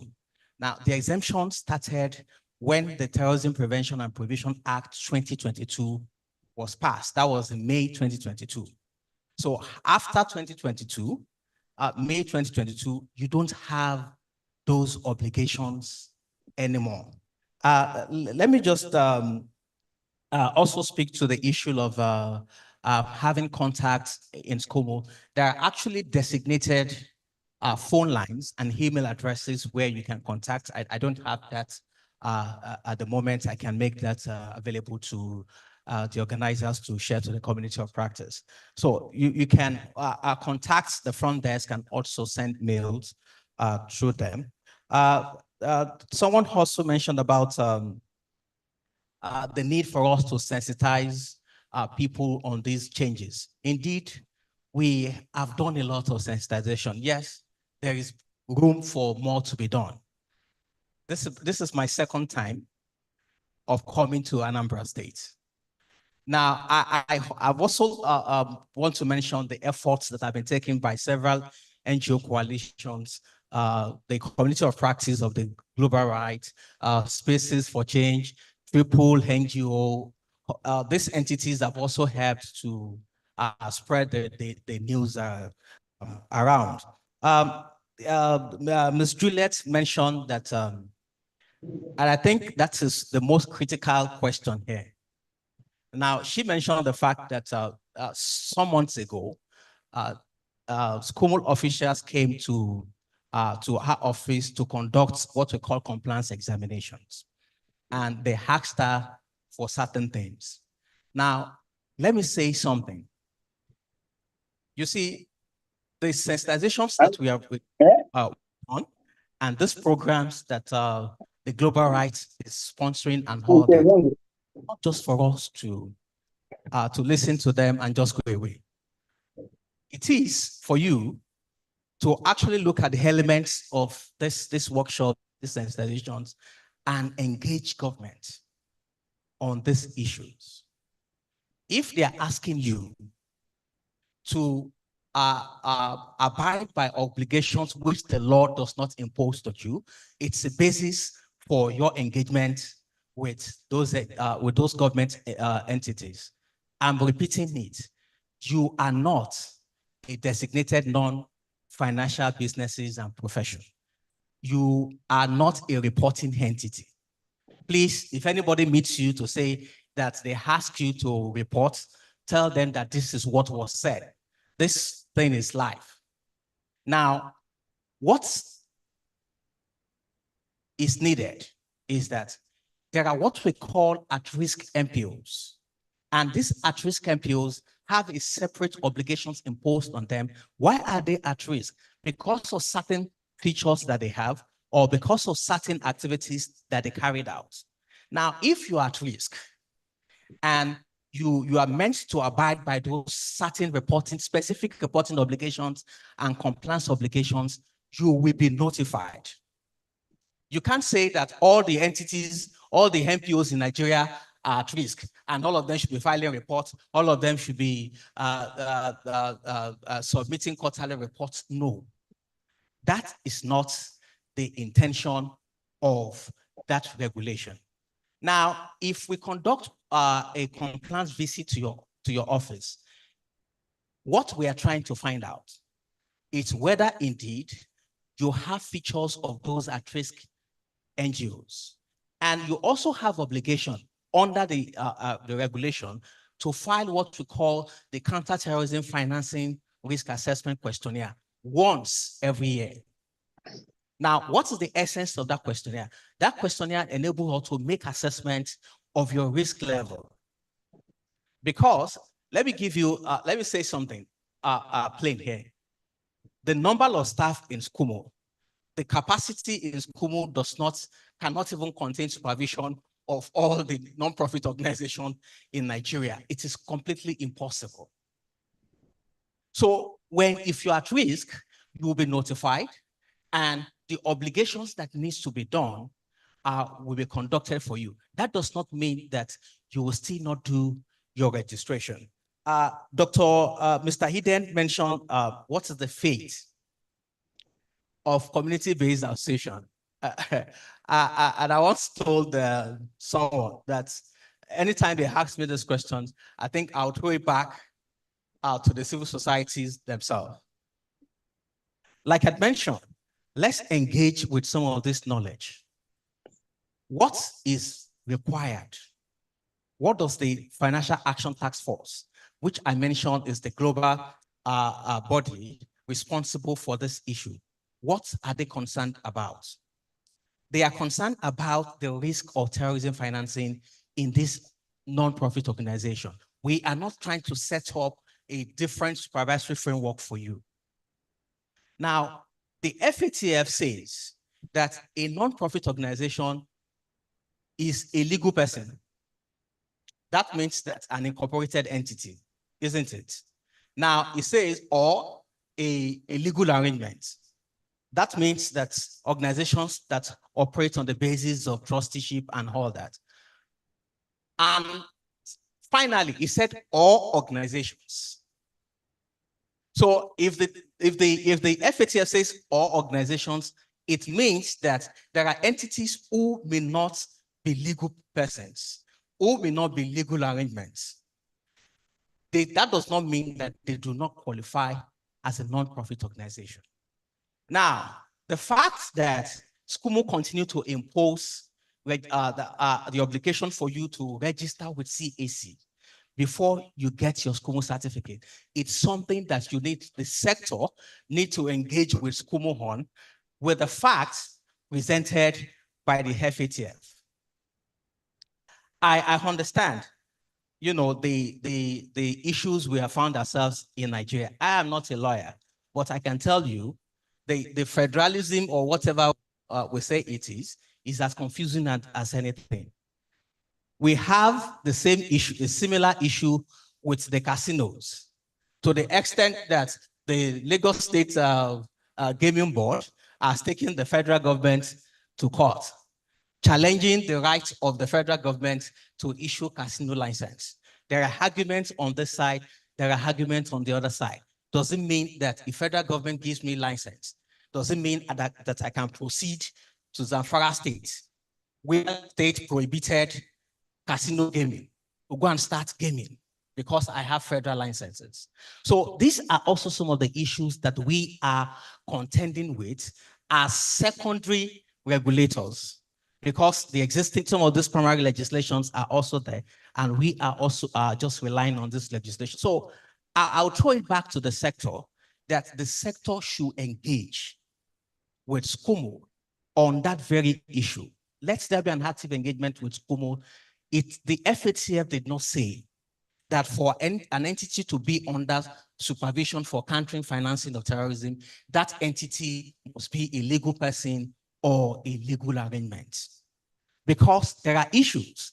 If we continue to debar this kind of organizations from accessing bank accounts, we are defeating one of the objectives that we want to achieve, which is ensuring that this entity use formal financial system to carry out their activities, which is one of the factors that terrorist financiers want to engage. Thank you very much.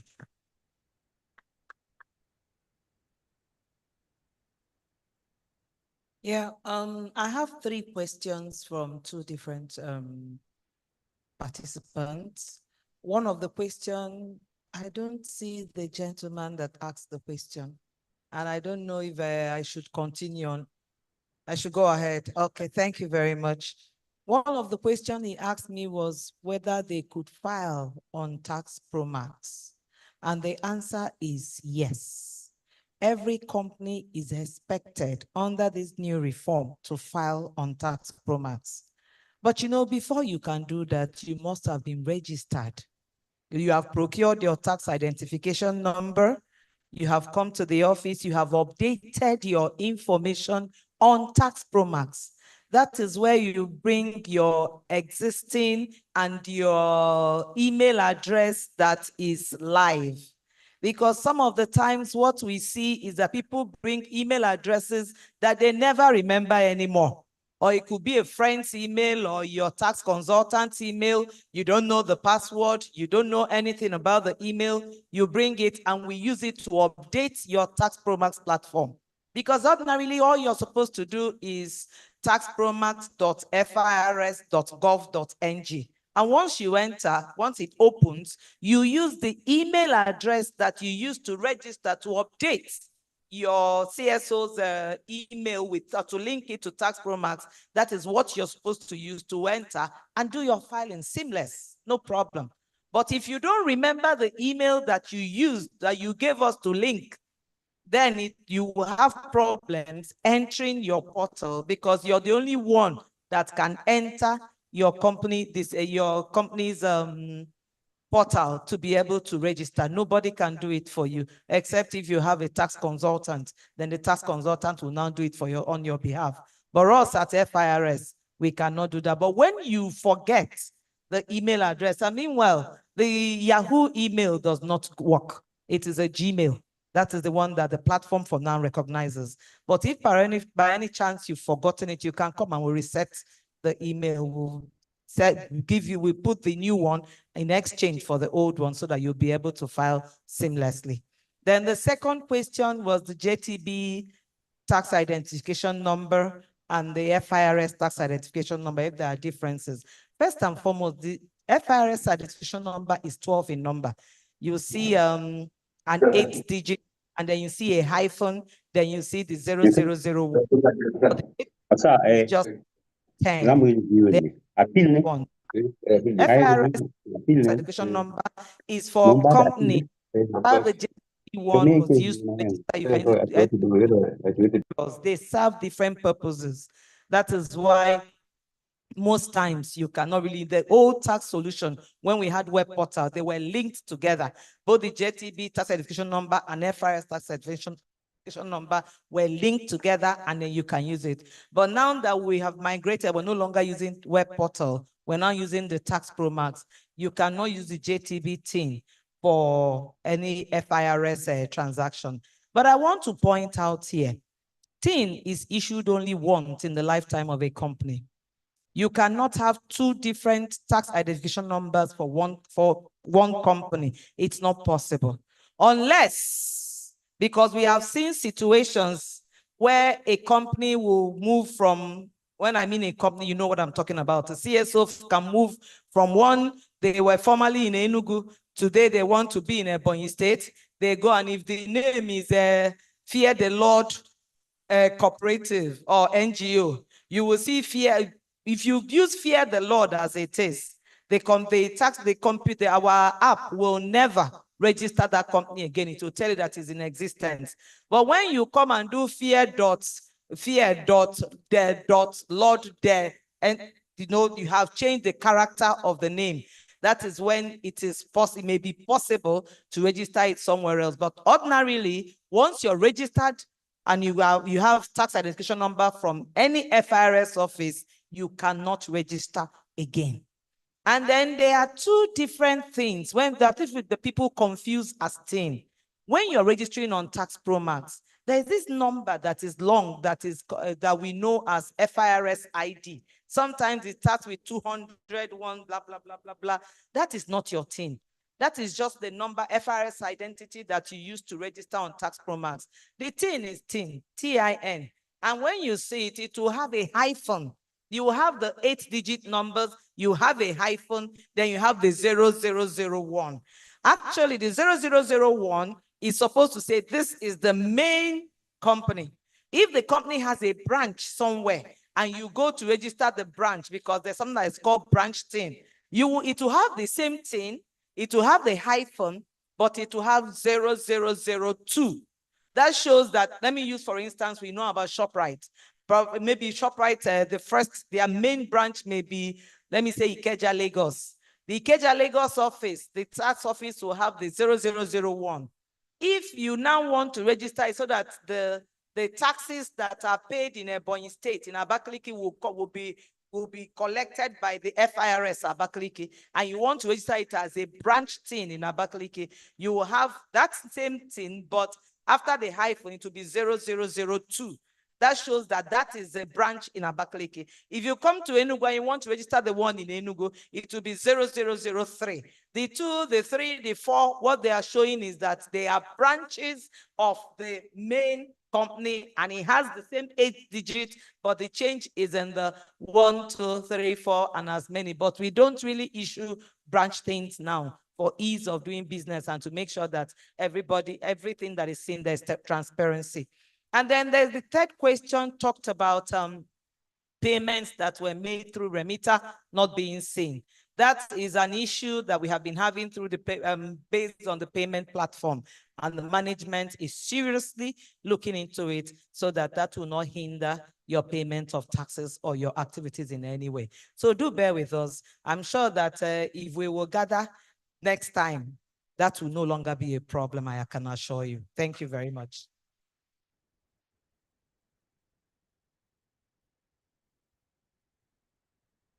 To the man that was sitting there that said, that there is need to sensitize the legislators on the laws concerning some of these CSOs, before making other laws. And to that, I want to say, I like that the Attorney General of my state's representative is seated down here.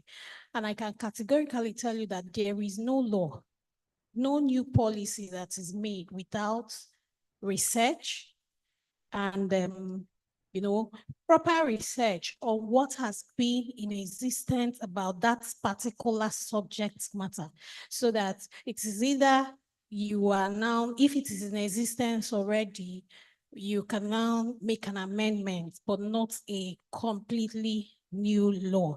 So what I feel that they need to sensitize legislatures on, there is this particular policy. For my state, my governor is one person that knows how the importance of legal framework. So he rarely does anything that doesn't have a legal backing. And what I feel that the CSOs should do as per sensitization for the legislators is to let them into what they are doing, so that when laws come, when policies come, when bills come, there's this one that came for the protection of state-owned social homes in Enugu State. And I know that is also, I know there are CSOs here who are focused on social homes, but we're talking about the state-owned social homes. Luckily, I have an idea. I've been with some of them who are into social homes, who have social homes.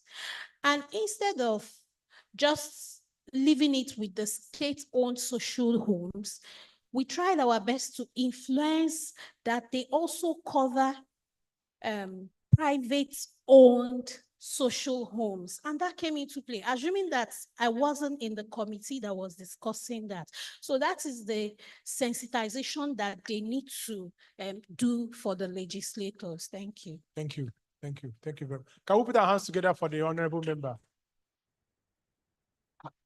I don't know where Edosa is, but we are sweating seriously here. Oh, is it the lights? Okay. Yes, I think there's one question that was directed to me, and that was by Mr. Aja Oliver for Boyne State, where he talked about, he requested for an update with respect to the harmonization in Enugu State. Yes, I was very pivotal to that project.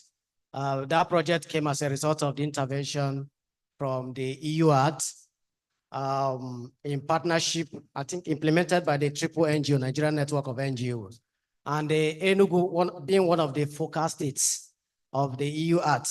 The network, which I am the chairperson, was actually used as a platform to drive that project. Yes, that project, we had, if you could recall, Enugu was marked as the best in terms of harmonization of CSO regulatory frameworks at the state. That's because it was under that project, a joint committee was formed, civil society government, that was formed by the past regime. That was September 2022. So we had a lot of achievement. We engaged with the state government. I think they were very, very cooperating that time. But what suffered the project was as a result of, it was at the verge of elections, the 2023 general elections. So, and of course, politicians were very, very busy. We had some meetings with the stakeholders, which some members of CSOs that are here that are also members of this joint committee. So they were there. So some of the meetings we were having, it was very difficult to get the politicians to sit on the table to do that. But what we are trying to do now is that I'm happy Honorable Princess is here. She was actually whispering to me that she didn't see me in our office with respect to that. I say, okay, we are coming because this is a new administration and we want to see how we can, continue with the engagement that we had, because that project, part of the things we want to achieve, to drive is the issues around harmonization and creating a one-stop shop for CSO. You know, we've been talking about multiple registration at the state level. So, and repealing that decree, that outdated law that the Ministry of Gender Affairs and Social Development is using to register CSOs in Enugu State. So that's the update so far with respect to harmonization in the state. Thank you. Thank you. My learned colleague. Okay, though I don't have a question directed at me, I'd just like to chip in on something the Honorable said here. She had made a call suggesting that it would be good that CSOs involve them in way of further sensitization that will help them even in their, enactment and all of those. But I think it's also a two-way traffic. It's important that the legislature engage robustly in stakeholder engagements, by way of public hearings, because if she didn't have the information she had or the knowledge she had, she wouldn't have been able to make the intervention that yielded a better outcome. But when public hearings happen, you can hear from the people that are directly affected by those policies or laws, as it happens, and then you include that in your formulations. Then I think it's also important that maybe by way of financial support and incentives. I like what CITN, the CITA does. Yes, what the CITA does by way of, while there is the obligation to file, it removes the burden of payments. That's an incentive. But additional to that, there should also be better incentives for purposes of fundraising for CSOs, because the work CSOs do, it's not possible without funds. And if we encourage other private entities on corporate social responsibilities and how, supporting some of this work would also grant them maybe some rebates or some exemptions from tax liabilities and all of those, I think it will be very helpful. And then, of course, beyond just, the Honorable member of the House of Assembly, Enugu State House of Assembly, has also thankfully spoken about oversight functions. And I think that is very important, because it is in those oversight functions that they can also have a first-hand understanding of some of these challenges that CSOs encounter from the multiple liabilities that are unfairly levied against them from, MDAs. Those are my contributions here. Thank you. Thank you. Thank you. Okay, Dr. Benson, I'm not releasing you just yet. No, the colleague from Corporate Affairs Commission. Has a question. I think so. There was one question. I don't know whether he's still available. Fumi, is he still on? I'm here. I'm here. Okay, in the meantime, just before we get him back on, I'll take 3 more questions in the room. I'm here, please. I'm here. Ma, there was another woman. No. Yes, you two. That's 2 women, so I have to take 1 man as the last. So that's 3. So I'll take those 3 questions. Please keep your questions to 1 minute. Please don't give background or anything. Please keep your questions to 1 minute. Thank you very much. My question goes to Auntie from FIRS.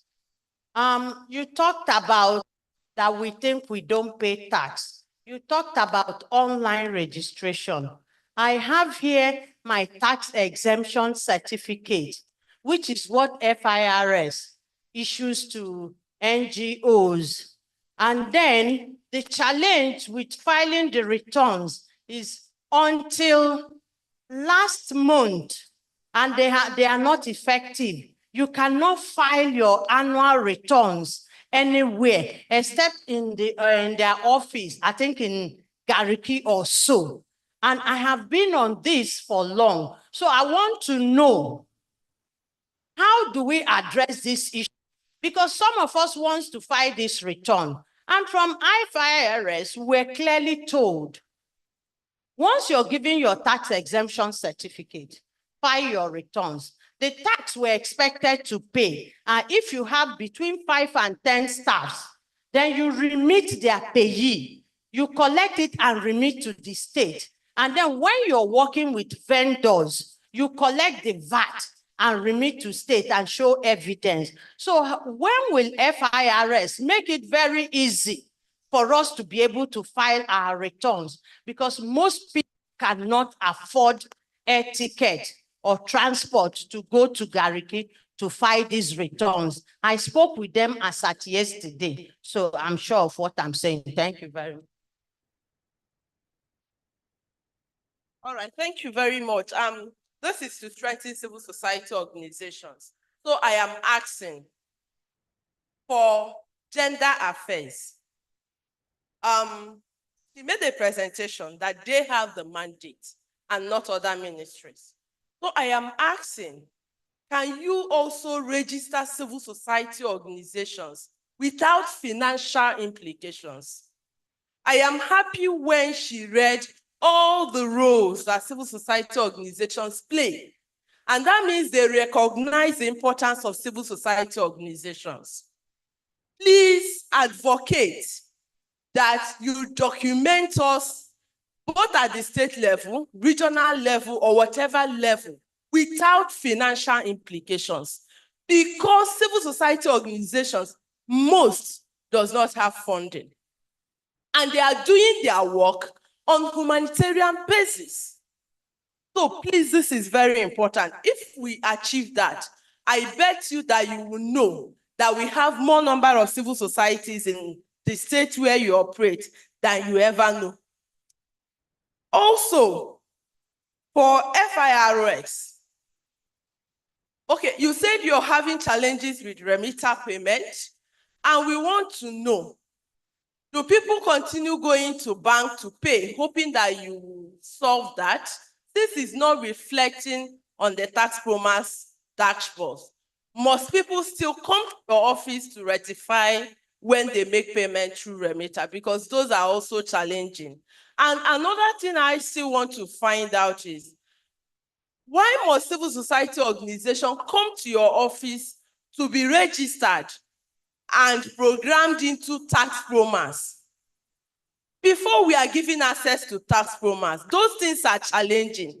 And most people does not have funding to register or to come to your office for those registration. Can we still make it online so that we can register online and have access to tax promise dashboards? Please, it's very important. Then for CAC, I don't know the person if he is still online. Please, can we file our annual returns without financial implication? Because it is very important for us. Most organizations have not filed for 10 years. And if you compile 15,000 for 10 years, it's 150,000. So you find out that the cost implication is too much. Please waive those financial implications for us. Thank you. I think that is it, right? Yeah, just a final one. My name is Comrade Nelson Nana Nwafo. I work for FINRA Abia. My concern is, my question is related to the FRS woman. Recently, we have a team that we had at the Gariki office, and the office is at Abia. So we're trying to file. We're trying to apply for tax certificate. They say we should write to the office at Abia to transfer that team to Abia. I found it so difficult to navigate that process. And now that particular process has not been completed because I still want to go back to the office at Gariki to fine-tune that process. And then I want to ask, what process are we going to use so that we can file for this tax certificate? Are you giving tax certificates or are you giving tax exemption? Which one are you giving, and how do we intend to drive the process? Thank you. Okay, that's it, right? Madam, we're giving you 2 microphones. You're very mischievous. I want to start from the last speaker. I don't know if are you talking about, you said tax certificates. I don't know whether it's tax exemption. I hope you're not talking about tax clearer. You see, but when I was asked to give the reforms that service my organization is doing, One of the reforms that I mentioned was that prior to the reforms that is happening now, all the filings and all the activities with CSOs were supposed to be done at the medium tax offices that are within the 6 geopolitical zones, particularly where your own CSO is resident or domiciled. But with the reforms going on, you don't have to move from here if you're in our state, because the 6th geopolitical zone, the medium tax office for the Southeast, is in Enugu. You don't have to move from Abia State to go to Enugu to transact any business that has to do with your CSO, whether filing or any inquiries. You don't have to do that anymore. If you're in Abia State, if you're in Aba, you go to SMTO Aba to transact it. If you're in Onitsha, you go to Onitsha SMTO. If you're anywhere around main market or that taxes. If you're around Mpo, you go to Mpo SMTO. Any SMTO that is nearest to the registered address of your CSO, that is where you're supposed to go. You're no longer SMTO is small and medium tax office. That because you're all, most companies or CSOs are maybe on the small and micro tax offices. Medium are for the big ones, but as long as it's a CSO, which includes your NGO or whatever one that you are supposed to go to the tax office that is nearest to you. Please get that. You have no business going to Gariki, going to Port Harcourt, going to anywhere from now on. You just go to the tax office that is closest to where the registered address of your company is going forward. And then remember, when you ask a tax office to give you a tax exemption, for one, I don't issue tax exemptions. An NGO is not tax exempted. You are expected to deduct withholding tax from vendors that you procure services from and remit it to the nearest FIRS office where your tax file is domiciled. That you're not supposed to pay company income tax, you're supposed to file. But remember, there's a proviso, there's an exception to it. When you transact or when there are profits that are coming from trade or businesses that are not within the objects that created that particular CSO, you are supposed to pay tax based on those profits. So the CSO is not exempted from paying taxes.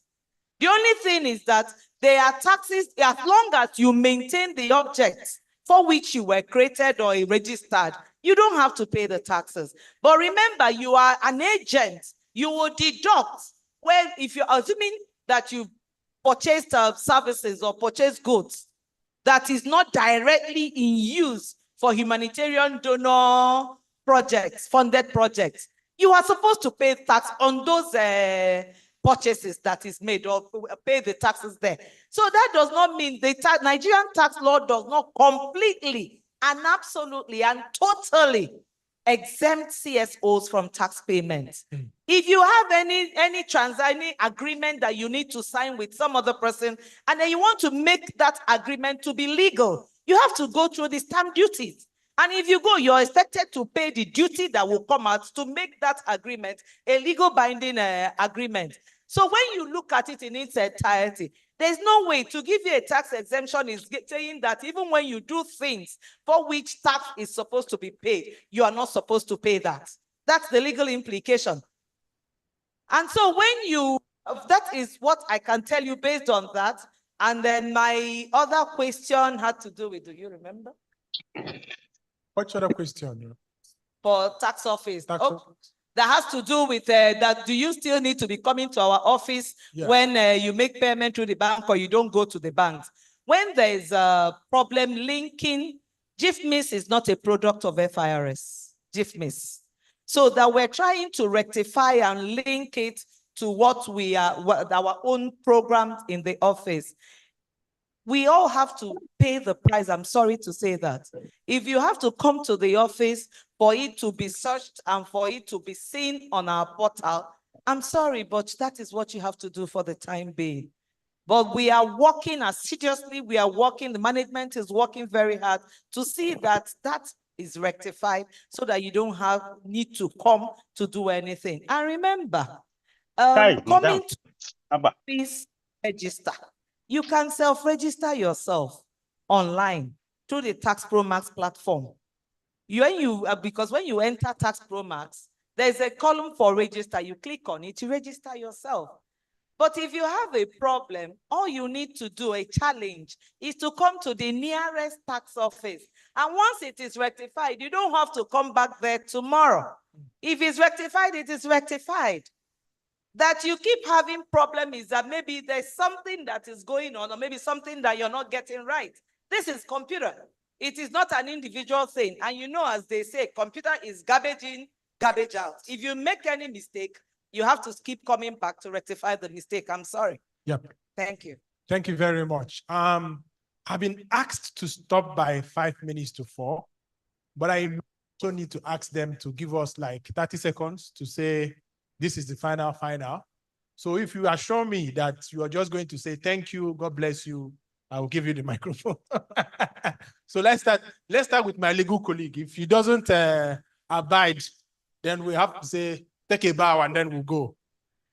Well, Hello, I've ordered. been here.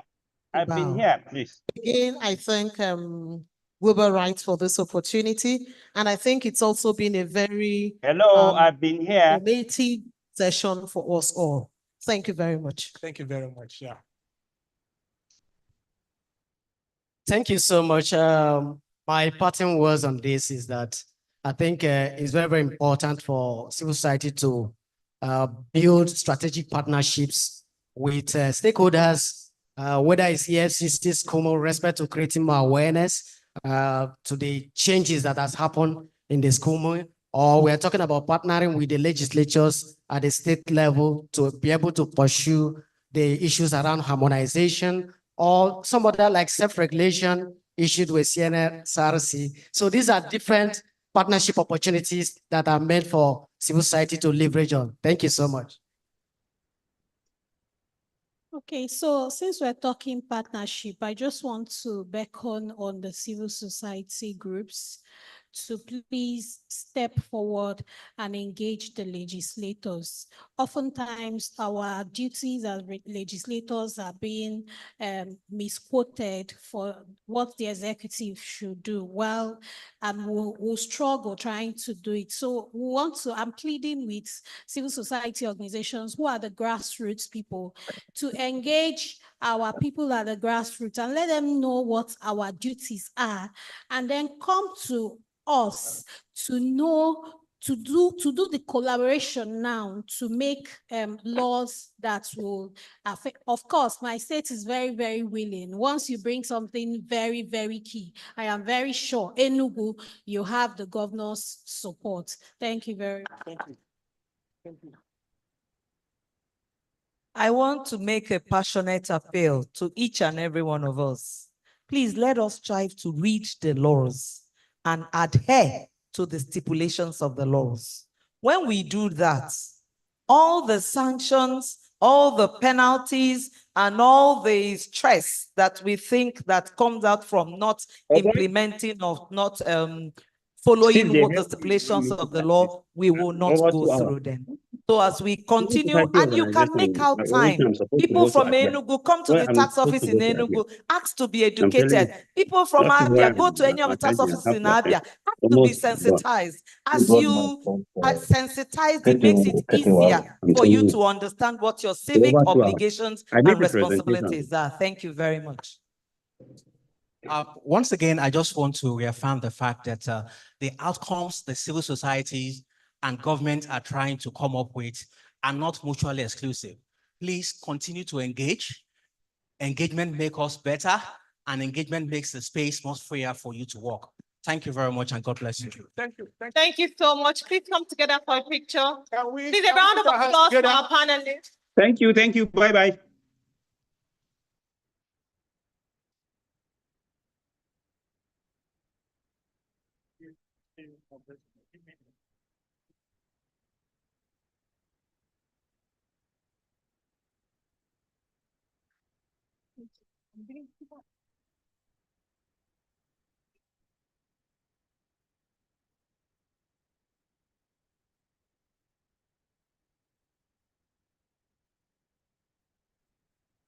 Thank you very much to our panelists.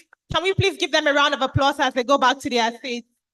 We appreciate the knowledge sharing and thank you for taking the time.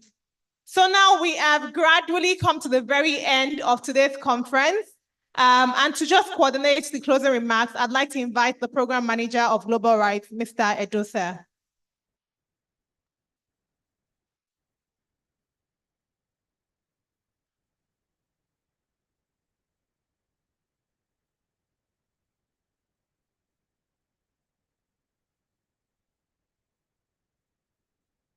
Good afternoon. Good afternoon. We are towards the end. I will appreciate if we could have some decorum. Good afternoon. Let's have one conference. Which conference is going on there? Can someone draw their attention? Mr. Wanfo, please.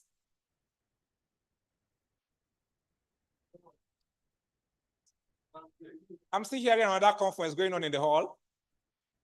We're in the final session now, the last session actually, so I need us to pay attention.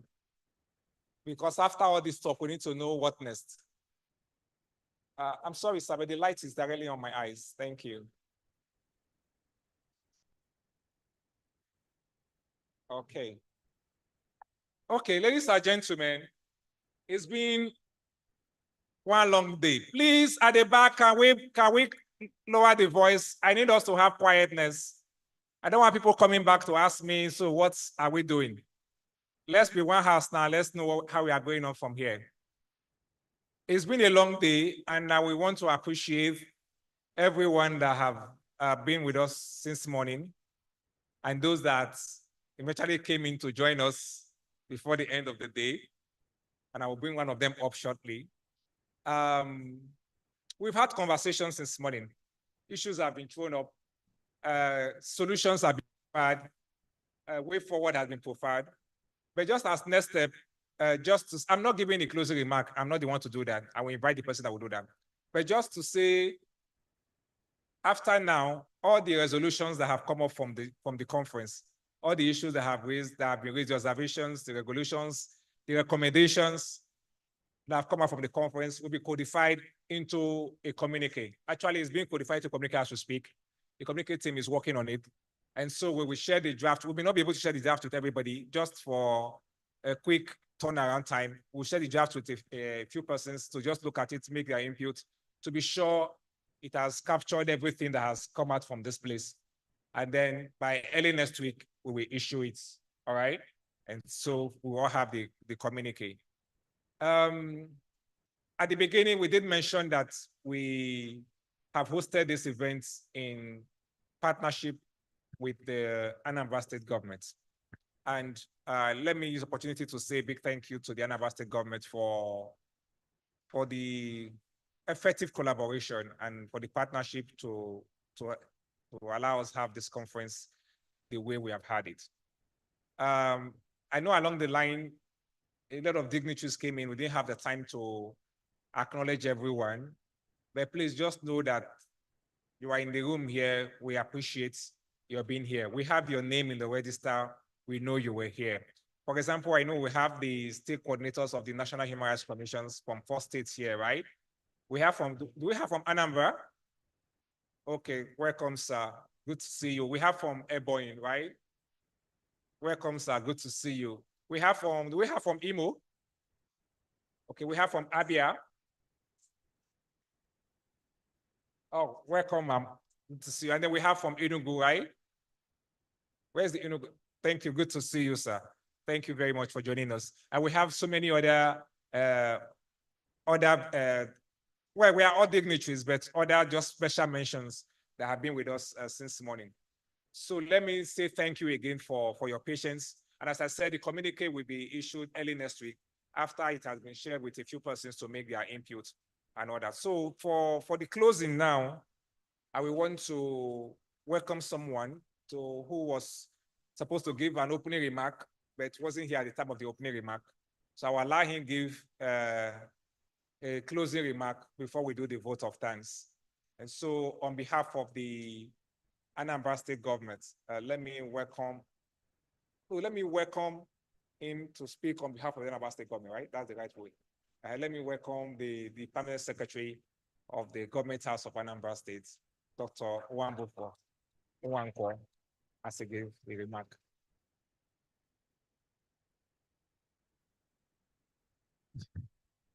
Thank you. I don't know, but first of all, to apologize for coming in a little late. You know, this, yes, a little late, yes. Yes, a little late. Because I didn't come late, I'm a little late. Thank you. You know, this act of governance is such that you cannot actually be sure of your movements. And when you're directed to do this or do that, you have to try to balance it with what you have already for yourself. I was part and parcel of organizing this event, but unfortunately, at the point I was supposed to be here, I had a superior direction, so I had to be there. And the governor at this point must be at the airport, flying to Lagos to attend the AP's 10 years anniversary. So we had a couple of things to catch up.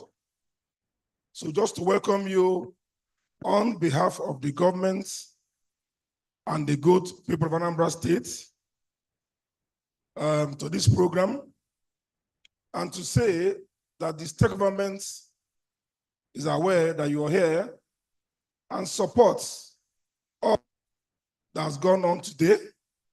I will continue to support the activities of the Global Rights sponsored by the European Union and the activities of the Community of Practice going forward. I must say that any society that does not engage the CSOs is already dead, because the CSO is the heart. The CSO is the heart of the society. So any government that plays down on the activities of the CSO has gotten it all wrong. Has gotten it all wrong, because the CSO somehow regulates government activities one way or the other. You know what I mean? The CSO is the conscience of the society. It's the conscience of the society.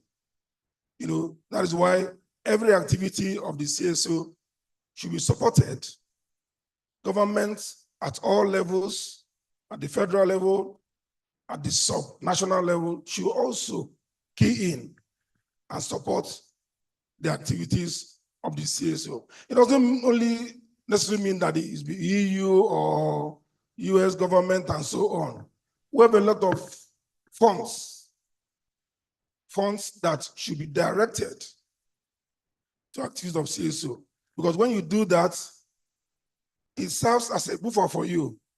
Because in this hall today, there are people who are vast. When I came in here, I was hearing some new things. I was just listening, you know, because you learn every day.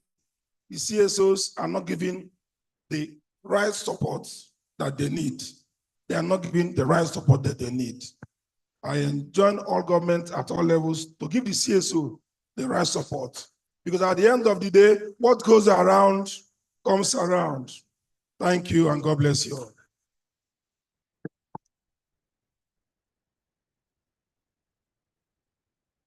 Thank you very much, sir. So we can bank on the fact that the Anambra State government hears CSO and will take action on some of the recommendations that have come out from here today. Thank you very much. And so to the final item on our agenda. I know we're very excited. Yes. The vote of thanks. I'd like to invite Mr. Nonso Orakwe to the podium. He's the Executive Director, Catch Them Young Initiative, and it's going to be closing us out on today's event. Thank you.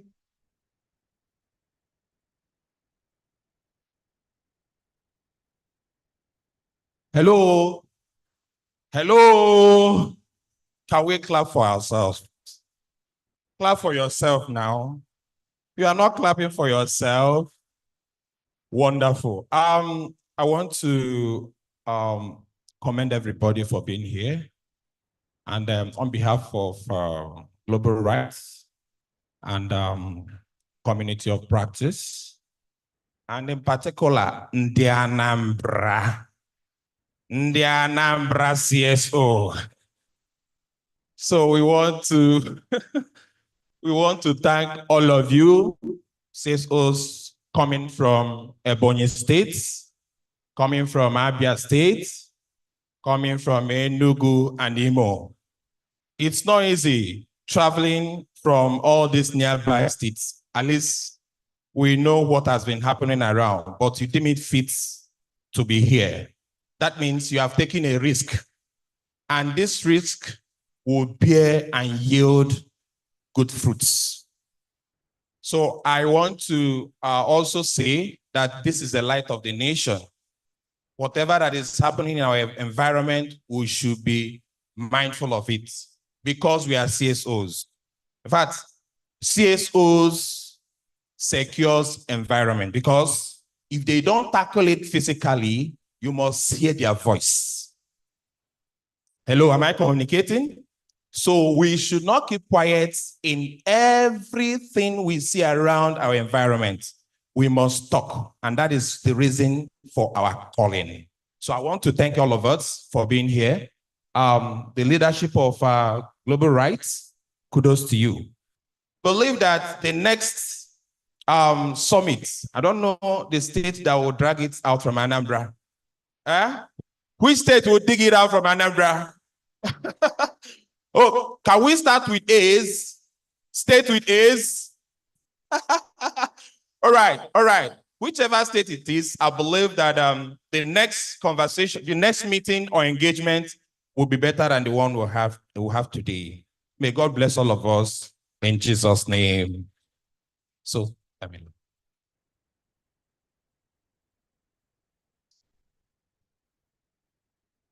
Thank you very much. Okay, Dami, you want to take it? So please, a quick housekeeping, just housekeeping announcements, and then we'll take it. Yeah, good afternoon. For those who came from Ebonyi and are part of the media, you will do your signing of documents here. After the program, just make sure you line up and you sign up orderly, please. Here. Anambra, at the back there where Mr. Chima with the white shirt. Anambra, you sign there. For Imo, Abia, and Enugu, outside where the secretariat was when you signed, when you came in the morning. Thank you. Anambra is back, the right-hand side of the hall. What he's saying in essence is, for you know, when you got the hello, ma'am. For those that are outside, that came from outside Abuja, Abuja, from outside Anambra, I think there was a logistic note that was shared with you, right? That said you will get transport stipends, feeding stipends, and which other stipend did they mention? That was it effectively, right? And so those are the ones he's saying you should come and sign for. And then from those of Abuja, oh God, sorry. From those from Anambra, so it's the transport you will sign for as well. And then the media, it's time for the media stipends. So that's what he's asking you to please do. He's asking to please, let's do it orderly. We can pay for us to make it orderly so we can leave on time. You all have your meet ticket already, right? Is there anyone without a meet ticket yet? We all have it. Okay, so great. Ladies and gentlemen, I want all of us to rise at this point as we take the national pledge. Shall we all rise up?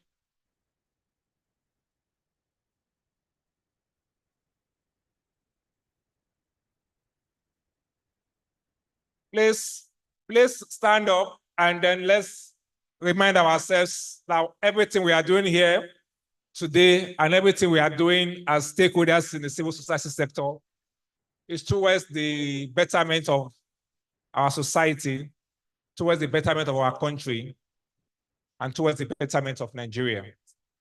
And so I will want us again to close, taking the national pledge as we pledge to Nigeria, our country, to be faithful, loyal, and honest, to serve Nigeria with all our strength, to defend our unity, uphold our honor and glory. So help us, God. So help us, God. Amen. Thank you very much. Look forward to seeing you again in the next year edition of the Southeast Regional Conference. Thank you very much.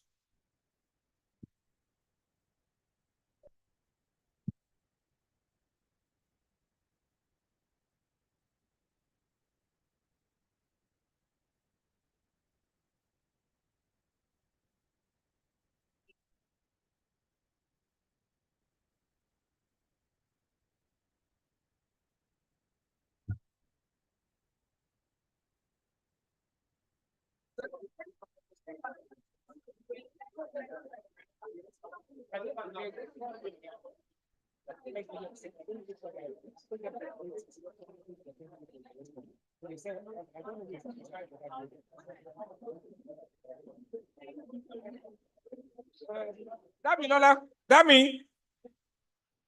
Thank you, sir. Thank you. So, where are people? I want us to just select some. Let me ask her which of the restaurants you are going, whether it's this one.